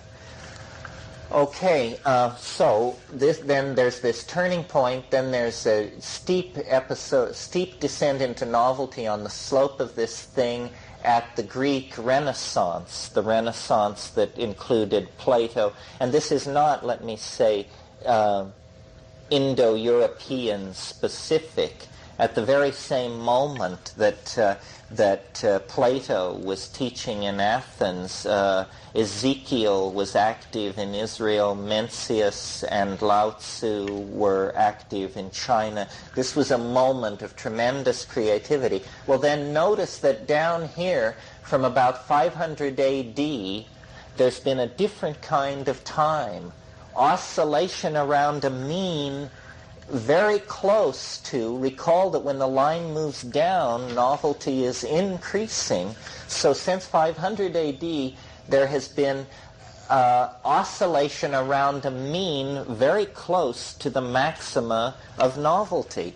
And I maintain that this explains, to some degree, the obsessive, haunted, neurotic character of civilization since that time. It's because the transcendental object is so eminent that we sense it. Our artists, our prophets, our seers sense this thing.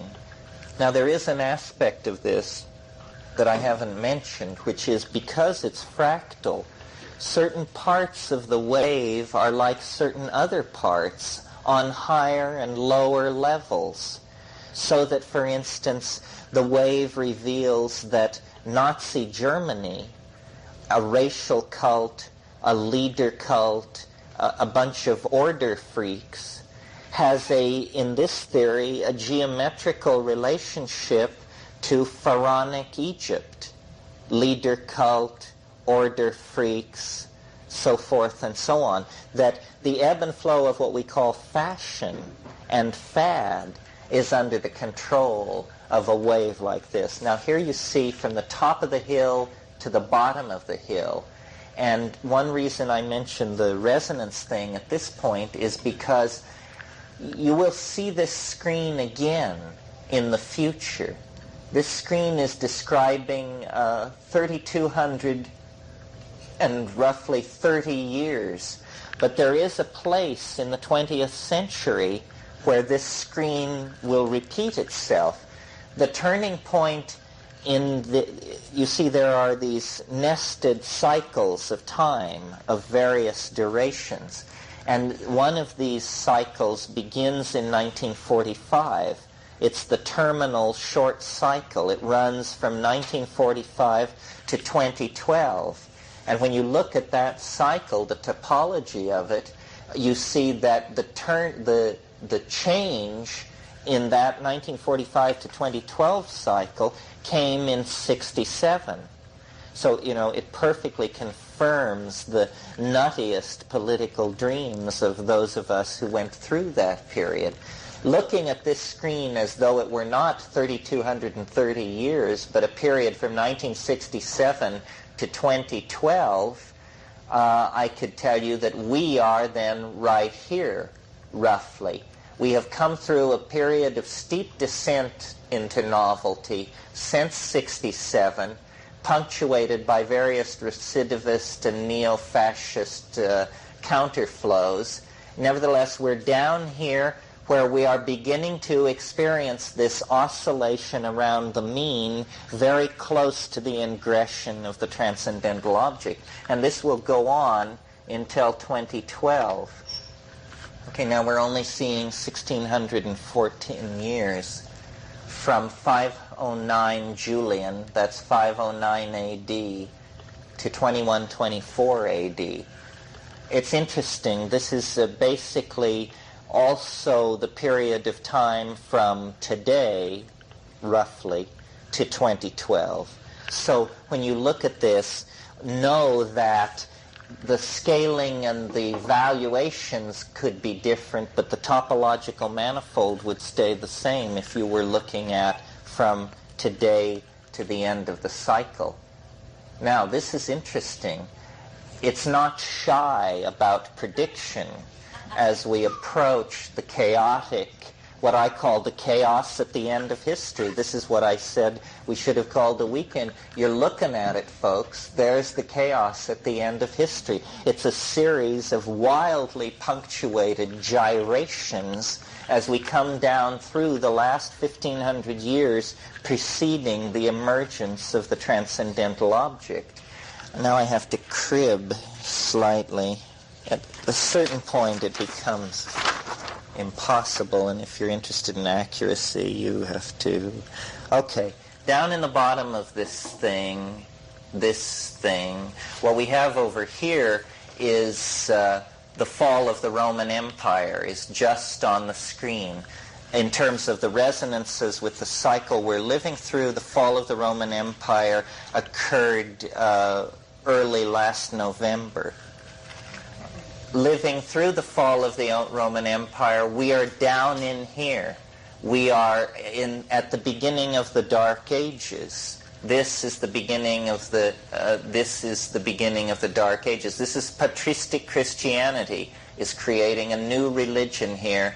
Then you get the Dark Ages. Then you get this extremely steep descent, one of the steepest on the graph. It falls coincident to the life of Muhammad, which is interesting to me because I was surprised that Muhammad got such a steep fall.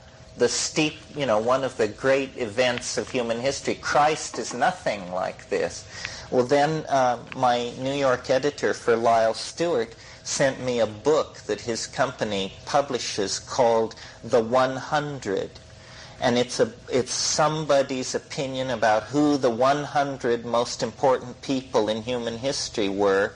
He said, you'll love this. Look at number 1. I turned it, Muhammad, number 1, in the opinion of not myself, but someone who made a very careful study of this matter and published a book that you can barely lift. So, okay, this is the triumph of Islam, a tremendous surge into novelty. Why?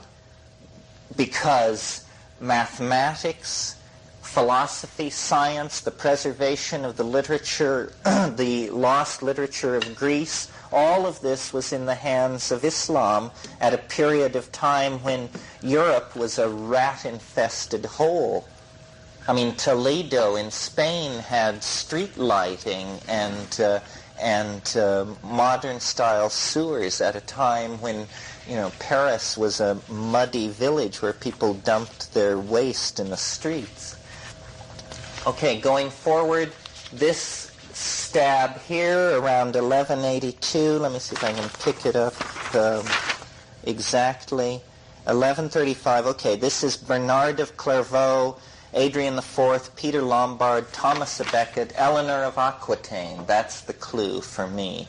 All that other stuff is fine. Crusades, yes, all for that. But Eleanor of Aquitaine participated in a very interesting episode in the history of Western consciousness because, as I'm sure you all know, she was the queen who was the great patron of the troubadours and who encouraged the importation of the ideal of romantic love into the Angevine courts.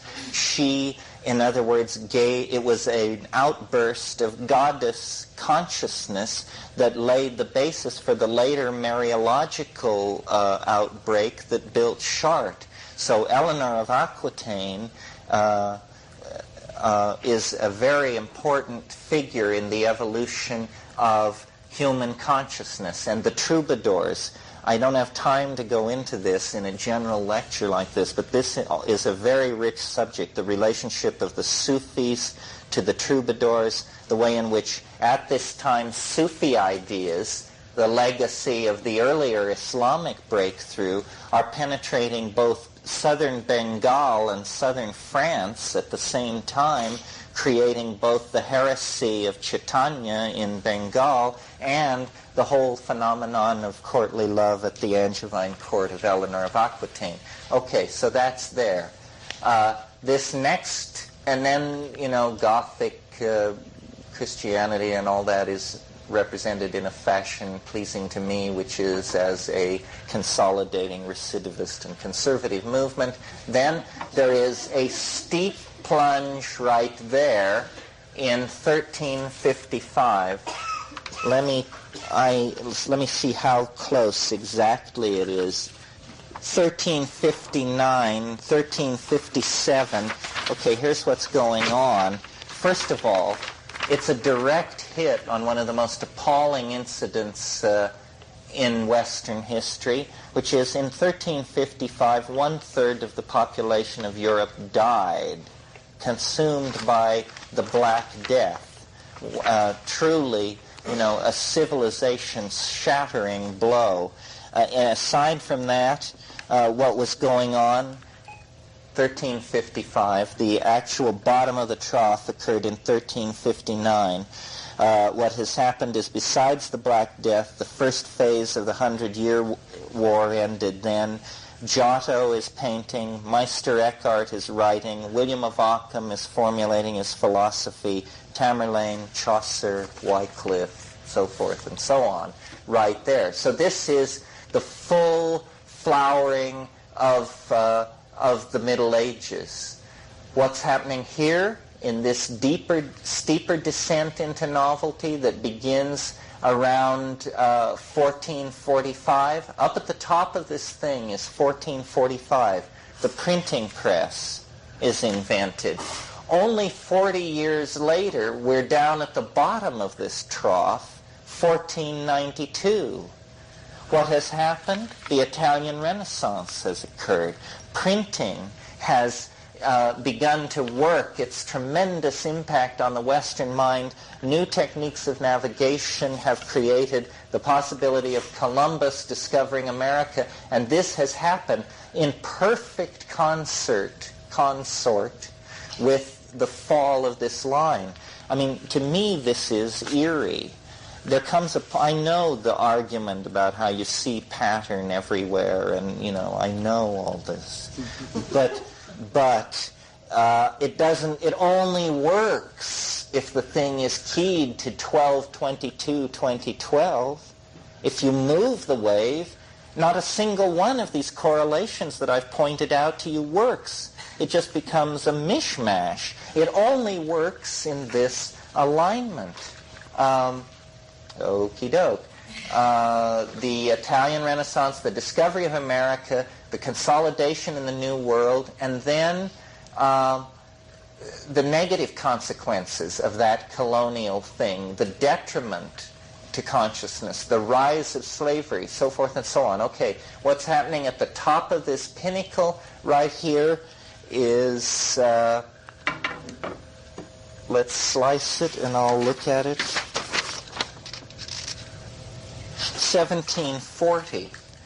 So the next change that it picks up is what is called the European Enlightenment, the next great wave of novelty after the Renaissance. The great period of change was 1445 to 1500, then let's call it 1740 to 1800. And it picks these up perfectly. Here, now you'll see, okay, that's the top, that's 1741 up here. Now, what you get down here on this sawtoothed thing is the American Revolution, the French Revolution, and the Napoleonic Restoration. All right here as a consequence of this outbreak of ideas, scientific techniques, philosophical breakthroughs, and so forth and so on that happened as a consequence of the European Enlightenment.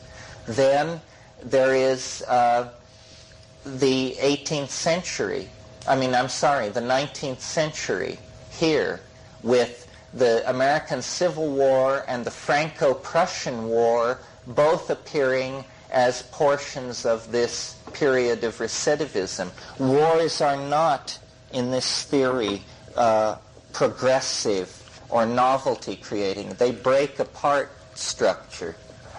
And we're beginning to see the little fractal mountain of history appear again at the end of the wave because we're closing in on the next level of the fractal.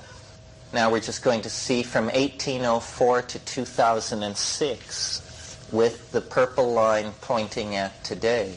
You see, the notion is that somehow psychedelics allow us to either see and record these higher dimensional mappings in ways that we can convey, or else this is a message. This is the characteristic of the message, that for me it is this series of condensing metaphors, many of which I've shared with you today, but at the core of it, it becomes formal and mathematical. It is trying to make a statement about the organization of reality that we have completely missed, and it's willing to do it in this extremely rigorous and formal way. I mean, whatever you may say about this theory, it isn't fuzzy-wuzzy.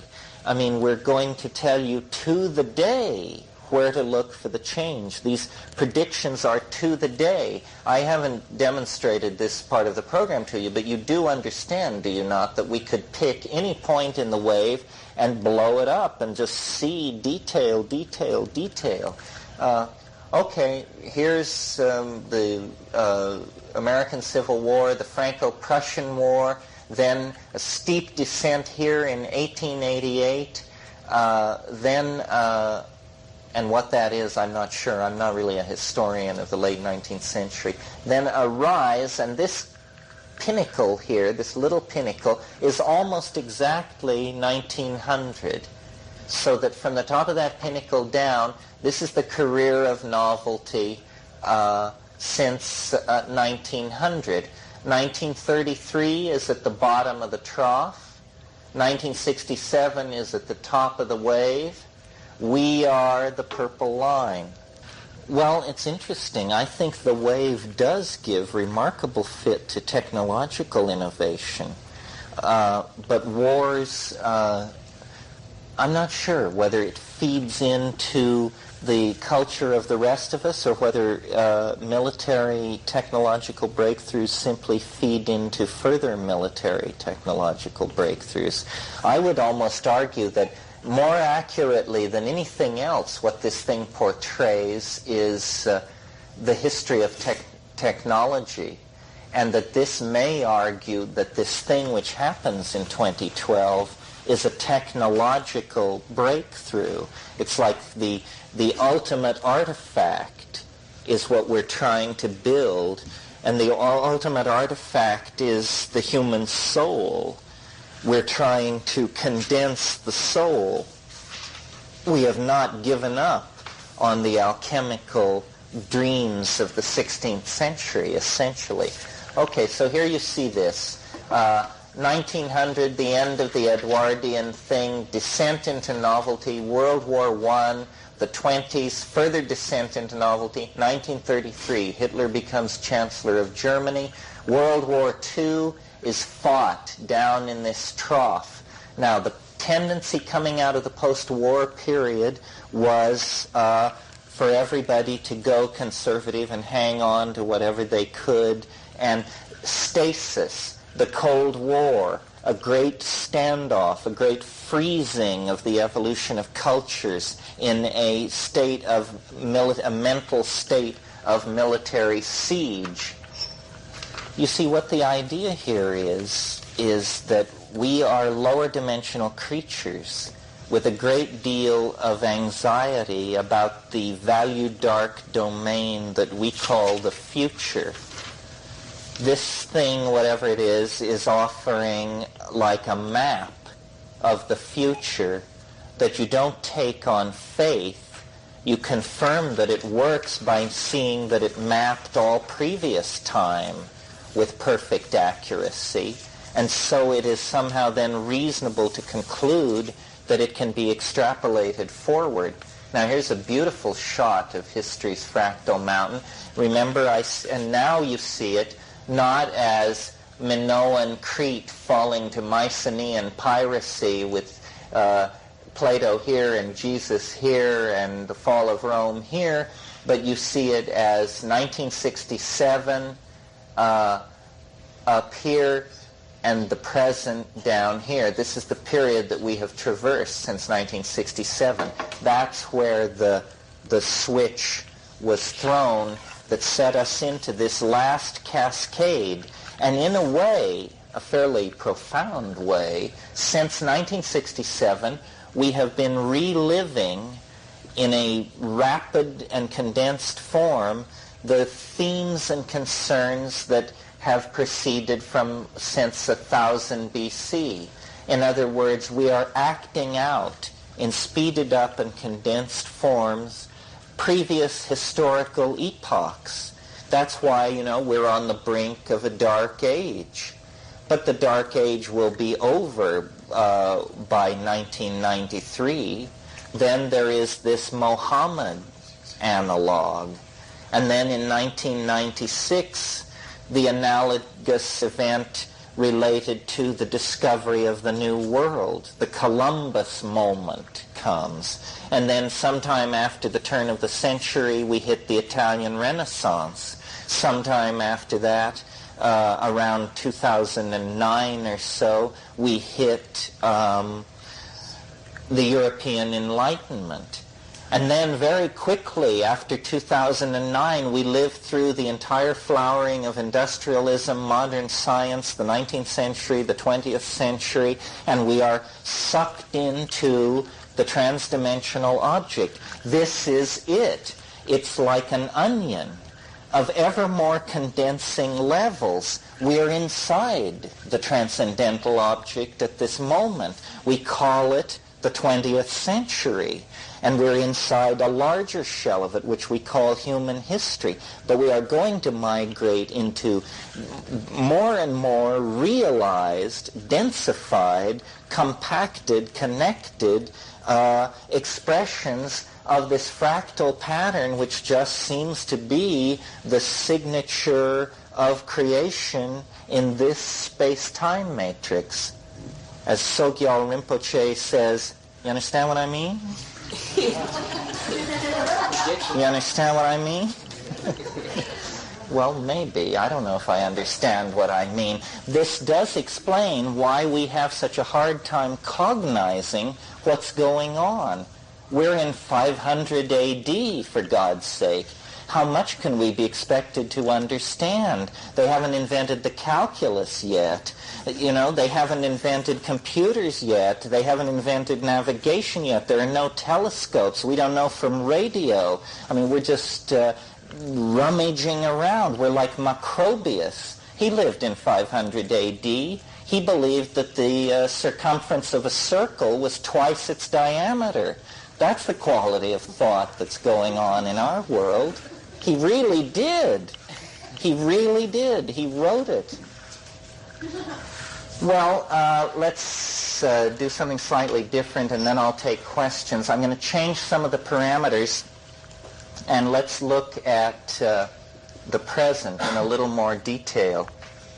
Hopefully this will show us the future. It will show us the present and a little bit of the past, and then everything up to the emergence of the transcendental object. At that point, the graph doesn't work anymore because novelty becomes so dense that it can no longer be portrayed in the Cartesian coordinates. It begins to move orthogonal into the dimension that I've been calling hyperspace, or the divine imagination.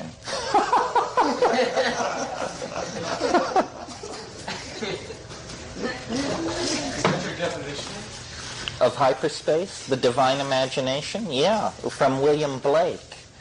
Okie dokie, okay, let's see what's happening. Yes, all right.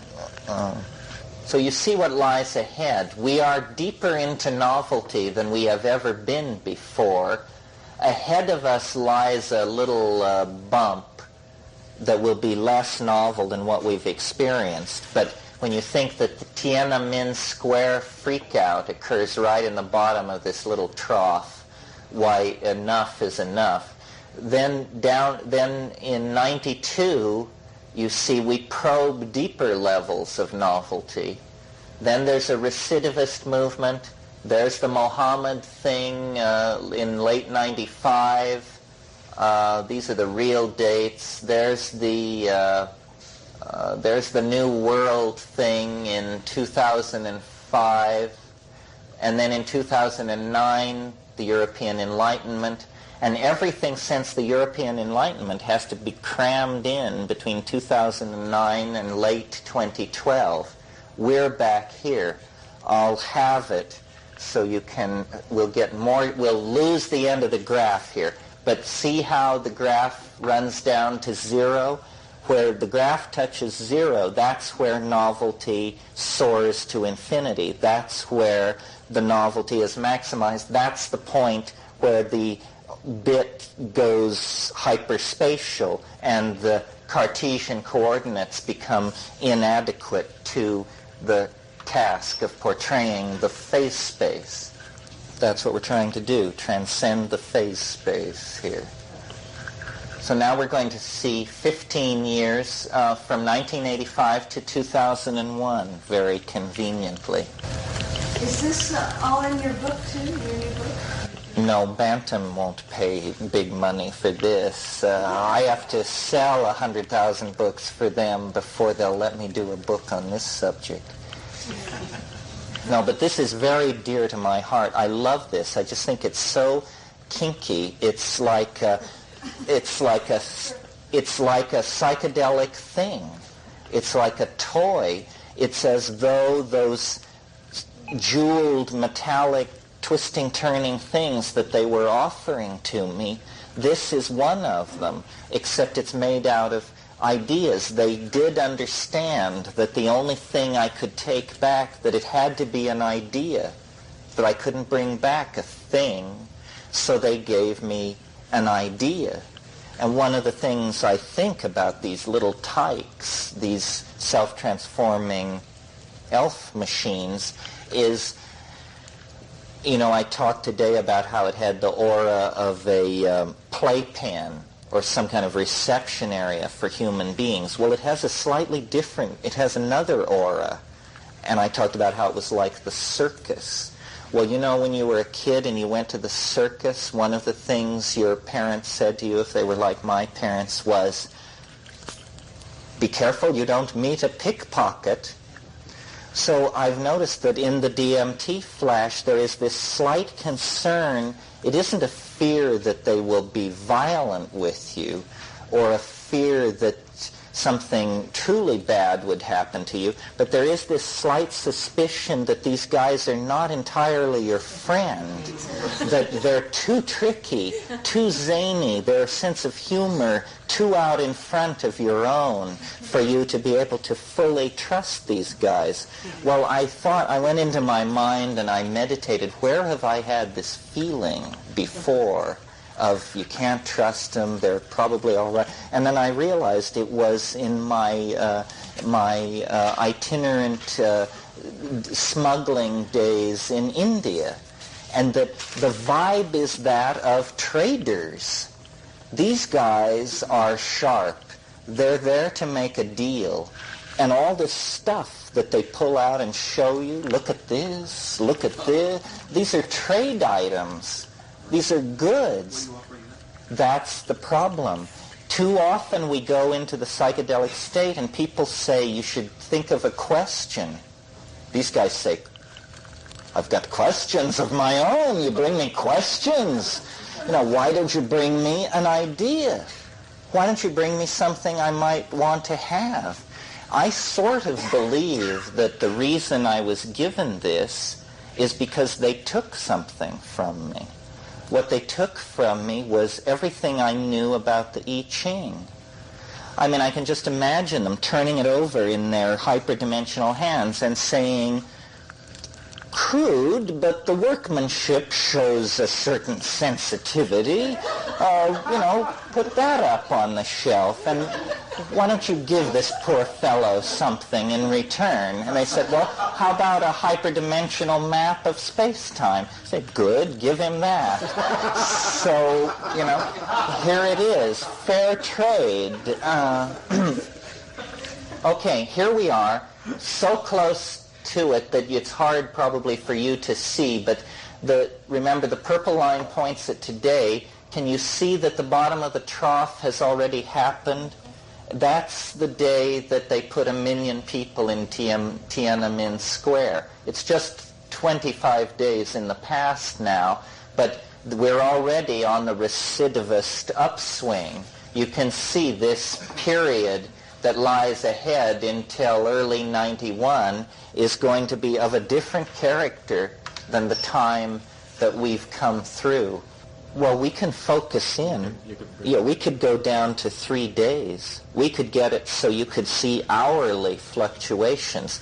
Yeah, I should make it clear. I don't think I said this in the theory. The idea is that this stacked hierarchy of vibrations passes through these cycles that are shorter and shorter.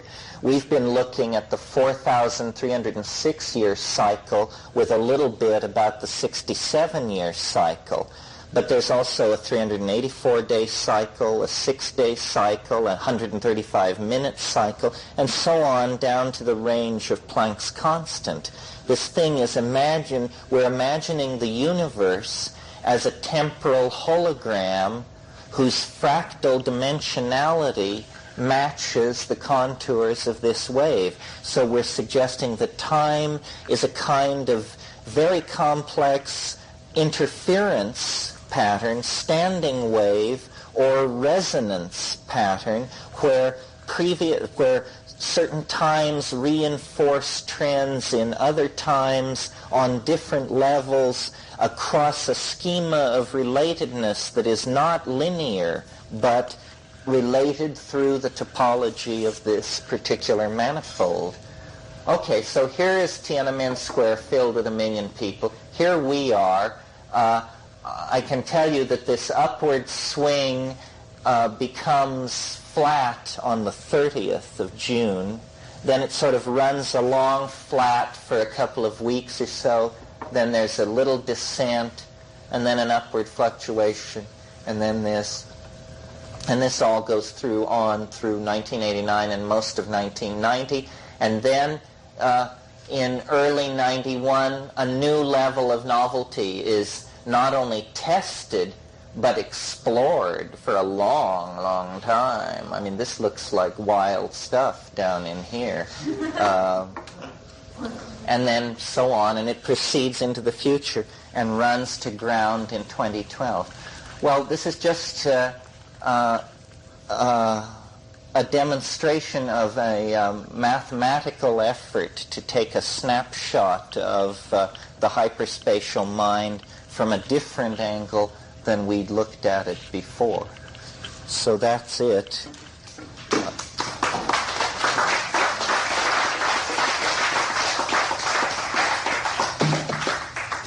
Are there questions?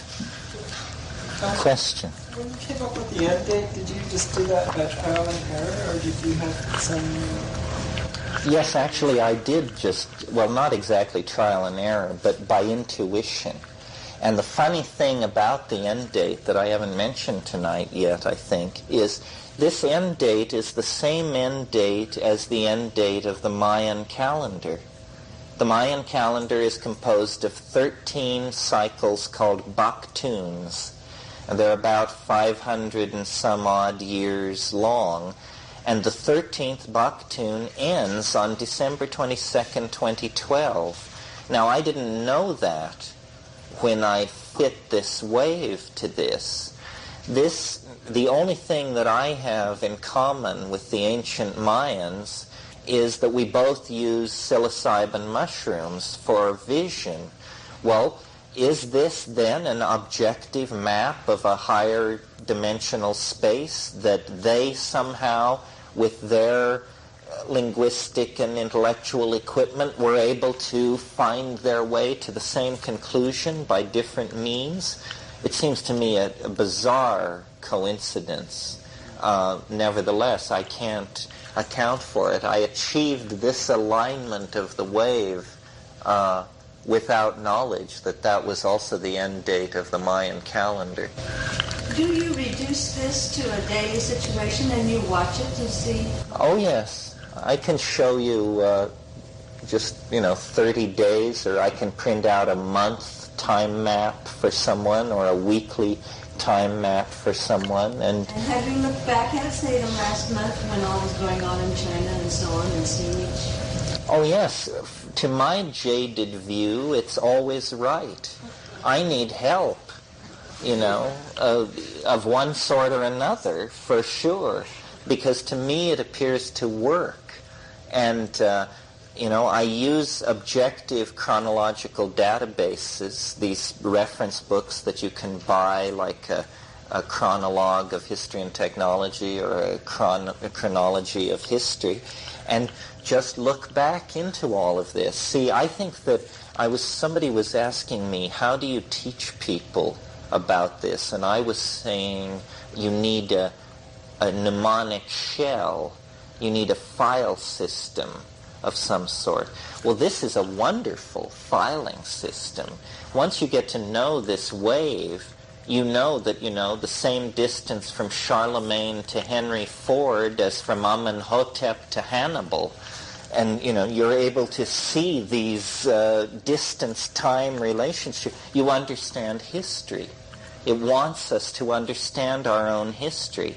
We are partially amnesic because we don't understand our history. It's a weird kind of ignorance. It's sort of intolerable from the point of view of whatever is looking at us. It thinks we should know our history because our history is somehow our present. That's the message here.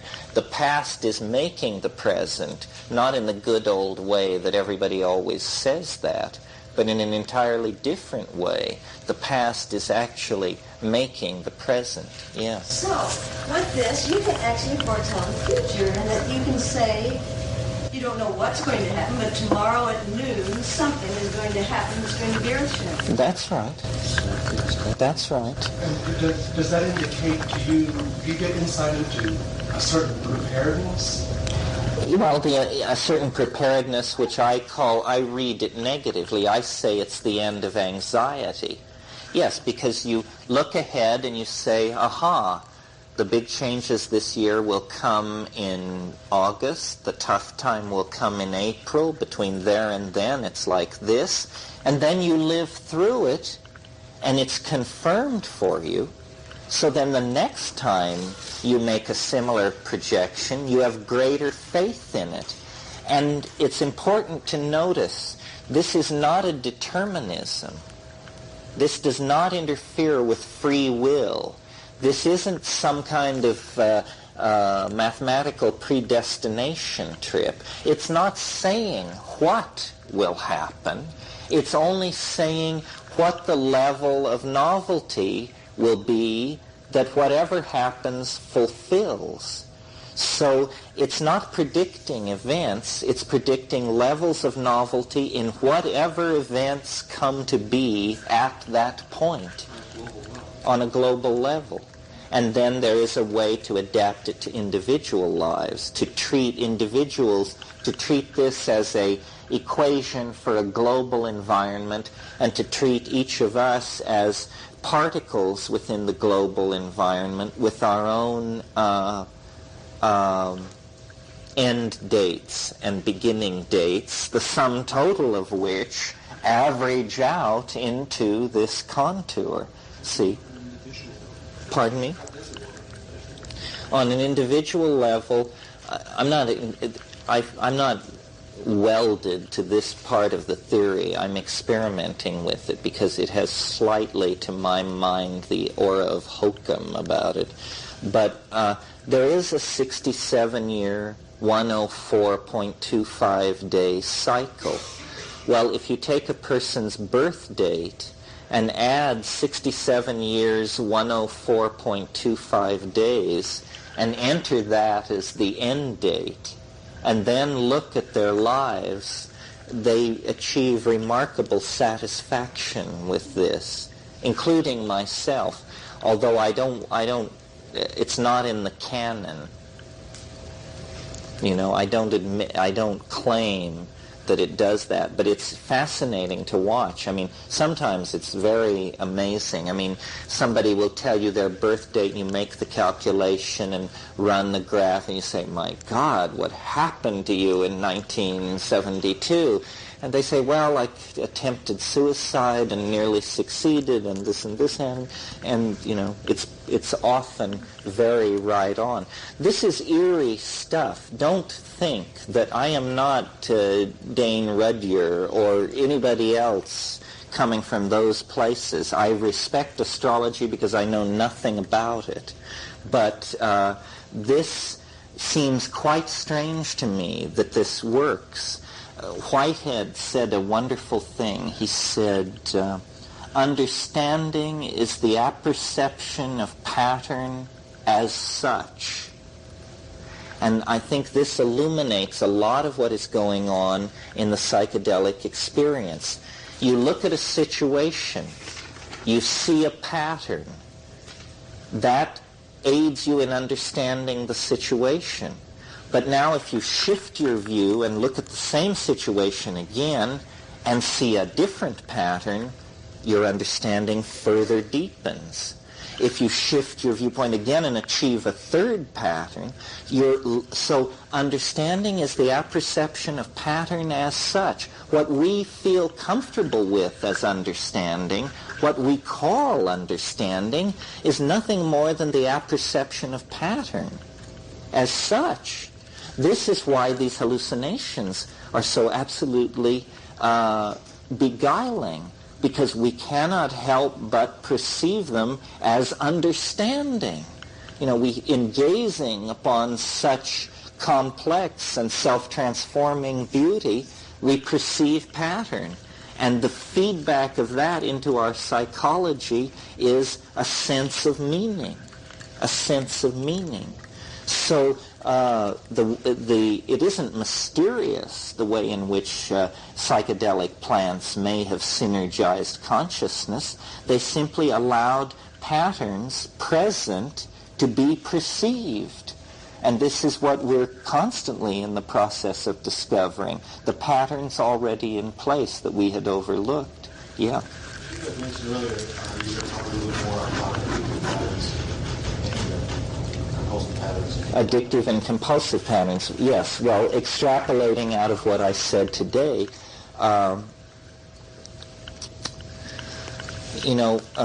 who was it? Ludwig von Bertalanffy, the guy who invented general systems theory, said human beings are not machines, but in every situation in which they are given the opportunity to behave like machines, they will so behave.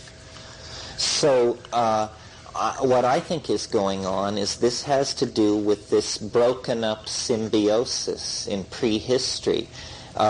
In the same way that the children of dysfunctional families are set up to be are high probability candidates for addiction, so are all of us, because we are all inheritors of this original dysfunctional relationship to the family, the symbiotic family, the interspecies family that we come out of, which is the human beings, the cattle, and the mushrooms. Only in that triad can we achieve peace of mind. And the disequilibrium of psyche that we feel, having been expelled from that cultural context, leads us to try every single thing we can to assuage our disequilibrium. And so opiates, cocaine, alcohol, all of these things are a frantic effort to restore a feeling that we feel capable of, but that we just can't quite reach it.